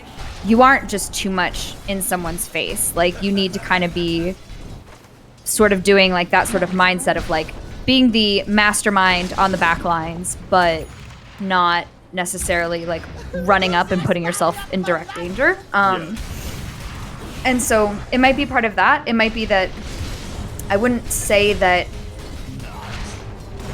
in any sort of sport, e-sport or physical sport, that I've ever been like a gut feeling kind of person. Yeah. I'm like very much in my own head, and so that might be part of it, is that whenever I see a Doom target, I start processing like, well, is this the right person? Who else is around? Do I have any backup? Yeah. Like, and you're like, just go. Yeah. And by the I can see it in you. Like every time that fight comes up, it takes you like a second to press the Doom button, and like I'm like at the edge of my seat, I'm like, just go, and you know, and then it happens, and by then the situation has changed, right? So I think that's absolutely it, and you know, like if you know, it's ultimately up to you. Like I'm absolutely happy to kind of keep hammering on this and try to get that built into you if you want. But if you're also just feeling like, nah, maybe this isn't me, maybe this isn't like how I like playing Dota, this isn't my like, you know, identity in Dota, then like we can totally just switch it up and try to find something else that also like check this out. This like so this is that like fucking go mindset that like we were talking about, right? Collapse comes back to top lane. He like knows he's one creep from 6. So he sneaks around the trees here to walk through the trees, devours, skills Doom, and instantly dooms this guy. Like, oh my within, gosh, like, half a second, and gets the kill, right? Jeez. Absolutely disgusting play. But like that's like how decisive it needs to be. Like at full speed, he's just boom, like, you know, Fly like takes a look. He's like, oh, there's a Doom here. Oh, fucking dead. You know, like, yeah. So yeah, it's yeah, that's crazy. No, like you know, if you have thoughts, like we can definitely continue working on this, because I think like it will come, and it's gonna be a valuable skill for you as you go forward. Like again, these are the kind of like mindset things that it takes to play Earthshaker, that it takes to play Tiny, that it takes to play Tidehunter, Sand King, Mars, Axe, Centaur, like any of these heroes. It's very much about that, like, you know. Do they all have to be melee heroes? Why are they all melee heroes? Well, those are, I mean, so typically those are the offlane heroes mainly because they're tanky. And it tends to just be that in hero design, the trade-off for tanky is melee, because if you had a tanky ranged person that does a shit ton of damage, it would be, you know, yeah, fair enough. balance-wise problematic, right? So, like, usually when you're drafting, you're looking for somebody that's tanky that has stuns, and that ends up, a byproduct of that is that they're melee heroes. There's a couple that aren't. Like, again, Vano kind of fits the bill there. You know, there's, like, Snapfire a little bit. She's kind of a tanky, strengthy, ranged hero. I've played a bit like of her. Necrophos is another example of like a hero that can kind of fit that bill of being that like tanky, stand his ground offlaner that is also ranged. So if that's... I was just curious because I'm Yeah. like, am I sucking? Because it's like, because I was going through all the heroes I play and I'm like, oh shit, they're like pretty much all range. So I was like, is that my issue that I'm also, I need to learn like, maybe there's like some kind of, I don't know, difference there, like the safety of being able to stand back a little bit and hit things versus being up in people's faces. Maybe that's on well, I guess no, I've played Tiny and I've played Treant, so I don't know what the fuck I'm talking about. All right. So I think for me it's and I know you said you got to kind of find like your Dota kind of identity or the style that you like playing. And so I want to balance that though with like the need to also be like a really effective offlaner. Yeah. And if that means that I need to be more aggressive and adopt like a different kind of mindset, then that's less, I think, of me wanting to like stick with some kind of identity. Like I haven't even played that much, so I don't know enough to maybe even have an identity. So you know what? Let's do something here. Let's like let's do a little like exercise. Okie doke. I'm gonna make a lobby. And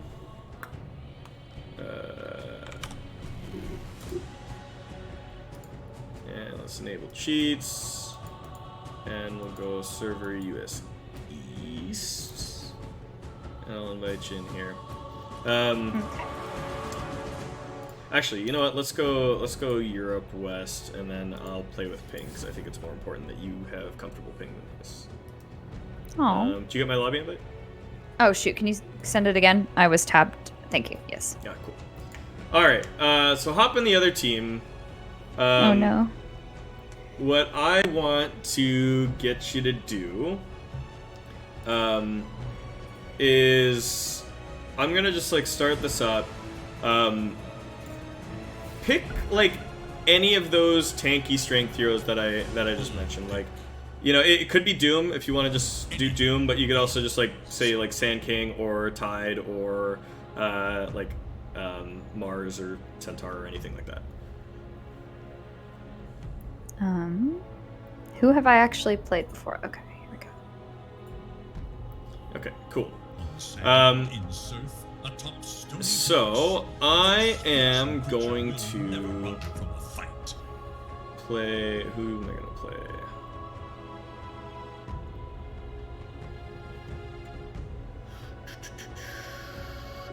What's a good hero for this?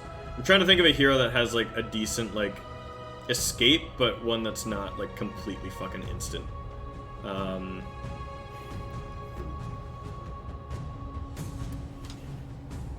Maybe like the roll, yeah, with Earth yeah, Spirit. that's kind of what I was I thinking. mean, I guess anti-mage's blink. He kind of does like a little like half spin before he blinks, but. All right, so as soon as we get in the game here, like just do dash gold and then give yourself a fuck ton of gold. Okay. And what I want you to do is level yourself up to like level 6. Buy a blink dagger, and then we're just gonna meet in the mid lane. And Are you asking me to 1v1 you mid? No. I'm not asking you to 1v1 mid. Sorry, I had to. What I'm gonna do is we're gonna kind of like just dance around mid, like we're, you know, in one of those weird like, you know, everybody clumps up on the mid towers type of thing. And I'm just gonna kind of duck in and out of the trees, and buy yourself a ward too. Like buy yourself a ward, and How do I give gold? You said I need to get gold. Type dash gold and then just like 9999999 in the chat.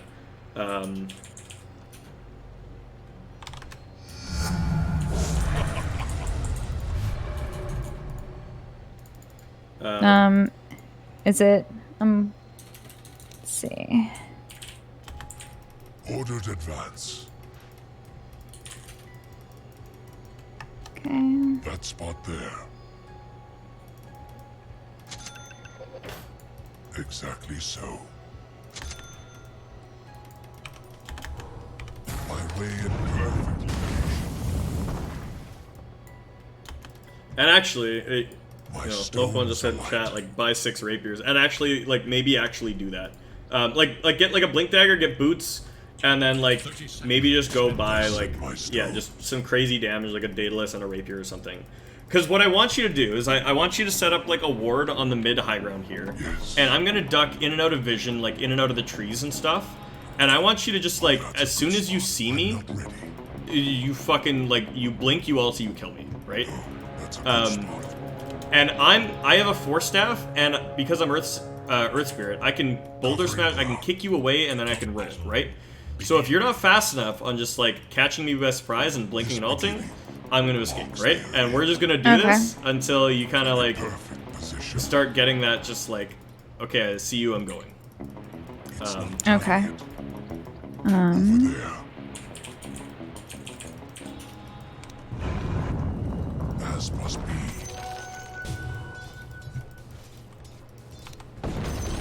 Yes. This way. Precisely. Not yet.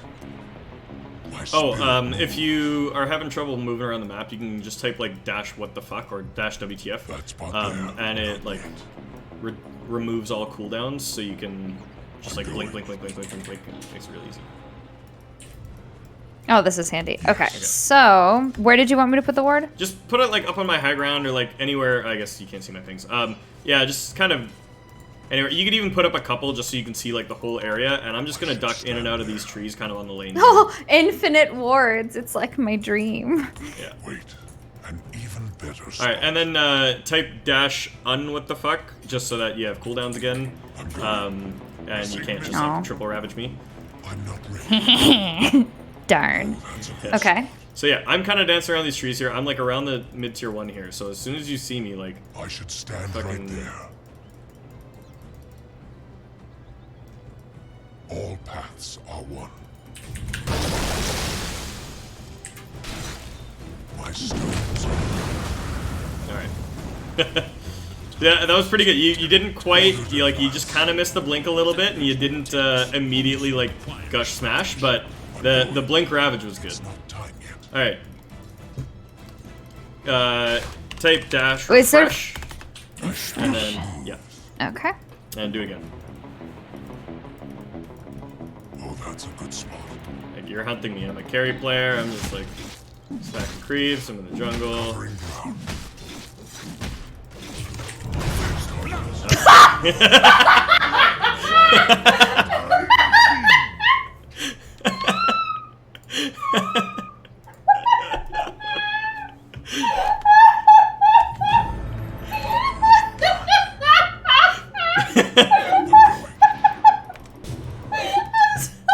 Oh my god!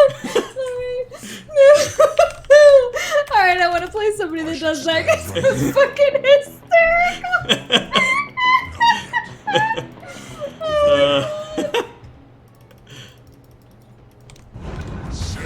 Exactly so. Yes. That spot there. Oh god. I'm not ready. What have we? Perfect location. Quick grip. Oh, you butt, you silenced me. Your middle It's tower perfect is position. defending itself. You know what the answer to this I'm is. not ready. Wait. An even better spot set in stone. Earth's bounty. Fuck. My way Oh, and there a bounty way. in there. Oh, minute 1 bounties. It's not time yet. All paths are one. Oh, that's a good spot. I'm not ready. I set my stones. Precisely.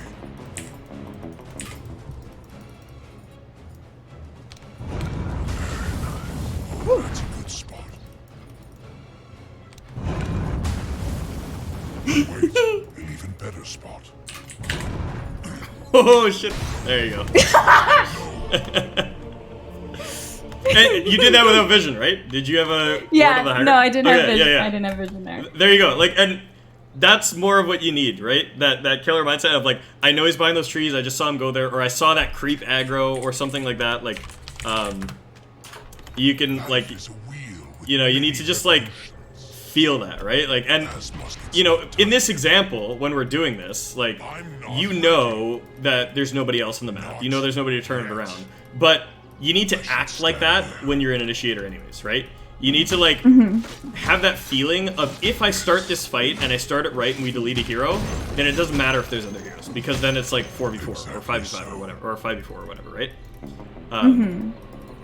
Yeah, so, like, you just need to, like, be constantly looking and feeling like, okay, if I find that hero at all, he's fucking dead. Like, you know, if I see him. And this is, like, kind of a good exercise, too, just for, like, you know, like, again, just finding heroes that are farming. Like, that Doom fight when you were, like, looking for that lifestealer in the one game, and and you, like, smoked up the high ground and ran into him. Like, again, if you just kind of, like, threw the Doom a little bit sooner, that changes, like, yeah, like, fuck, like, right there, right? Like, I'm just clicking around the jungle right there. I didn't even have my camera on myself because I was looking for something else. And you find me, you're on me, right? This is how you should be making your opponents feel in every single game.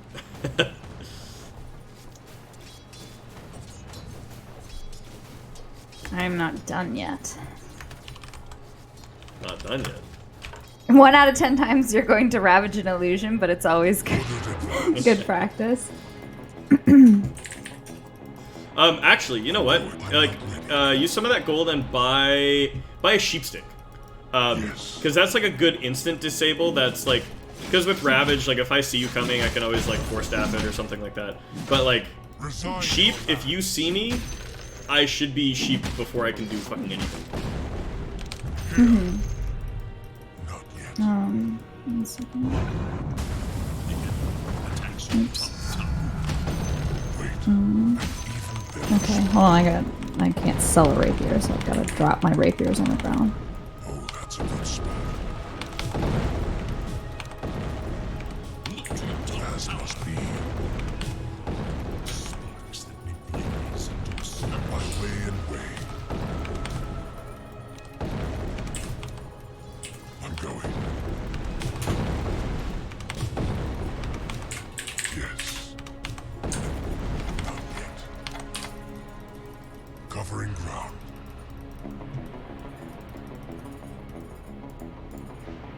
Oh, I forgot the sheep. Oh, I shit. set my stones. Damn it. It's not time yet. I should stand right there. Priest, I'm not ready. Oh, that's a good spot. Oh, that's a good spot. Not yet. Ah, damn it. My Blake's on cooldown! No! I'm under attack. Well, I gotta get the sheep stick, my courier. Is there a way to respawn courier? I actually have no idea. Spawn courier? Actually, here, I'll just do, what the fuck, and I can TP home and then come back. Hold on. Sheep stick. I love that you can say, you can type in Yeah. sheep, and it knows what you're talking about. Exactly. Okay. Doink, doink, doink. Oh yeah, I guess I don't actually have to wait to... The wayward path ends where it began.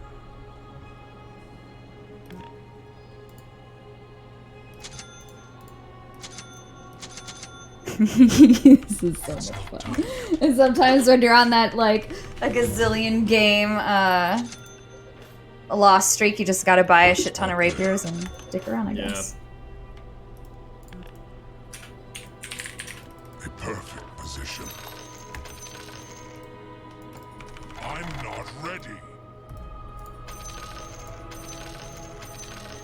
My spirit moves. Precisely.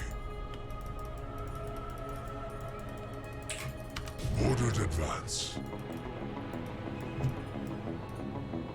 It's not time yet. Yes. So let me put this on a button that I can easily press. I need to work on key bindings. Alright. Yeah, that was actually something else I was gonna bring up, was like...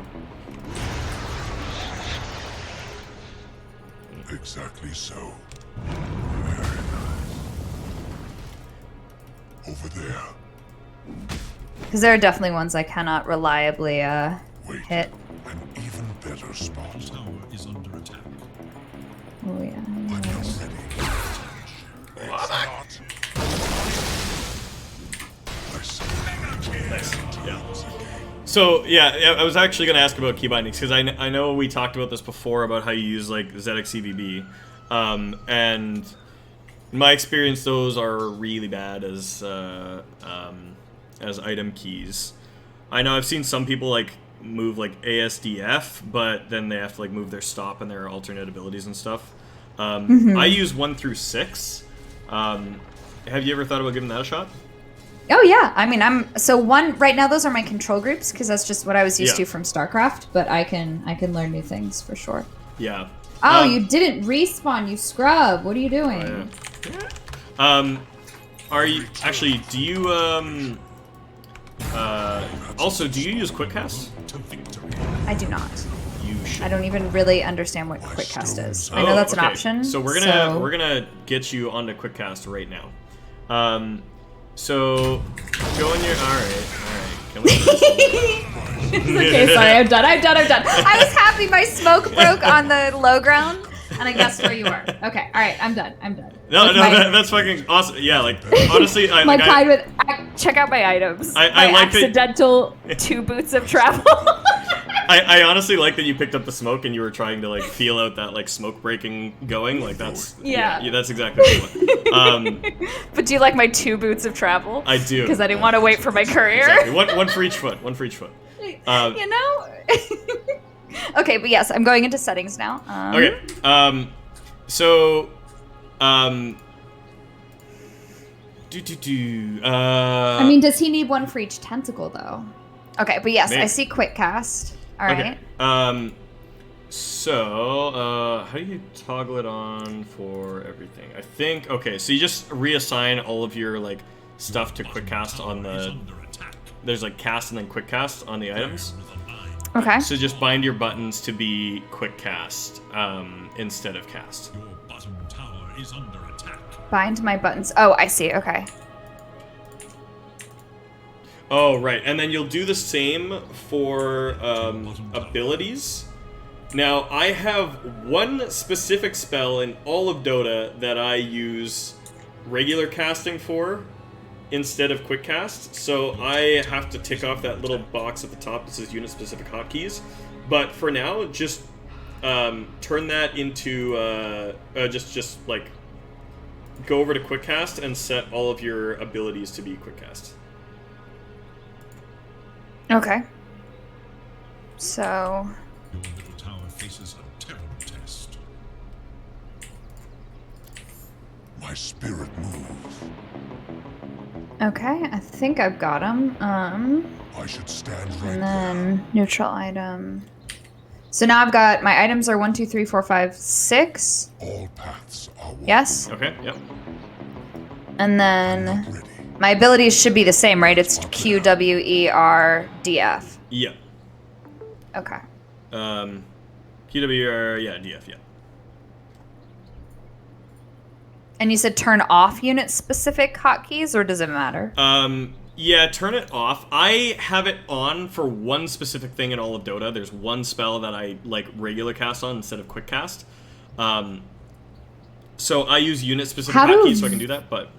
How does vector-targeted stuff work with quick cast, then? Ooh, it's a little messy, but you can get used to it. It's basically like when you press it, it creates the vector, and then you press it again to, like, cast the spell. Okay, so just try gushing me. I'm going. Okay. So, you see what it does? It basically just, like, makes it so that on button down, it casts wherever your mouse cursor is. Covering ground. So you don't have to do the left click anymore. So you just hover the mouse on me and you press it. Yeah. And it goes. Oh, hold on. Let me try that one more time. Okay. Yeah. Oh, that's cool. And, like, yeah, all right. And try it for sheepstick as well. Like, you know, you just. I should stand there. That actually is still requiring left click, so I clearly goofed something. Hold on. Okay. Items. There we go. Okay, you got it. Yeah. I think so. How do I set that it's quick cast? Like, it seems to just... Like on Let me see if that the worked. yeah, where your item hotkeys are, it says like cast and quick cast at the bottom, and then you just switch it over to quick cast and set all of your hotkeys there. Okay, let me try that again. Exactly Nope, it's so. still... Yeah, no, okay, the item... Hold on. It keeps going every time, so I've got quick cast set, Yep. and I've got all my item bindings and everything, but every time I keep going and like going off of the settings screen, it goes back to cast. Ooh, that's weird.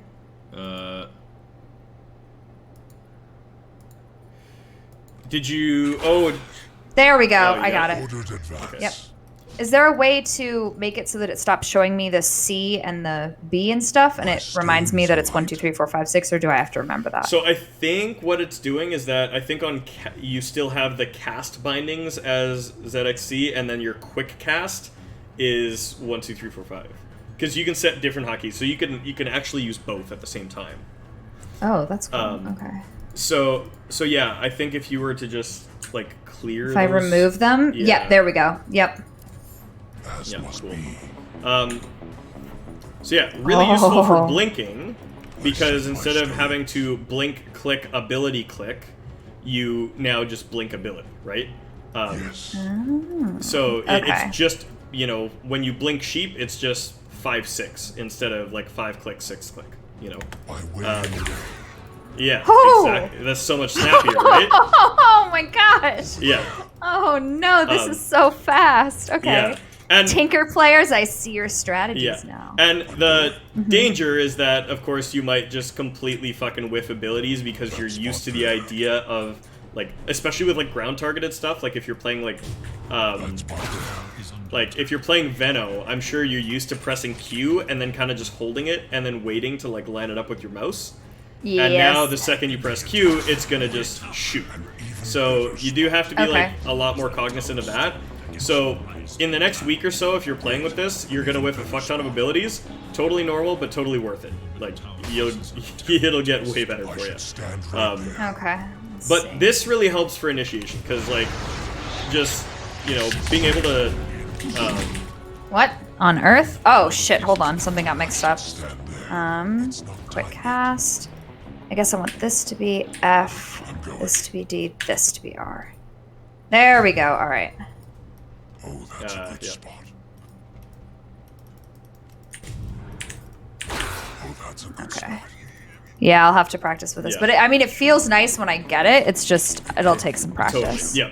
And honestly, like, it's also part of why, like, you know, if I'm playing, like, Doom or something, like, my abilities are just a lot snappier because, like, you know, for me, it's, you know, like, 5 is usually my blink hotkey, so I go 5ER, and then, like, that combo is just all I need to do versus, like, 5 click, E click, R click, you know? Just reducing the amount of inputs vastly reduces, now, there's a few things that you're probably going to want to switch, like, I don't have, my TP hotkey is still on cast instead of quick cast, because if you quick cast a TP, it's really easy to, like, accidentally TP outside of your Oh, frame or I just something. saw that. Yeah. Yep. So I Okay. have my teleport scroll on regular cast instead of quick cast, so you might want to switch that out. My stones are light. Okay. Yes. Not yet. An even better spot.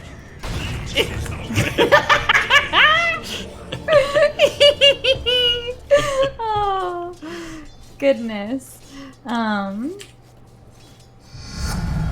yeah, let's do that. Let's see.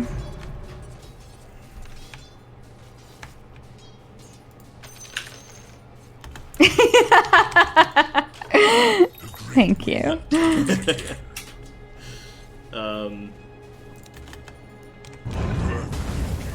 I should stand right there.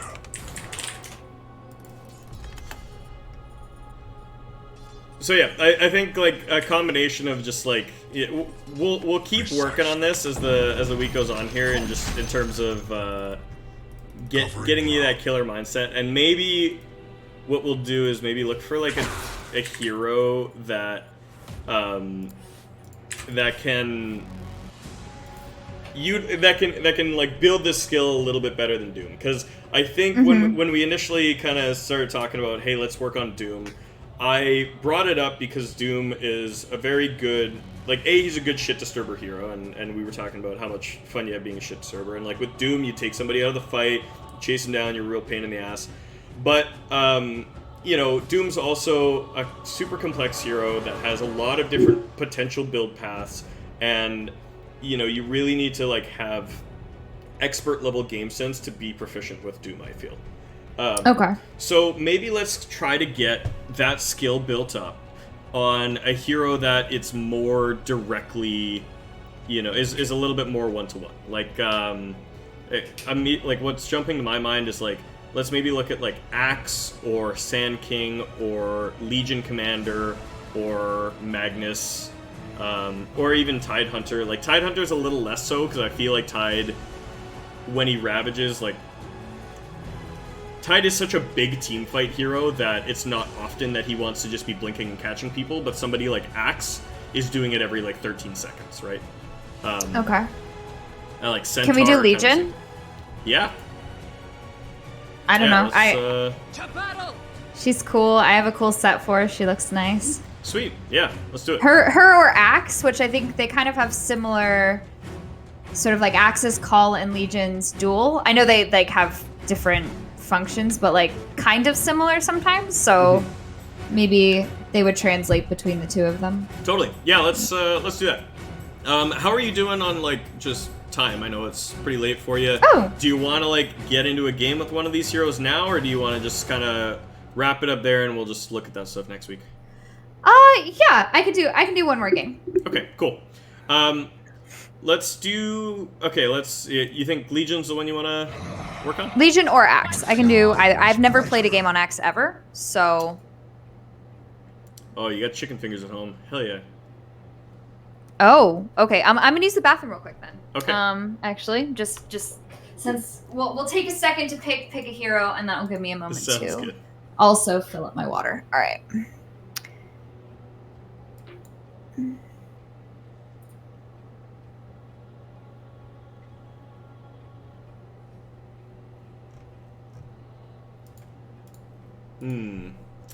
All right. I know that 100% she's not going to the bathroom. She's just sneaking away to eat chicken tenders. You know what? That's okay. I wouldn't have begrudged her if she had just said it out loud, but I just don't like being lied to.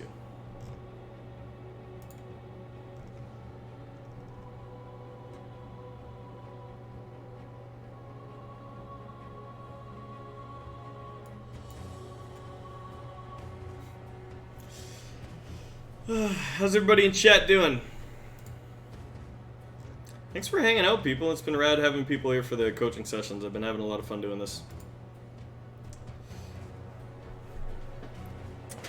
And I've apparently maybe got a new, it's not chat spam, it's contributions. I've been, I think I might have a new student coming in too, so I'll be streaming a little bit more frequently doing this sort of stuff. Alrighty, I heard you were calling me a liar. Yeah. Yeah. Chicken tenders, the oven is preheating. I really had to pee. Chicken fingers get brought up. You're just like, oh yeah, by the way, I'm out. Cool. But let me see. So Axe, oh yeah, he's got that blade. That's a passive. What is this? Battle Hunger. Enrages an enemy unit, causing it to be slowed. Sweet, I like slow and take damage over time. Fuck yes. Oh, that thing, the thing that pops up on your head. I never knew what that was called. Okay. And then call. All right. Yeah, I could do either Axe then or Legion. Okay, cool. I think both of them are pretty similar and pretty good.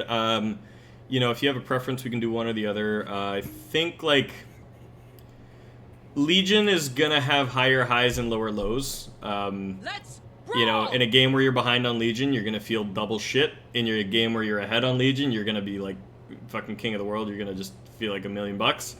Axe is a little more middle of the road. He's going to be just like a little more consistent for you. Then I'll go with Axe. All right. I think I need some consistency. Sounds good. Cool. You know his abilities. You want me to like demo him and give you a little walkthrough first, or you want to just go? Yeah, would you? Okay. Yeah, cool. No worries. just yes. I mean, I've been on the receiving end, but obviously. Cool. All right. So. Equip the axe, pet you monster. Apparently. I hate the pets. It's so bad. Oh, but it's cute. I know. I always worry that the pets are gonna give you away. Sometimes you see them through the fog, and so I hate them. Oh, I never thought. Okay. Yeah, you're not supposed to, but like it's just a bug. It's like one of those things where like you just see a spell in Roche Pit, even though you're not supposed to, and like. Yes, Yeah. yeah. Like actually, I'm not sure if it was Vision or not, but I when you were playing Earth Spirit and we were just kind of demoing, I was able to see like just like a trail yeah, of your yeah. of something, and but it was in fog, and it was really weird. So I don't know. Yeah, there's like a handful of those things. Yeah, it'll be fixed in Source 3, I'm sure. Okay, so are you okay? So is Q basically just AOE taunts? Yep. Everybody in the range is forced to attack Axe. Really good. It's like this is your bread and butter for initiation. You blink on people, you taunt them, they die. It's very nice. Just like make a bunch of enemies, a bunch of axes. Okay, blink, taunt, and they attack you. Also, what I find useful for this ability as well is you can use it to like force them to attack you so that you can spin, but you also can like drag people with it, where like you taunt them and then you like pull them back into a tower a little bit, and then they get hit by a tower, right? So keep in mind that you not only have the ability to just make them sit there and attack you, but you also have the ability to kind of make them walk at you. So you can take an enemy hero and, you know, say you have a teammate coming to gank, you can kind of pull them towards your teammate so your teammate can get a follow-up stun or something, right? Your W, Battle Hunger. It makes people real mad. Apparently enrages them. Basically, it does damage over time unless they get a last hit. So they just have to sit here and they take it and they take it, and that sucks. If they Or get deny. Yeah, last hit or deny. So if Anders here is able to get the last hit, he purges it off. It's all good. So in terms of when you want to use this in lane, like Supports is when I see people. It's supports. always fucking on me when I'm a support. Yeah, it's always going to be on a support, but oftentimes you can do it on carries too. Like, you know that kind of moment right when the last creep of a wave dies? If you throw it on them then you've got two fresh waves meeting and they're both at full health, so there's going to be like 10 seconds where you can just like do damage to a carry before they can actually get it down. So also consider that.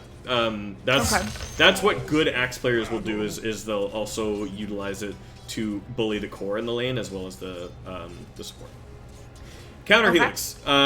You have a 17, 18, 19, 20% chance every time you get hit to spin around and do a bunch of damage to everything around. Does pure damage, and it is really scary, and it's really good against like creeps and stuff. Obviously, the more times you get hit, the more rolls of the dice you have for that to happen. So if somebody is just farming and you can get them taunted with a bunch of creeps at the same time, you're gonna spin a lot more than if you're just hitting the 1v1. So hitting as many units as possible grouped up with your taunt is how you're gonna typically get the most damage output.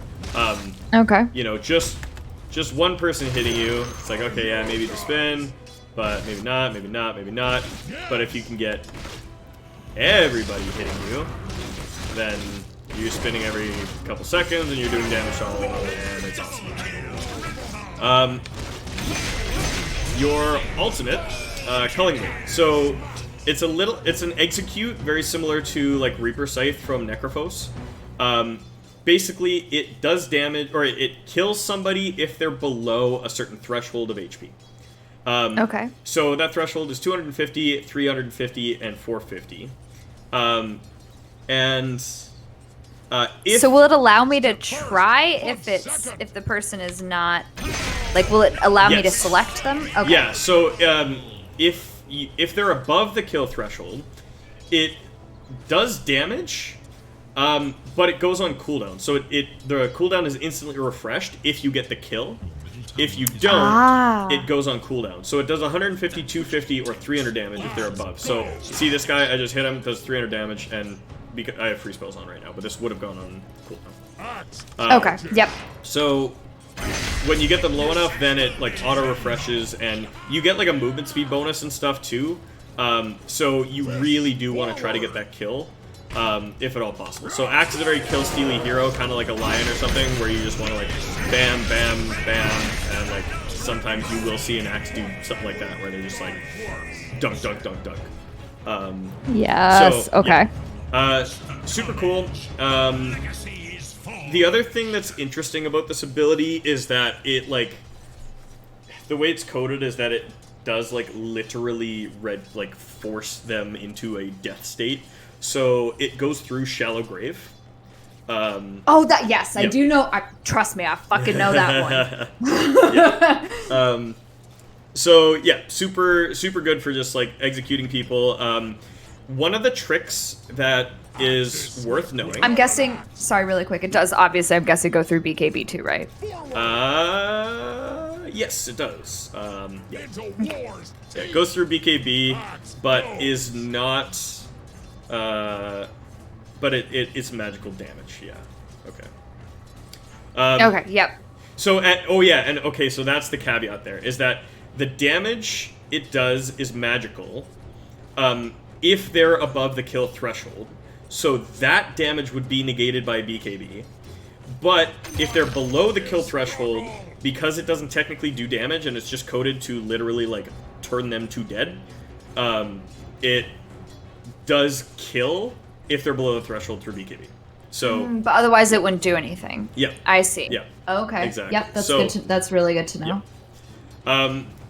So one of the things that I have found pretty useful is that your health bar, if you actually see like the literal health bar above the hero here, The dashes. yeah. So the heavy dashes are thousands of HP, and the little dashes are 250s, like quarters of 1,000. Okay. So if you look at these guys who are 750 HP, they have 3 bars here, right? So your kill threshold is 250, 350, 450. So at 1 bar is when you can get the kill, right?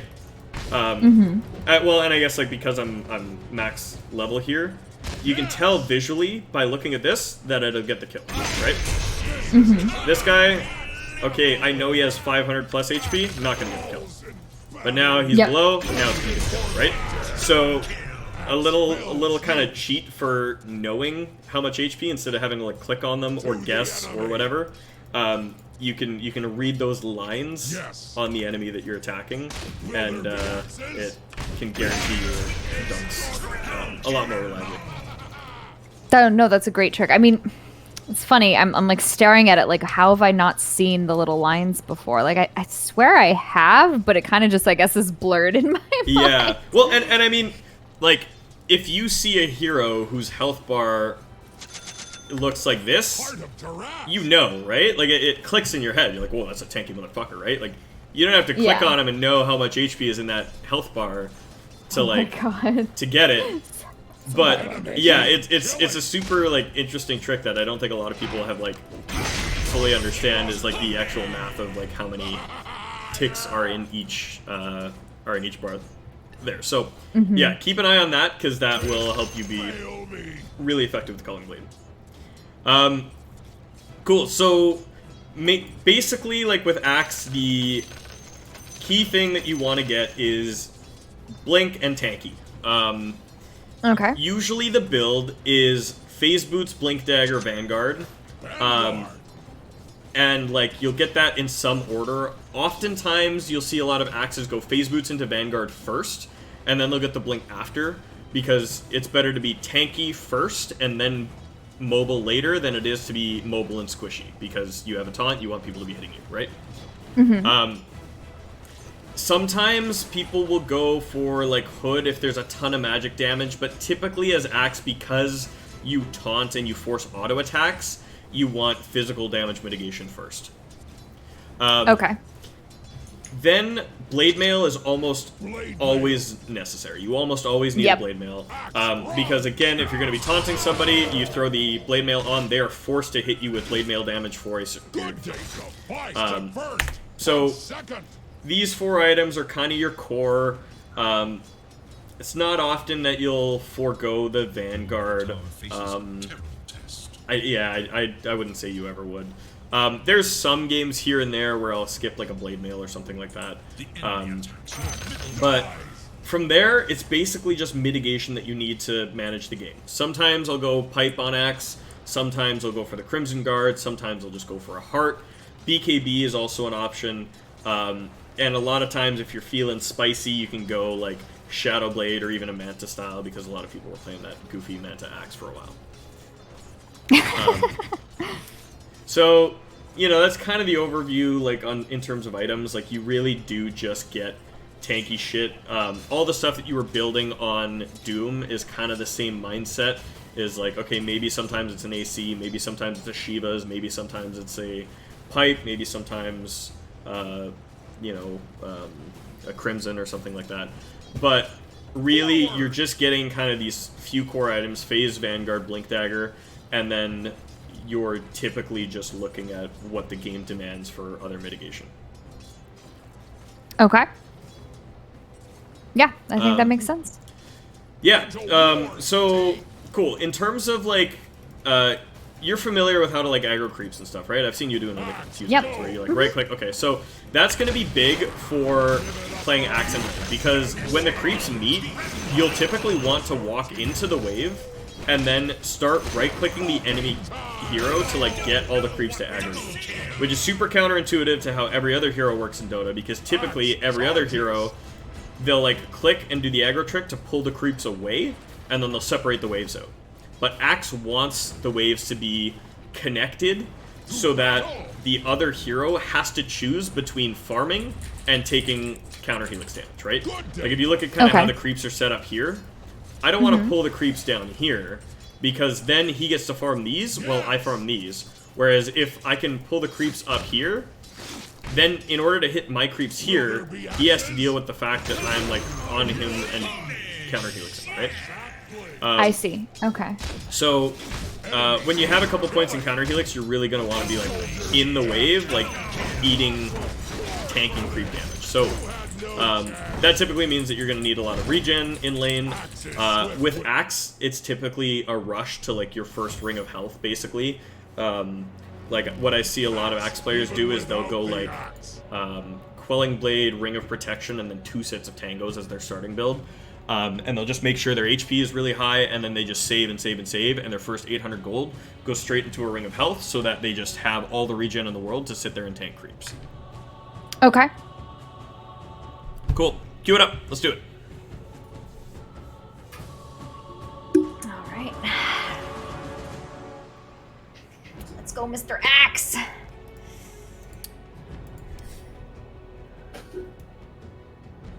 Eat first. It's fucking cosmetic. What about it? I can't believe they, like, made Naked Axe just, like, an immortal. That was the goofiest thing. My axe has pants, I'll have you know that. Fists of Axe Unleashed. Your blade mail icon threw me. I was staring at it for like a solid minute, like, the hell is that shit? Yeah, it's this, like, cosmetic that came with, like, a... I think it was a thing that you had to purchase at, like, TI4. And it's, like, this really cool piece of armor for Axe, and it changes the blade mail icon. Oh, that looks cool, though. I want a cool claw shoulder. What the hell? Yeah. Okay, so actually, if I had to pick anything, the, what was it? The Earthshaker, like the space, I think it's called, like, Planetfall or something like that. Oh, yeah. Oh, my God. Like, it's space. It's space. Oh. Yeah, I still have to unlock the Bastard fucking red version of it. I honestly wasn't crazy about this Arcana when it came out. Like, big Earthshaker player, but I kind of just hate what it did to his face. Like, it like fucks up his face so much. It's all like garbled, and he's like got one eye poked out and shit, and like, I don't know. I like. I've never looked that closely at his face, actually. Yeah. Huh. Yeah, the constellations are why I like it. But wait, so it's an Arcana, but it's not like available. Yeah, it was part of a battle pass. You might still be able to buy it somewhere. You can't. I've looked. I know. I like spent way too much money on that battle pass because I was like, oh, this is my fucking favorite hero. I kind of need to, but. All right. Well, I don't think Arcana, however you say it, should be behind, like should be locked. Like I think those especially should be kind of like you should have to pay, of course, but like, they should be. Oh yes, I told you, Low Fun. Guess what? I'm back down in Herald 5. Told you it was happening. All right. Who do I want to ban as an axe person now? Honestly, there's not a lot of heroes that you super care about. I would get rid of a Venomancer, honestly, because, like, if there's a Veno in the game with wards up, it's super hard to blink and be that, like, aggressive motherfucker. Like, we talked about this when Axe you were playing. is banned. Shit. Oh, shit. Alright, you be playing Legion then? Yeah, okay. Legion or Doom or Veno, up to you. We can do anything. Veno's banned because I fucking banned it. Hell yeah! Legion Commander, let's go. Alright, let's go. You got, oh yeah, you've got the Lion on your team. That's a good Legion lineup. Okay, let's see. They've got Ogre and Dragon Knight. Probably nothing I'm overly concerned about. Yeah, Ogre's a little tough to lane into, but you can survive that. God, who the fuck in this game is stream sniping? Legion Commander. Okay. Sky Wrath Mage. Sniper.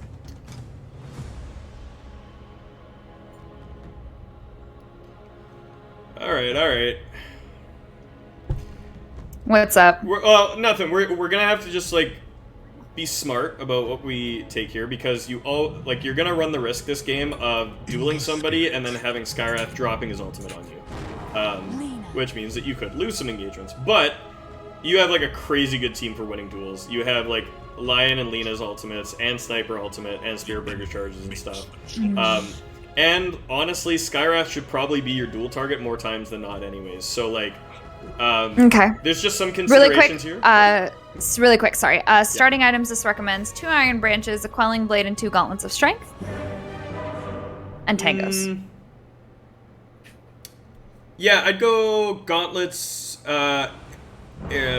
Circlet, instead of 2 Gauntlets Branch. So... Gauntlet... Okay, hold on. Yeah, like bracer items, like, just, You could go 2 Gauntlets. You could go with those... Yeah. So do I start with it? No. No, so I go Salve Mango. Salve Mango here. Yeah. And then maybe a branch if you have left for... Is that enough gold? No. Mango Salve. No, I've got 40 okay. left. Yeah, that's fine. Alright, and this has me taking overwhelming odds first. Yeah, that's usually it. You tend to take overwhelming odds first because it's good for... Oh, fucking Quelling Blade. Yeah, shit. I forgot Quelling Blade. Jesus Christ. Oh, that's fine. That's fine. You've got a lot of base damage. It'll be okay. Yeah, you usually take Q for securing range creep. Definitely queue up a Quelling Blade and get that as, like, your first thing. Like, fly that out with your first, like, 100 gold.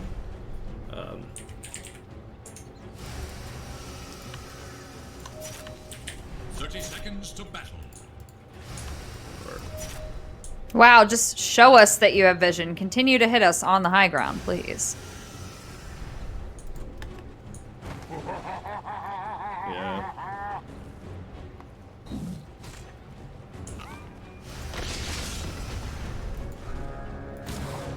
I mean, this fucking Sky has literally spent all of his mana already. For ultimate glory.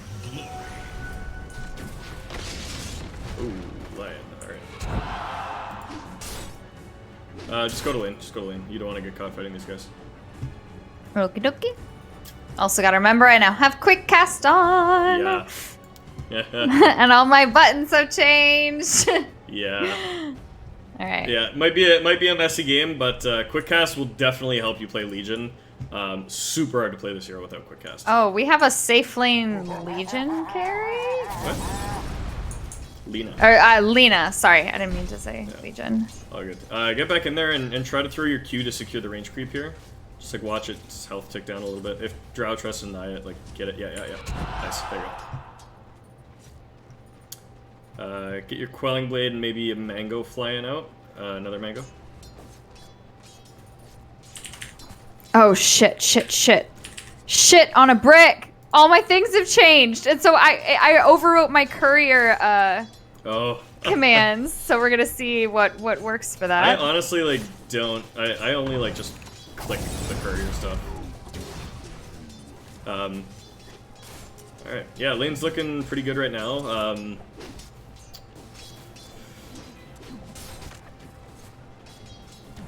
With level 2, you're probably gonna go Moment of Courage, your E. Okay.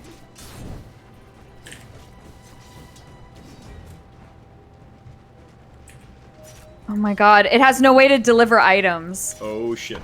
Just drag the item off of it, I guess. Uh-oh. Uh-oh.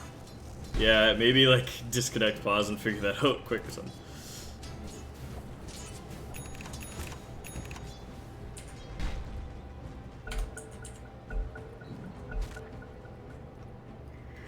Oh god. Okay, hold on.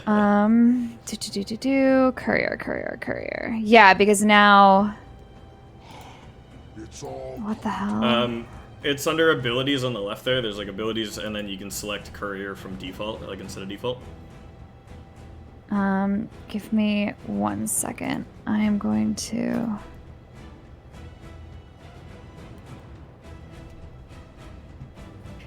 Okay, just for this, since I'm already in a game, I reset everything back to default just for now. Okay. And then I'll change it all to quick cast All right, cool. and practice with that. Come on, game. Come on, game. My thanks. Okay. All right. Okay.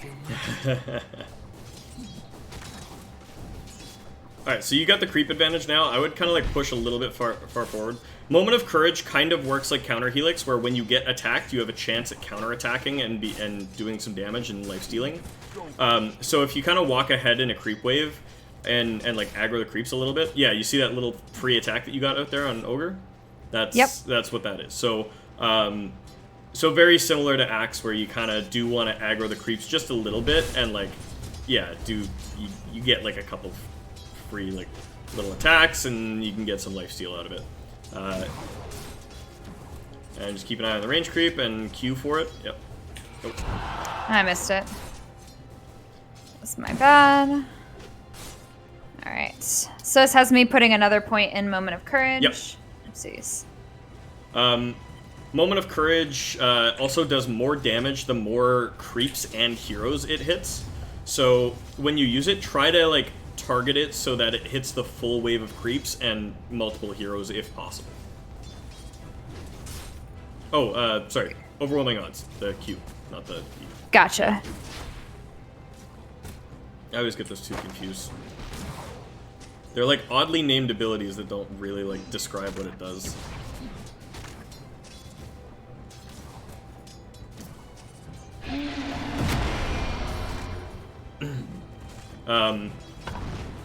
Also, your Q, Overwhelming Odds, gives you movement speed. So if Spirit Breaker charges like that, you can use it on the wave, and then it'll give you the speed that you need to kind of catch up and deal damage to Drow. Okay. Gotcha.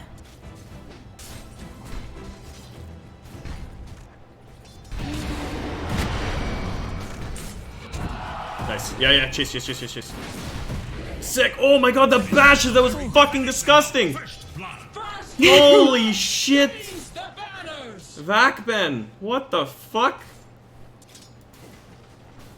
That Spirit Breaker is absolutely disgusting.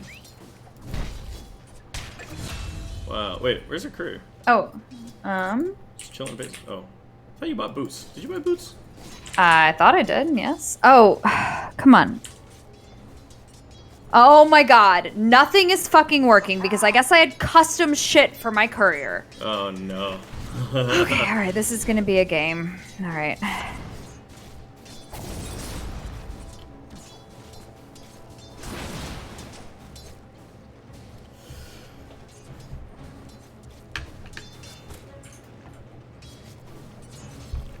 What is the courier's? Okay, it still hasn't. It didn't fix it, but okay. Oh my god, what is my hero? What is my hero fucking?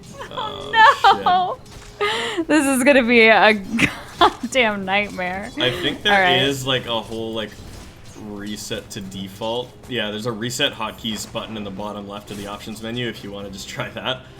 I think I what tried you had that. I before thought was I tried close that, to but default. okay, maybe. Oh, your courier no. It doesn't have a deliver button. You can just click it. Like if you click on the courier, you can go to the like retrieve items, the queue. Retrieve items from stash. Yeah, there you go. Yeah, now you're good. You got it now. Send it back. Yeah, hold on. Oh boy. Oh, All right. ogre disconnected. Beauty. Yeah, Time figured out. I'm disconnecting too, so I can figure this out. Jesus Christ! All right. Try this again. Reset hotkeys. Arrow to is there just this is arrow is default, right? And so that looks like the items and abilities. But hold on, let me select courier. It needs to be this. Courier deliver items is this is. How did I ever have that be? How did I? Okay. So there courier are, deliver items. Yeah, so on the left side where it says shop actions, those are like automated binds for just making the courier do stuff. But the courier itself, its hotkeys are defined up above where it says abilities, and then where it says default, you change that to say courier. Like, wait, what? oh, it's unit specific hotkeys. Okay, turn on unit specific hotkeys on the right there, and then where that default menu pops up. Click on that, and then it like lets you select default courier neutrals, and you can go to courier, okay. and then the courier's abilities are there.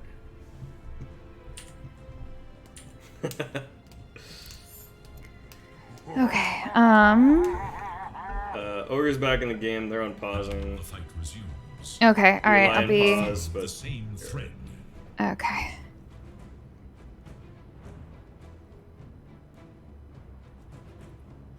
All right. Hopefully this works. all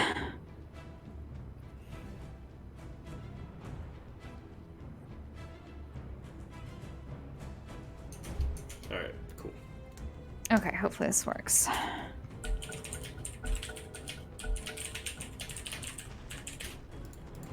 Okay. On the bright side, your lane's looking pretty good. You got a kill already. You've got your chainmail, which is really good for fighting against Toronto.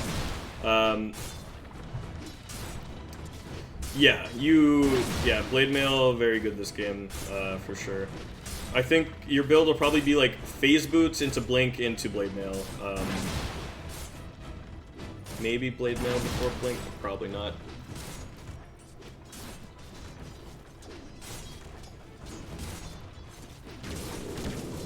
Yeah, go on. Oh, what the fuck? Wait, did you just cancel it? What the hell just happened? Oh my god. Okay, that's fine. This game. I don't have an ability button now. That? So despite resetting it twice to default, now the Q button has disappeared. Oh shit. That's a problem. But my courier's working.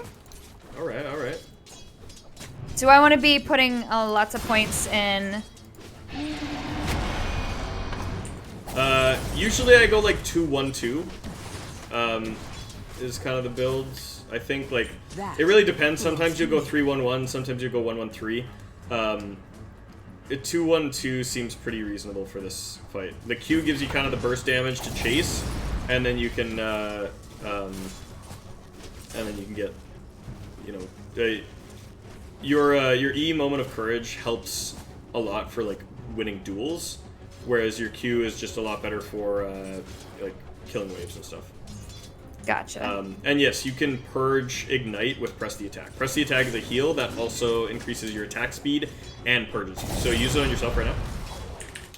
There you go. And you can pop that salve. I'm just gonna as well. duck behind here and Yep. yeah, pop There you myself. Nice.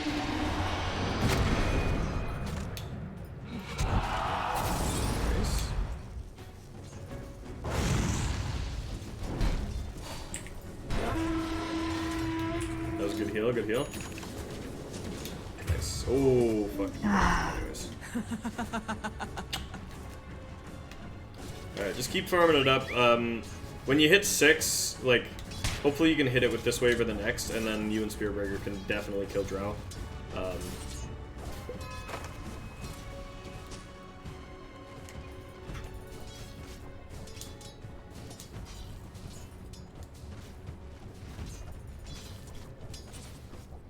Yeah, just click the wave down. There you go. So now that you've got duel, be looking for Drow. Like, again, Legion kind of has that same mindset as Doom, as like, you hit 6, you want to get a kill. It's a little bit scarier than Doom, though. You want them to be lower health. You can't just kind of go from half or full health. So kind of just keep farming, keep throwing out your Q to like harass a bit, and then hopefully if Spirit Breaker charges, like he's going to the other side of the map right now, but like just keep farming, and if you see an opening, Q phase boots in, and then duel right away. Okay. Yeah, don't do it while you're 2v1 here. Like it's not gonna end up well for you. Yeah.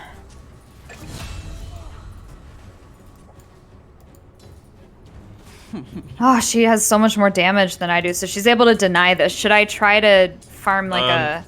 There's only about like a 10 damage difference. Oh, run out to the left, run out to the left. Left, shit. That's not my left. That's my left. Yeah. That's the enemy's left. This was what we were talking about in the Yep. in the Doom game, right? Like you tend to like stray over to the side of the lane where your tower is, but it's actually safer to stray towards the river. Oh my god, no way.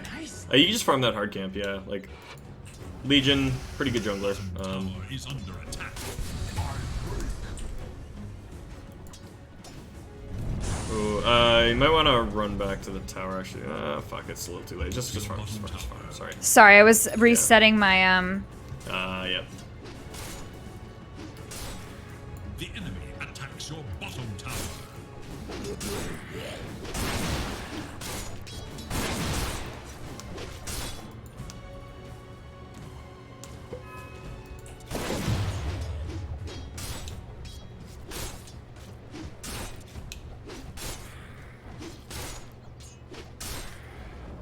Enemy middle tower denied.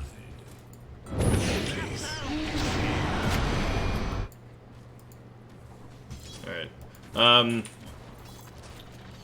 Just keep an eye out for Ogre, because like honestly if you're 1v1 in this lane, you're actually okay. Like you can scare Drow a little bit, but if Ogre's there, it tips the scales, so okay. be a little mindful of that.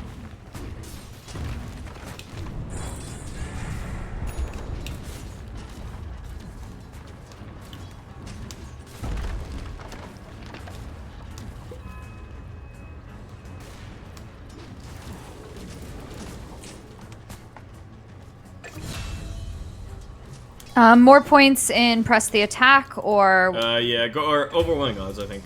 Try to like nuke this wave down. Like don't let Drow get this tower for free in here. Oh, okay. Just deny it? Oh. Yeah, I went for it, but... Yeah.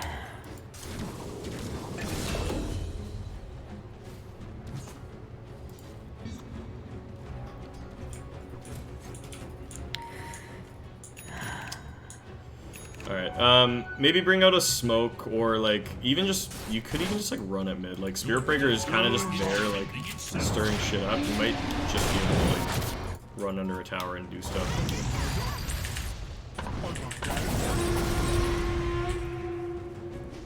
I'm guessing I don't want to duel him. Yeah, no, he's way too tanky. Ogre's probably like the tankiest hero in Dota. early levels. It's got 8 HPs. Or 8 armor, rather, so. Alright. You know what? Friends, I need you to pay attention to the map. Like, I'm getting completely bullied out of bottom. Alright. Ooh, I will take that. Yeah, Broom Handle's really good on you.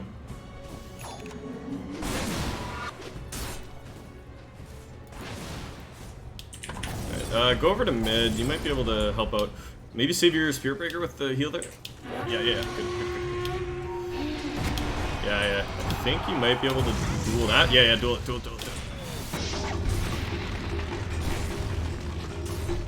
Oh, just a little bit too low. So you didn't get the duel damage, but you got a kill. That's still fine. Got a little bit unlucky on Moment of Courage procs there, but that's just fine. Farm through your triangle back to bottom, I think. Okay. And what am I thinking of skilling here? Oh, you got probably overwhelming odds again. The nuke damage is just like really nice for like starting fights and chasing people down. Gives you a lot more flexibility on like getting in range. Typically, like the way you want to play Legion is you don't want to start the fight with a duel. You just want like in the early game, you want to use duel as like a finisher, right? When somebody has like 100 HP, you just use it so you get the damage. You might want to TP top and yeah, fight with this shit here. Legion's got Laguna Blade, your line's there as well. Like if you just like, yeah, go through on overwhelming odds and just chase. Like you can get a duel on anybody. That's really good. Yeah, nice. Boom, good stuff. Sweet. Okay.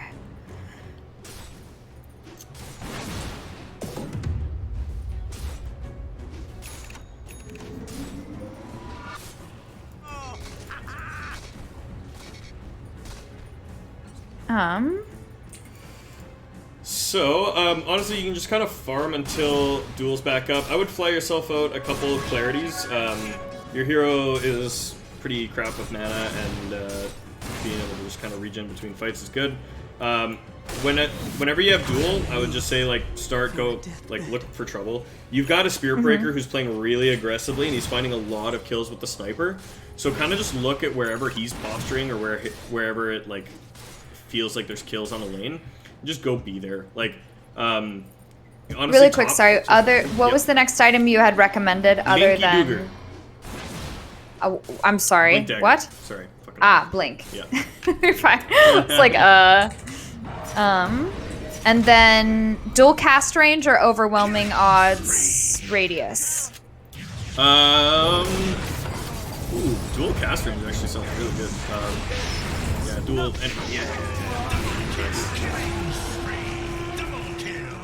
I remember you have blade mail here. If they start attacking you, you can use that. Nice, 20 dual damage this early. Really, really solid. Oh shit! I misclicked. This is. Oh, my hotkeys are wrong. Okay, well, when I stop sucking again, you said dual cast range was what I wanted? Yeah, dual cast range sounds really good this game. I think. Just like.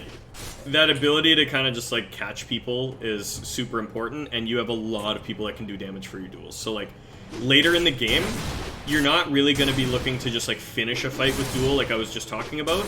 You're just going to be blinking and dueling a high value target, usually either Ember or Drow, and then your team should be there to follow it up and just explode them with abilities, right?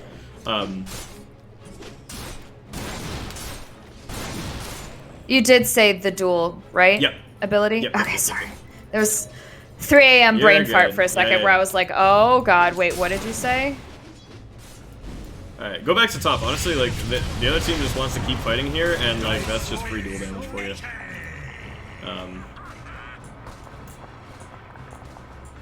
Looks like they backed out because they lost to Skyrath. Maybe, like, TP on mid? You could, like, catch that Ember with your Spirit Breaker there.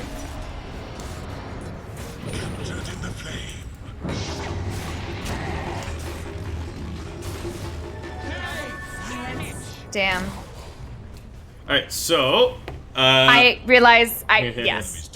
Yes, I know what you're gonna say, and Start with overwhelming odds, cast Blink Dagger. Yep. Yep. Or I can Blink Dagger, Blade Mail. I'll give them. Mid. The enemy attacks your middle tower.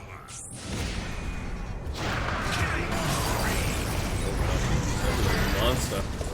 Oh, I wish I had duel up because she's so low. Yeah. The enemy's bottom tower has fallen. Pop that clarity.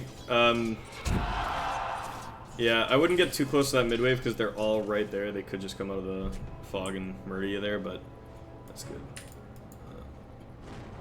Yeah, just keep farming. You're probably going to want to respond to mid here in a second. Be ready to fortify it as well because it's really low.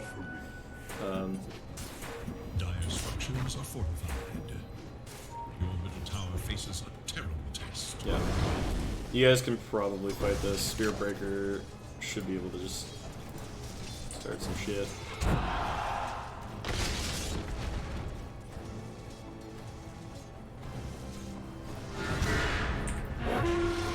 Nice, good perch, good perch.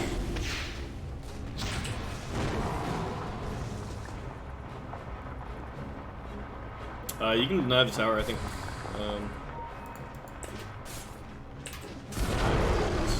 Middle tower has been denied.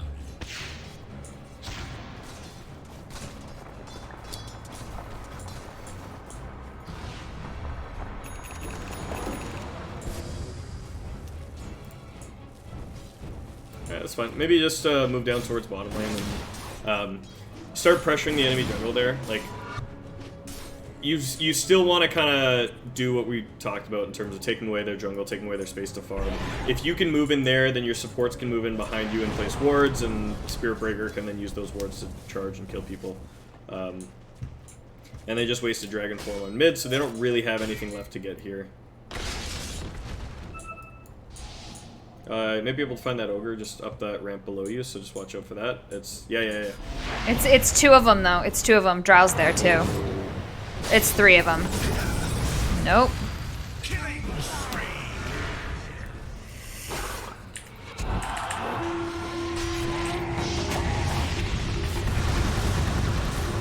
Finger! Oh, you got it. Nice. Woo! Right. I died for it, but I got it. Yeah. Dying for Alright. gold damage, not the worst thing. Oh, I forgot about my chicken fingers. That's what. And I haven't used my taunt.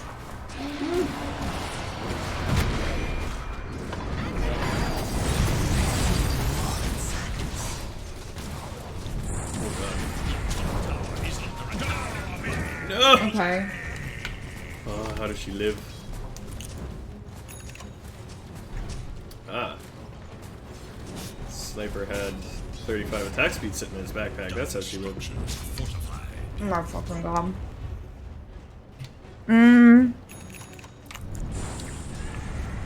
Should I go top and farm that, or what should I do?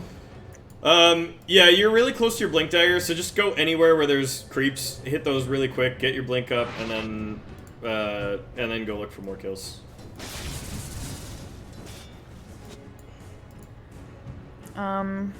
I don't know where safe farm is actually, so I'm just gonna. Yeah, like that hard Notice. camp just by your tier 2 there, and then probably like Yep. into your jungle from there.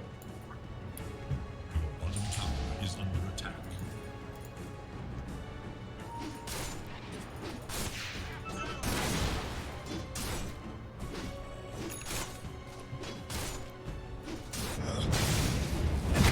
Is under attack. My rage will.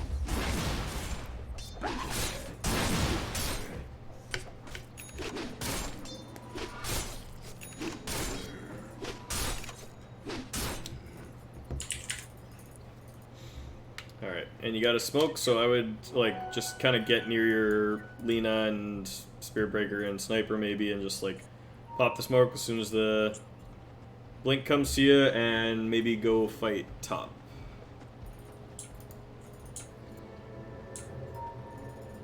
You could just TP to top, honestly. Like, yeah, they're just grouped up on it, so they're kind of. I'm gonna get this double damage. Okay. Your top tower is under attack. Man. Oh, okay. Phew. Double damage. She wants to go up here. T- Okay. Oh, Okay. yeah. Go find the drow. You've already lost a tier 1. Your top tower is fallen. Look, go. Oh shit. Just blink. Run, run, run. Just It's keep on going, keep going, keep cooldown. going. It's on cooldown. Oh, Oh, bah. should have just. It was blinked from the like. start. Yeah, I should have. Yeah, don't bother running like that. Just blink. Oh no.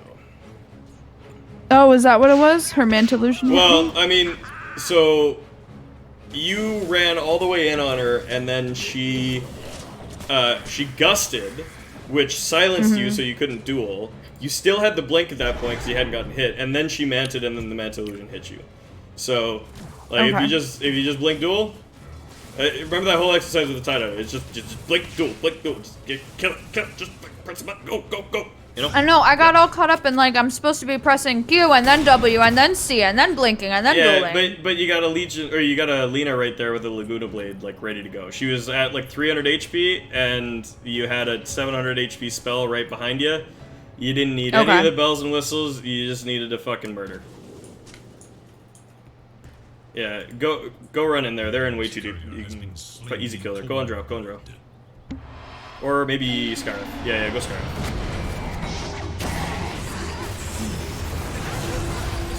Ooh.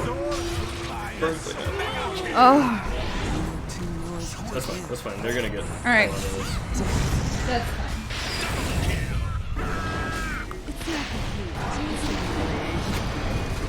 Okay. Think this. Oh.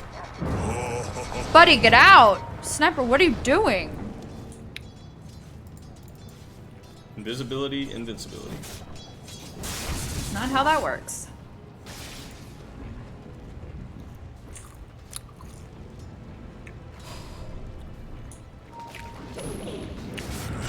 Killing spree. Discover what lies beyond.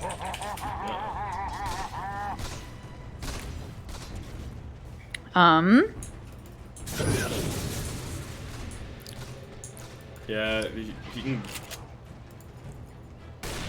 get on that Ember. Oh yeah, blink and duel him. Blink duel. Nice. Yeah, there you go. Whew. Like I said, this game, especially because you have a fucking sniper, a lean, and a lion, don't sweat too much about blade mailing and press the attacking before your duel. Like, your team can take care of it most times. Just make sure you get that one down. But you're doing good. You're sitting real good on this game. BKB is probably your next item here. It's really, really good against all their heroes. Okay.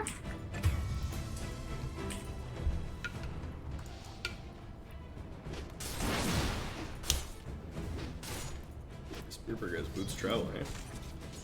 And face boots. Interesting. Who has boots of travel and face boots? Spearbreaker. Oh my god.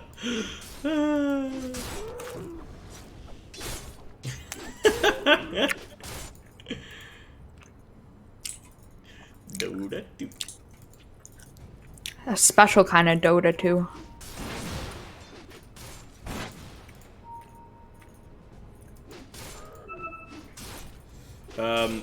I would say just walk over to your Spearbreaker and just smoke the two of you again. Like, just go find kills. Like, you're strong as hell and you're a Legion duel, so go do dually things. I'll go. Oh, Drow's walking up in a triangle with a Psycho.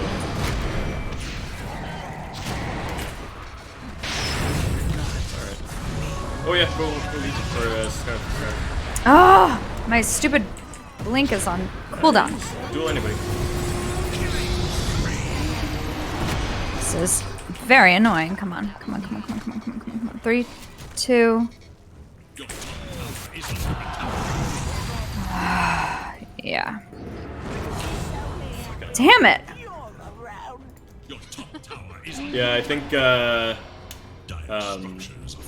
if you had used overwhelming odds a little bit sooner there, Yeah. the movement speed probably would have gotten you in range for that. You were kind of just holding it. I mean, it wasn't necessary to get the kill, but it would have been necessary just for your just for the movement speed. But that's fine. Go connect with your sniper. He wants to hit mid tier 1, and he's drawn. Do I lines. want the press the attack regen or the overwhelming odds hero damage?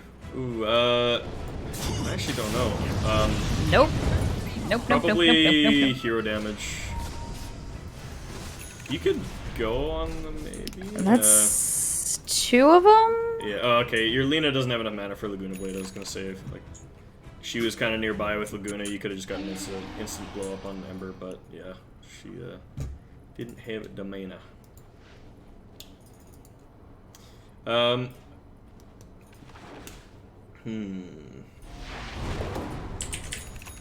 Ooh, grab I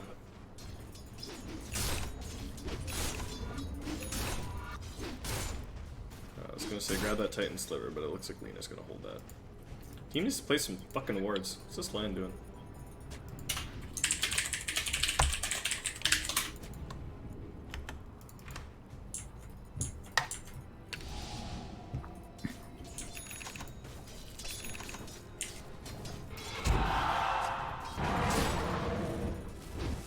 Okay.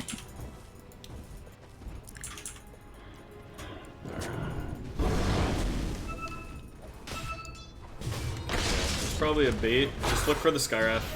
Yeah, get Skyrath. Or drow. Okay, never mind. Yeah, just purge and run. Yeah, they're all here and we don't have sniper, so. Yeah. I think if you like blade mail overwhelming odds, press the attack, and then like blink and duel drow, that fight actually still might be okay. Because really, again, if you like similar to Doom, if you just take one here, like their scariest hero out of the fight, then the rest of your team can come in and feel much safer, right? Your team ran away because they were getting pelted by like drow multi-shot.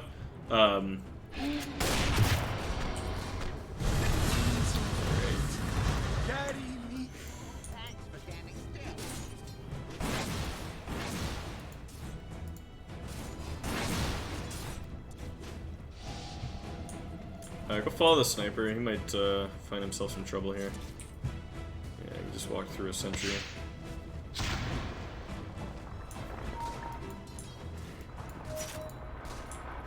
Okay, now shit's happening top. Yeah.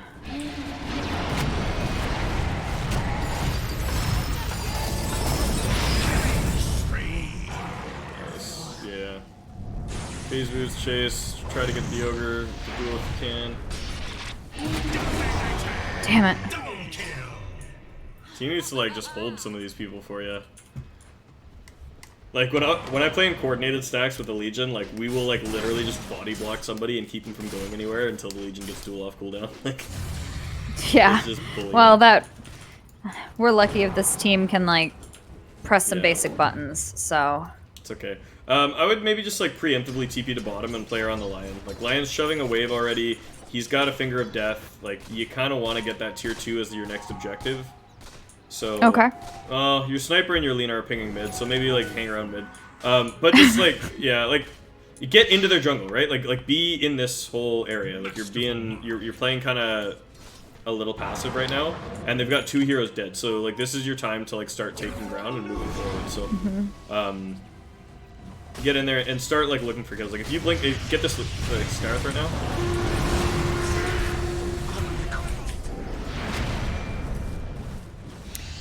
I blink on them and then they're dead.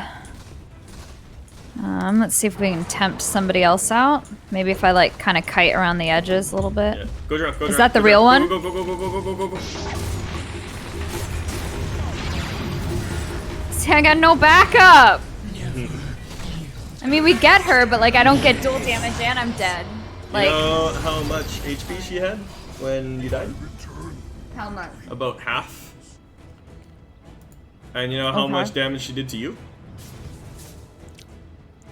I know, I forgot Blade now. Yeah, But that's the thing is like, but it's like, it's hard because like on the one hand you're like, just blink and duel and blink and duel and blink and duel. And if I think that I need to C and Q and W and blink and duel, I'm gonna be slower. You had time for both, I'll say that. Yeah, no, I definitely did. It's more like the mental than Yeah. It's the, I mean... Your middle tower is under attack. That's like forever the thing we're running into is just like the snappiness. Bam, bam, bam. All good.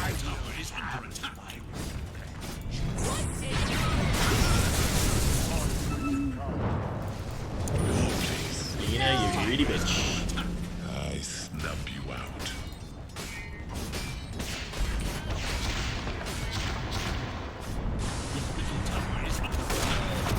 Why do people think that stacks? Dies out. With the shrapnel or whatever. Yeah. Buddy, don't walk away from the tower. Defend. Oh my Christ. Middle tower is under attack. Oh. Oh yeah, go catch Scarth.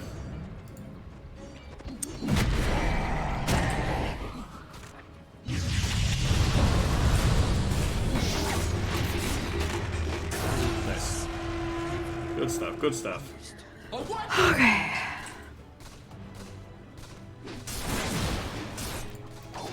Grab spider legs or blaster. I think you want spider legs.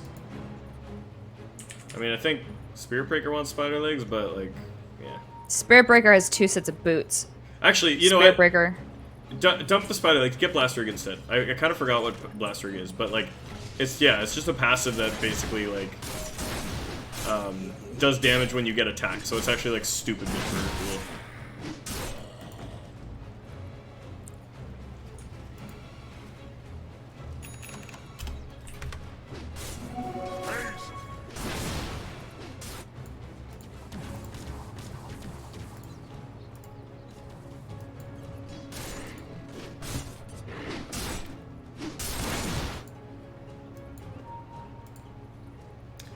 Also, just keep in mind that when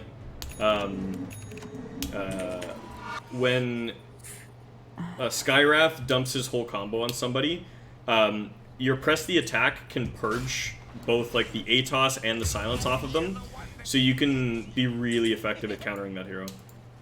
I would still run down there. Your Lina's kind of just hanging out. You're strong as hell. Wait, when your BKB gets there, maybe like speed up the courier a little bit and just kind of be ready to go. Farm for a second, just kind of see what the openings are. Yeah, looks like everybody's looking for Ember top. That's a real drow in the river. She's got a There's butterfly 3. now. Yeah, I wouldn't go for any of that. Just maybe like nuke the wave and back up.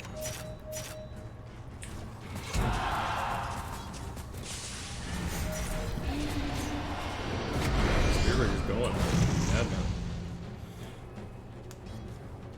I need to get dust.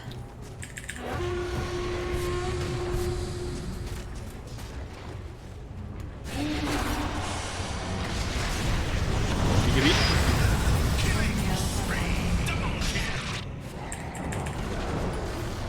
You just turn around and give the image. Okay, alright, that's fine. That's fine. Oh, I thought I had teammates behind me. I guess No, your not. team died long ago. Oopsies. That was my bad. Yeah, the fight started like really jank. Like you kind of. Throw another hero on the I don't even know what happened. I think Trow just got like glimmer caped and nobody had infection or something. Yeah.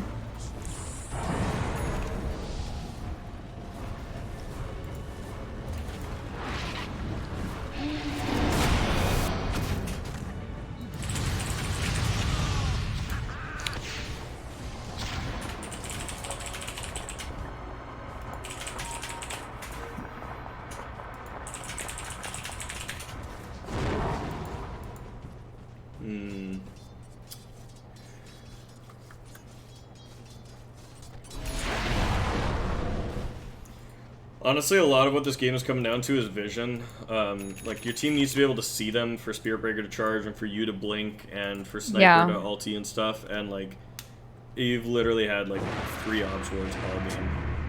Like, Sniper's even buying them now because he knows. So, yeah, that's super obnoxious because if your Lion was warding well, like, this game would be super easy for you guys. Typically, your hero's, like, a really hard counter to Drow and Skywrath. And Ember Spirit, really. Oh my god, that doesn't mean place our only 3 obs wards in one area. Oh, yeah, well, at least see the triangle now. Jesus Christ. Probably Roshing would be my guess.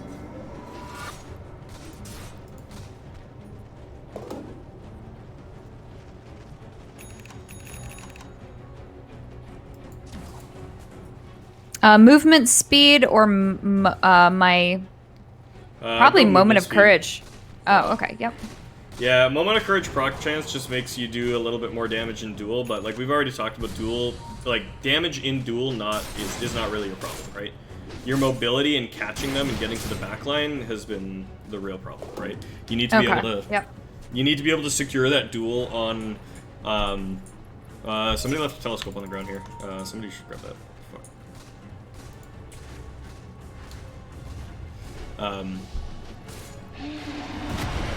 Oh, look. Yeah.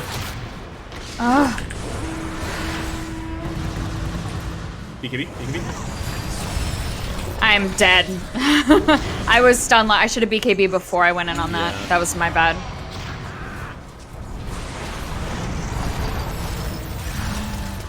If I blink to dodge the slow from Sky, then I don't have it to engage on the fight, though. Honestly, that like, yeah, that was just needed to be a little snappier again. You could have blinked duel to Skywrath before anything happened there. Okay. You kind of got a little like distracted, and then the Drow started throwing out arrows, and you got caught by that, and then that slowed you down, and then you were walking forward, and you forgot to BKB until it was a little too late, and you were stunned, and then that just all fell apart. So yeah. Try like trying to think of like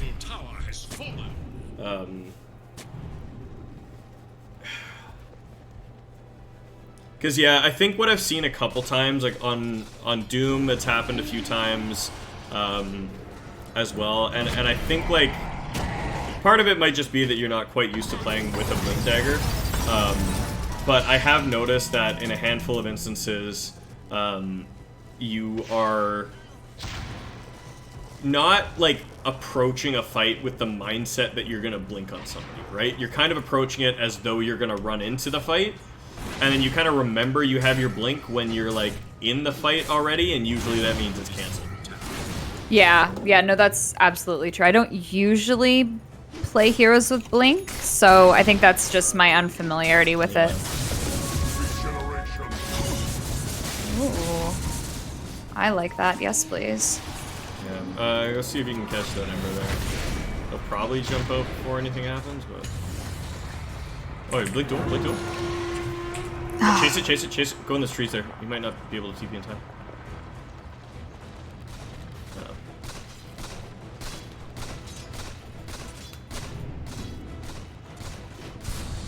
Ooh, there's a Skywrath.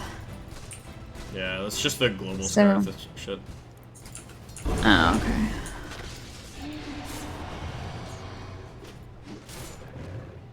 Are they Roshing? Did you see that? I didn't see anything. I don't know if they are. Maybe. Oh, that doesn't give me vision? Damn it. No, but you can tell by how much movement speed you get from it. You did hit one hero. It was just that Drow that was kind of walking in the pit there. Okay.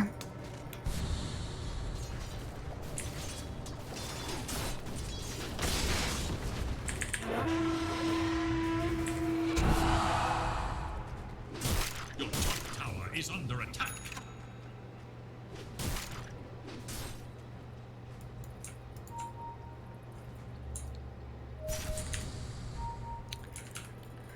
Okay, definitely a rush pit now. Yeah. Honestly, like, you could just, like, go fucking, like, BKB Blade Mail Blink in there and just try to duel somebody. Like, your team's behind you. Okay. I would kind of go do the crazy thing and just... Yeah. There's an Aegis on the ground, too, so you can pick that up.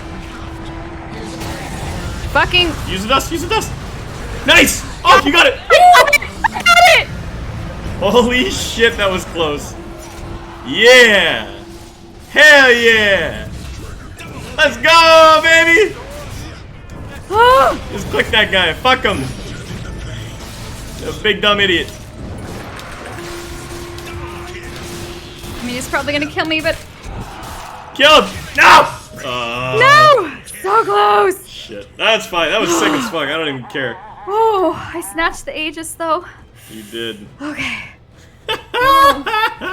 Suck on that team. Yeah, they had to buy back 2 for that. Like, that's totally fine.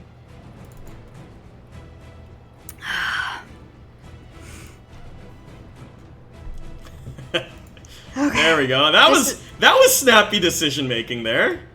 Yeah. See, I told you to go in. You just fucking went for it. Look at how that worked out. Hell yeah. See, if you're not even prepared for it, how are they going to be prepared for it, right? Oh, this recommends Ags next. What do you think? Ags is decent. I don't know. Increases dual duration, makes Legion. Yeah, I wouldn't do that. I would get your shard actually. Your shard is fucking amazing, and actually you should get it at like 20 minutes on Legion every single game. Oops. Okay. Should I have to buy back for this? No, I mean it's already gone. Yeah.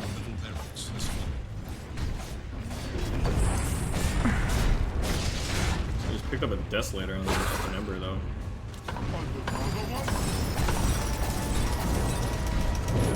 Oh. Rest in peace, Lion.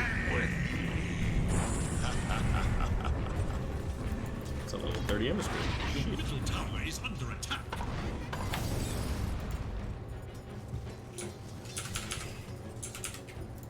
Okay. Your bottom tower is under For items, I would probably recommend maybe going for a AC.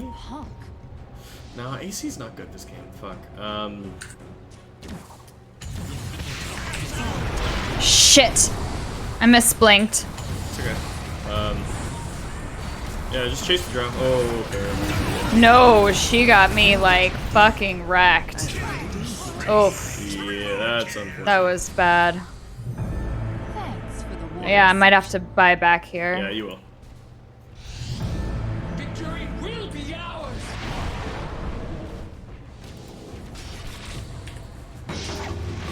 Nice.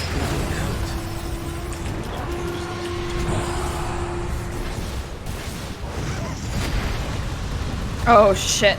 Shit. I gotta get back. Gotta get back. See if you can heal Lena. Oh. Whew. Okay. your bottom tower is under attack.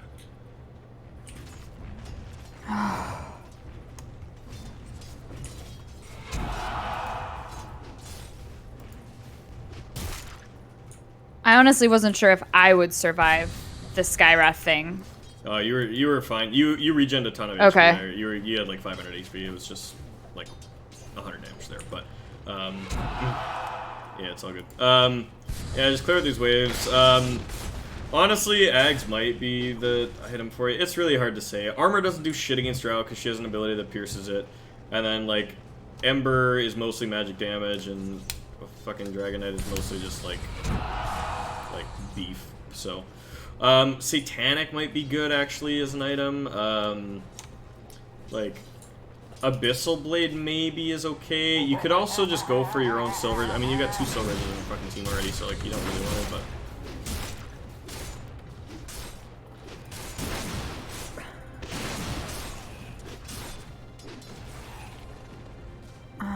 Dual damage bonus or 400 AoE press the attack. Ooh, that is a tough choice this game. Most of the time you want to go for the dual damage bonus, but like because this game's down to the wire, you're not going to get too many more duels, I think. So I would go for press the attack AoE and just hope that you can use it to like buff your sniper and spirit breaker and lean all at the same time and like fucking kill a bunch of people. Okay. This Lion needs to just drop a fucking sentry in your base. You guys have gotten hit by like this global Skywrath shit like 6 times. The Spirit Breaker's doing it. Lion is asleep at the wheel. Yeah. He's got them in his frickin' thing, but he's more concerned with last hitting creeps than...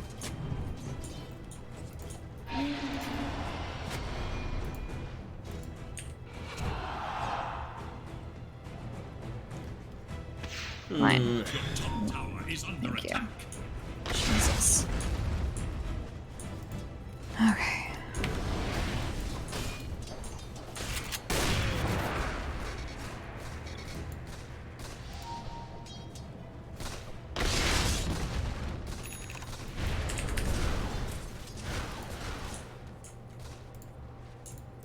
I don't like this base dance. I hate the base dance. Yeah. You can bring out a smoke maybe and like just try to get your team to run out and catch him. Lions work, or I mean, Sniper's working on buyback, so. Fuck that buyback. Oh, fight bottom. I can't tell which one is the real one. It's the one that's really far forward. That's the one? Yeah. Nice. There you go.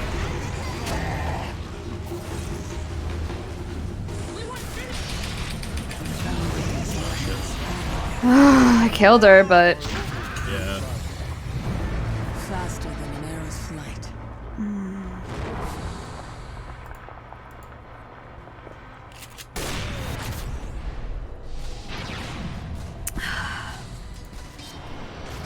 That sniper just fucked up.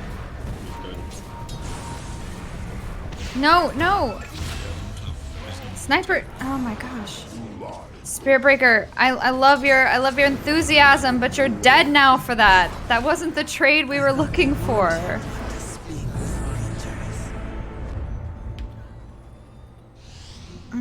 Spirit Breaker players. Yeah. I know he's a good hero, but like every time I play with Spirit Breaker players, it's a lot of this shit. Yeah, that's what they do.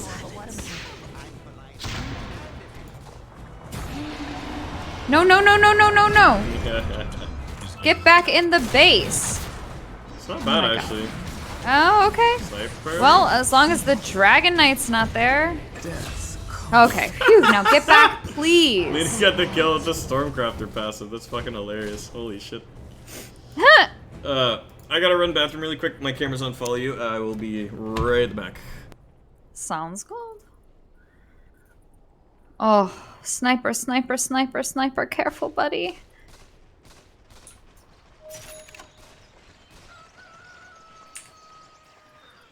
So what item did we decide that I was going?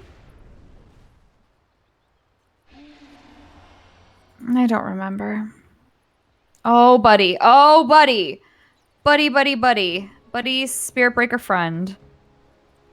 That's why you don't fucking charge all over the place. Get up some vision. Holy effing shit. This line has been carrying around the same set of war. I think he's buying all the wards and he's griefing and he's not putting them down at this point. Satanic, is that what he said? I thought he said AC wasn't good this game.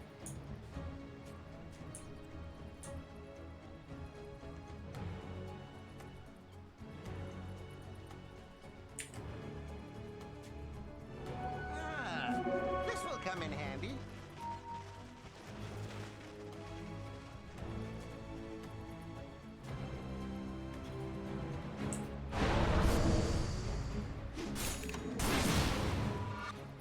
Yeah. Alright, I'm back. Oh. What item did we decide I was working on next? I mentioned AC. I don't think it's all that good this game. I would... Fuck, it's really hard for me to say. Like, I don't think AC is good. Halberd might be the play. Okay. You could go for the eggs. The eggs might actually be good. Yeah, do the eggs. Like, it's... At the time that we were discussing it, I didn't think it was all that important because I was like, well, fuck, like, you know, it's... like... The thing is, like, Ags makes it so that you and your target can't take damage from other sources, which is normally kind of a bad thing for you because your team has a ton of other damage sources, but you're starting to get enough damage from duel that it kind of doesn't matter, and you'd rather just have the lower cooldown and just, like, duel the Skywrath over and over a bunch. So. There. Yep. Easy.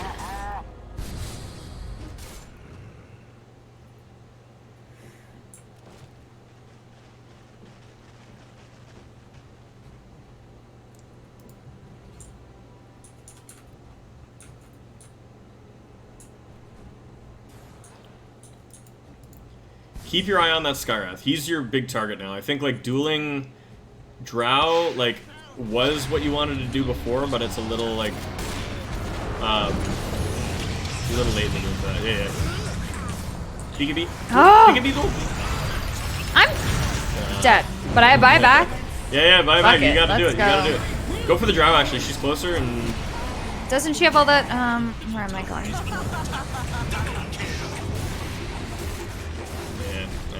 Yeah, I'm not doing anywhere near enough damage. All right. Oh well, first game on Legion, no problem. That you know, definitely could have gone different in a few ways, but like you know, for like again, I don't think you had a terrible game. You know, you started off the game pretty solidly. You got like 3 or 4 duels in the first few minutes of the game there. You got a bunch of you got you got a bunch of duel damage right off the bat. Like I think you had like 40 duel damage at like minute 15 or something like that. I think you could have just like gone a little bit crazier with those fights. Like I think there was a lot of times where your Spirit Breaker was fighting and your Lina was like shadow blading on people that you were kind of just like hanging around, unsure if you should bother participating or not. With Legion, it's very much just a go hero. Like you just like anytime duel is close to off cooldown, you want to be like running at people. Okay. And just like be seeking out those kills. But honestly, like you did that pretty well. Like it took some, you know, poking from me, like just like hey go. But like you know you got there. Yeah, I mean I think this hero is actually going to be like really good for you to just kind of start working on that mindset of like that flash blink, because I started noticing you like getting in the headspace of it a couple times. That snatch in the pit was like really awesome. There's a couple other times where I was just like yeah dual drow and you just like found the blink, you got the duel off. You know, and you know when you did that one at the tier 2 there where you dueled the drow and you didn't BKB and you were like well you said go, like I would rather you be doing that and then dial it back from that than like hesitating, right? Like, yeah, be too aggressive, be like almost stupid aggressive, and then I can tell you if like okay maybe you need to just chill out a little bit. Better to like start from that place and work back than it is to like go the other way around. Gotcha. Okay. So yeah, and give Axe a try as well. Like you know I might not be around for that, but like definitely just like give it a shot and just see how it feels, see how the hero feels for you. He like in a lot of ways is very, very similar to Legion. They both kind of have these, you know, kits that you want to blink on people in the middle of a creep wave, and then like you have a button that deletes them. You know, very, very similar kits. So I think if you're playing those heroes back and forth, you'll start to pick up on a lot of it. And over the week here, just focus on, like I said, that kind of killer mindset. And like when you get an advantage, even if you like feel like you're just a little bit strong, like just push it, and go hunting for people. You'll start to get the feel for it as you go more. And you know, if you're feeling like your games are really starting to fall apart because of it, like we'll review that next week. So yeah, no, that sounds good. Right on. Yeah. Yeah. There's your homework.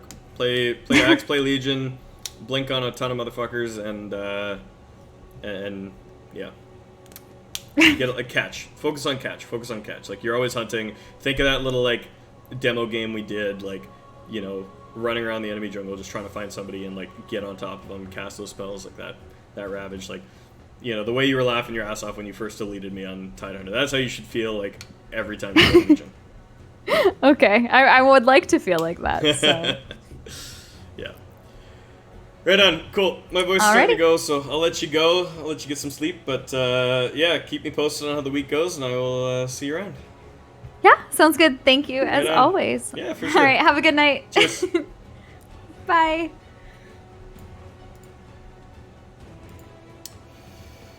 Right on. Cool. Thanks, everybody, for sticking around and watching. It's been awesome having you in chat. Thanks for being active and talking. And yeah, I think, like I said, I've got another student that I think I'm signing up pretty soon, and I've got some. I'm also trying to get some casting gigs going, so I'll probably be a lot more active on Twitch in the coming weeks, months here. Just gotta sort some things out and organize who I'm doing what with, but really looking forward to it. Thank you all so much for watching. It's been a pleasure having you. I hope you all have a great rest of your night, evening, day, morning, whatever the fuck it is for you, wherever the fuck you are, and have a good one.